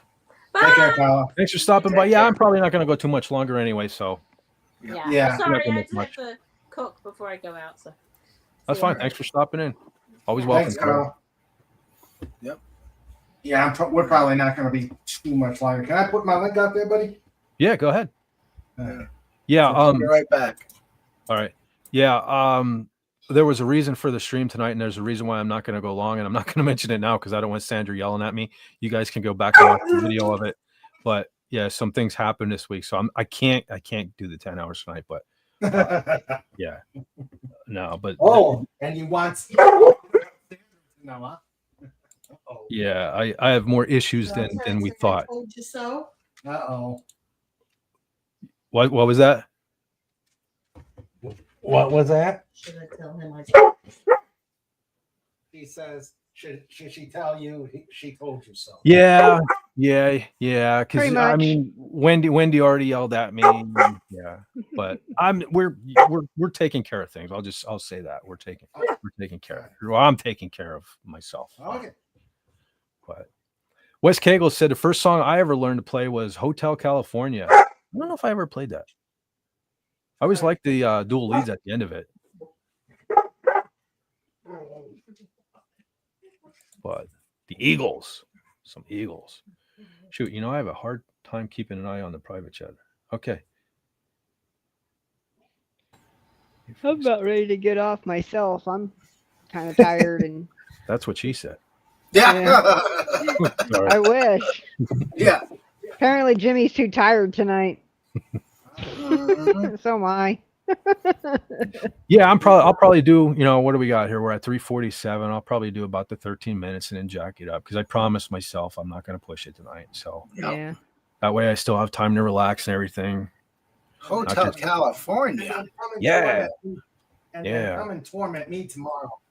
Oh yeah. Yeah. It's not a Now what? it's not a without that coming to torment me. Oh, well, I'll be at work. Unfortunately, I'll be at work. Yeah. But yeah. Bummer. But I'll fill in. I know you will. Listen, Wendy will be there. he is a great pupil. He is learning the ways of the FET very well. So you have a great substitute for me right there. Right over there. Thank you. I'm teaching the way of sports. A substitute fez in the box. Yeah. Yep. Now I just got to teach him to make some memes, and we'll get you good. Yeah. Meanwhile, instead of a lightsaber, I have a cheesecake because they're holding a cheesecake sale at Waverly Lodge up the road here. So hoping to pick one up next week. Yep. Well, they didn't eat a lot of cupcakes because I guess that's a good thing for me. Yeah. Well, you're in training still, so. Yeah. That's And true. frankly, I think from what I heard from last night, The Slaughter in the Water is going to be #1 on Netflix. It's probably going to be better than a Tyson fight. Oh yeah. Or at least It can't be worse. Yep. Listen, Well, I don't- suppose if that stream didn't work at all, it would be worse. But Mm, I don't follow boxing, but I did watch Mike Tyson back in the day just because how Yeah. devastating it was. So I wanted Yeah. to see this, and I did see Tyson training up for this thing, and he was a monster. I don't know what Yeah. happened last night. So I'm wondering, all these people are saying it was rigged. I'm wondering because that wasn't the Tyson that was training. after a certain point, I mean, Tyson won for sure the first 2 rounds. mm, He came out looking all right, pretty good. Kind of got into his rhythm in the second round, but then you could tell he was getting tired. And these were only Yeah. 2-minute rounds, Yeah, sure. but you could tell by the end of the third round. I mean, he was just like, you could just see him kind of in the space. He was just trying to catch his breath almost. yeah. Well, Mike is almost my age. Yeah, well, he's 58. 58, But yeah, and then Jake Paul in those last 27. 5 rounds or whatever, he could have just gone to town on Mike pretty much, but he didn't. Oh, They yeah. just kind of danced around, threw a few punches, hugged each other for a second, danced around. I mean, it was definitely, it was like it was a payday. Let's just go 8 rounds. That's what it felt like. That sucked, man. I so wanted to see him clean that little kid up. That bummed me out. No. Teach that whippersnapper a lesson, Mike. Yeah. But it was obvious. I mean, the age gap is obvious. Yeah. Like I said, Mike looked pretty good in the first couple of rounds. But like he Fred, very I quickly watched, tired out. I watched Tyson back in the old days, and there was a couple of fights where first round, bell rings, Tyson comes out, the guy's on the mat, fight's over. Yeah. Seconds. They were seconds. Yeah. It took longer for him to walk to the ring than the match. Yeah. Yeah. It's like, beep, I win. Give me money. Yep. Back in the days of Don King. Is he still alive? Don King? I don't know. He might be. But no, he's not. He's dead. Is he? Is he? Yeah, he passed. Yeah. Did they actually check? Because you never know with Don King. Hold on. That's one of those. You're never sure until you see the box go in the ground. Mm-hmm. But, No, he's still around. Sorry. See, there have been several people like. How old is he? He's got to be 93. 93. Wow. There are a couple of people like. Didn't Richard Simmons just pass away not that long ago? Yeah. I was like, holy hell! I thought he died like in the 80s. Well, his career did.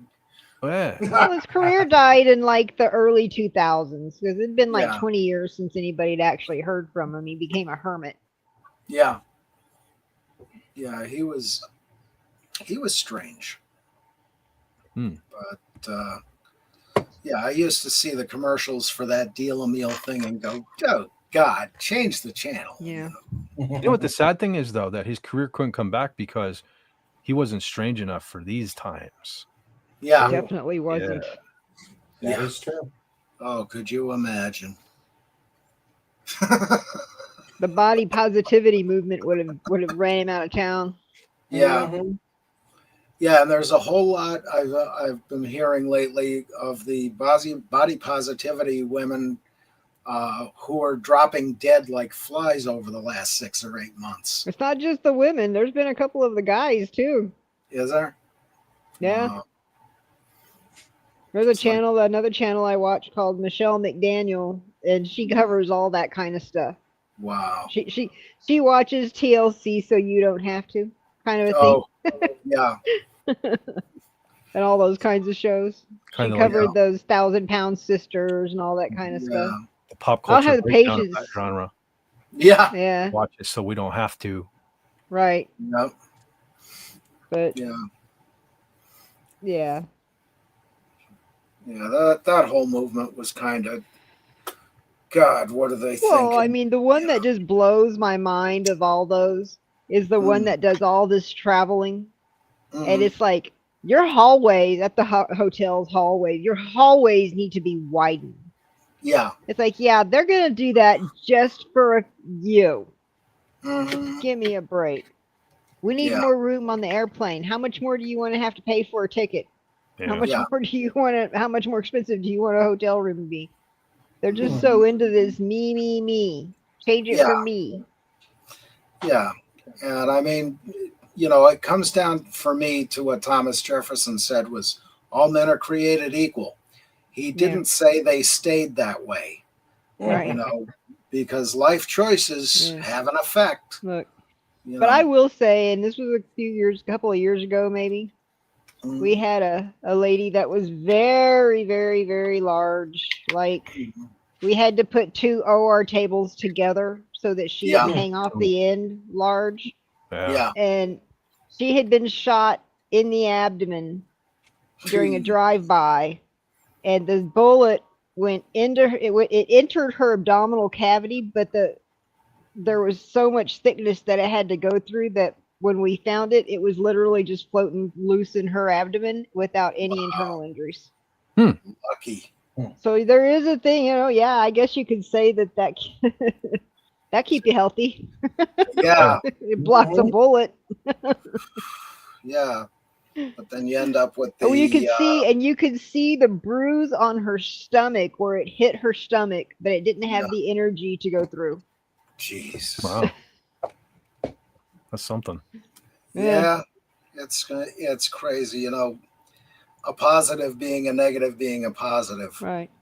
And people want to, you know, I'm not going to preach to anybody about whatever's, if you're comfortable at your size, hey, you do you. Yeah, You know, that's all I Yeah. believe in. But yeah, because this movement is, they're sitting there with oxygen on the, wearing oxygen and talking about how healthy they are yeah, with oxygen. yeah. Sandra sighting. Oh, Sandra. And reciting. But yeah, it's one of those things. People are going to make up their mind one way or the other, and you really can't force them to change. It's got to be No. their own decision. They have to. They have to do it themselves. Absolutely. Agreed. Yeah. I can't squawk. Yeah, I learned the hard way this week. Yeah. yeah. But Well, hopefully you can just get back on your thyroid medication and you'll start feeling better. Yeah. Yeah. Because those are all the symptoms of a thyroid. yeah. So Ouch. Oh. So there's that. All right. Well, I guess with that, we're just about there. Chat's kind of dying down, so I guess it's a good time. Yeah. Just Well, wanted to. What's that? Hold on a second. If I get, let me. I tried sending this to you. Oh, the pics. Yeah, I never got it. I never got a text. I texted it. Well, let's see. Oh, now I got it. Oh, now you got it. Well, I was going to share it, so if you don't mind. All right. Yeah, you might as well, because until I download it and send it to myself. Yeah, you can do that.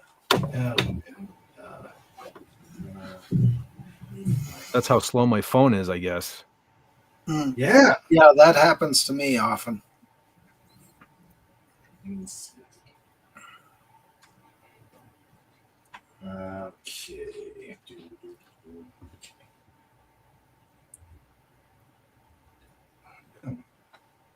Raymond, just a heads up too for tomorrow. I don't know. I still have the free StreamYard, but like I thought I had this thing all set up, and I'm like minutes away from going live, and I realized they changed like the branding stuff and all. Like, you know, I have the green bubbles with our names in them and stuff, and like all of that was just gray, and I defeated a whole different way of doing it now. So just a heads up, you might want to go in the studio a little early tomorrow.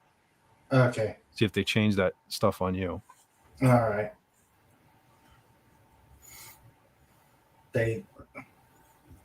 I hope they didn't do a lot because, I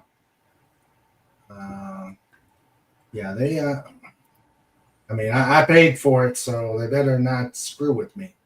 Yeah. Well, I think it was an update. You know how they upgrade everything? Oh, and yes. make it worse no matter what it is.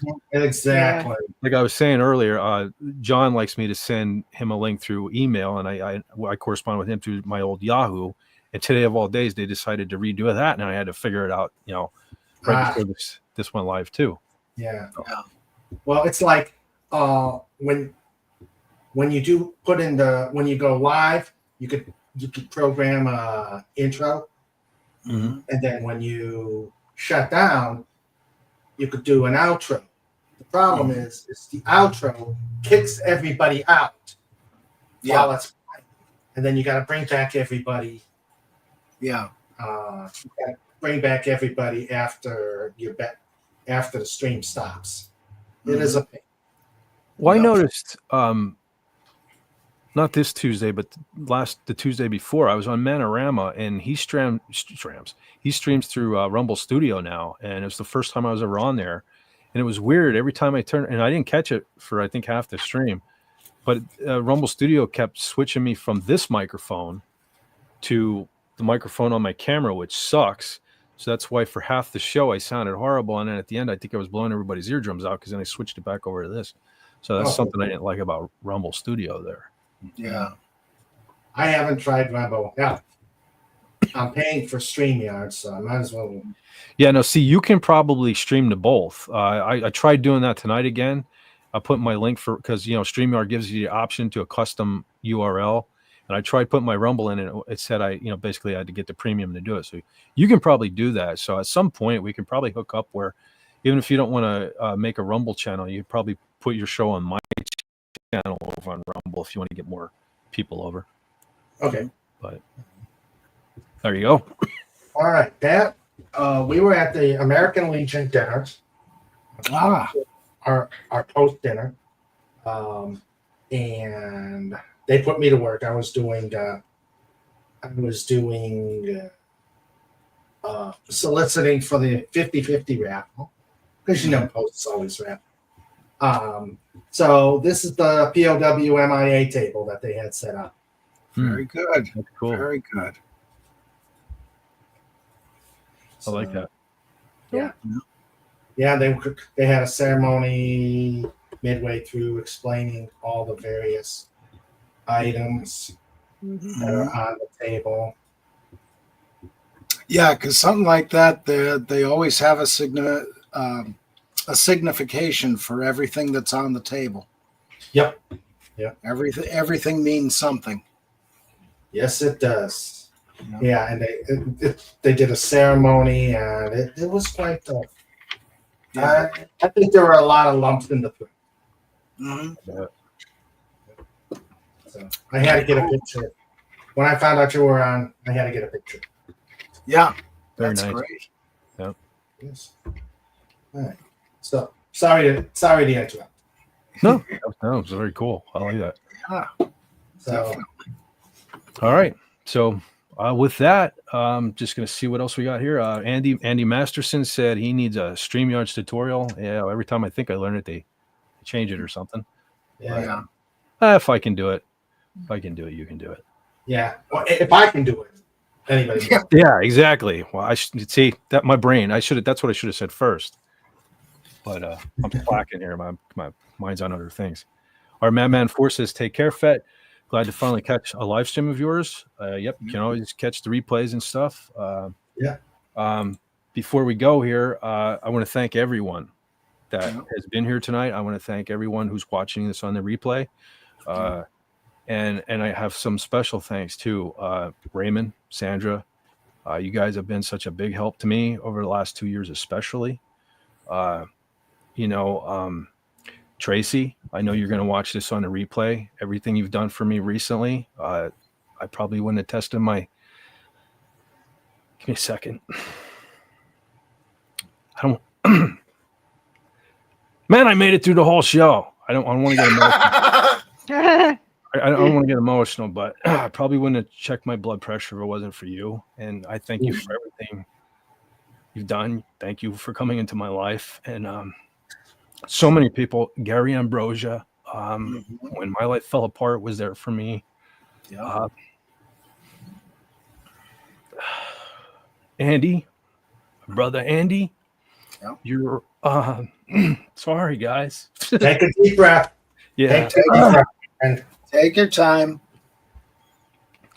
Andy, you're always checking up on me on Twitter and Instagram and sending me funny stuff, and I appreciate it.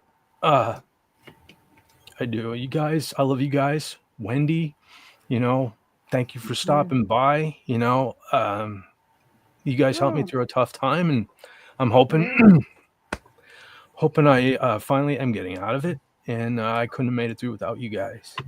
Yeah. it gets better. I hope you give me a follow-up and let me know how it's going. I will. It takes time. Take it one day at a time. Yeah. Just remember the baby steps are important. Yeah. All right. And remember, I'm just a couple of miles up the road, so. I know that, brother. I know And I'm a phone call away. that. Yep. Andy says, I'm always here for you, brother, whenever you need me. I'm there, and you have been. Thank you. Shit. I'm supposed to be the evil genius. I can't be doing this stuff. Sorry. It's all right, man. It's all right. Yep. All right. I'm going to go before I make a bigger ass out of myself. So I'm going to Bye, everybody. Take care, everybody. thanks for stopping by, everybody. And Yep, see you all later. Hope to do this again Yep. sooner than Yep. later. Yep. Stay cool. Not that you could get much cooler than you are, because you guys are the coolest guys I've ever known, and girls. And thank you. So, fed out. Take care, man.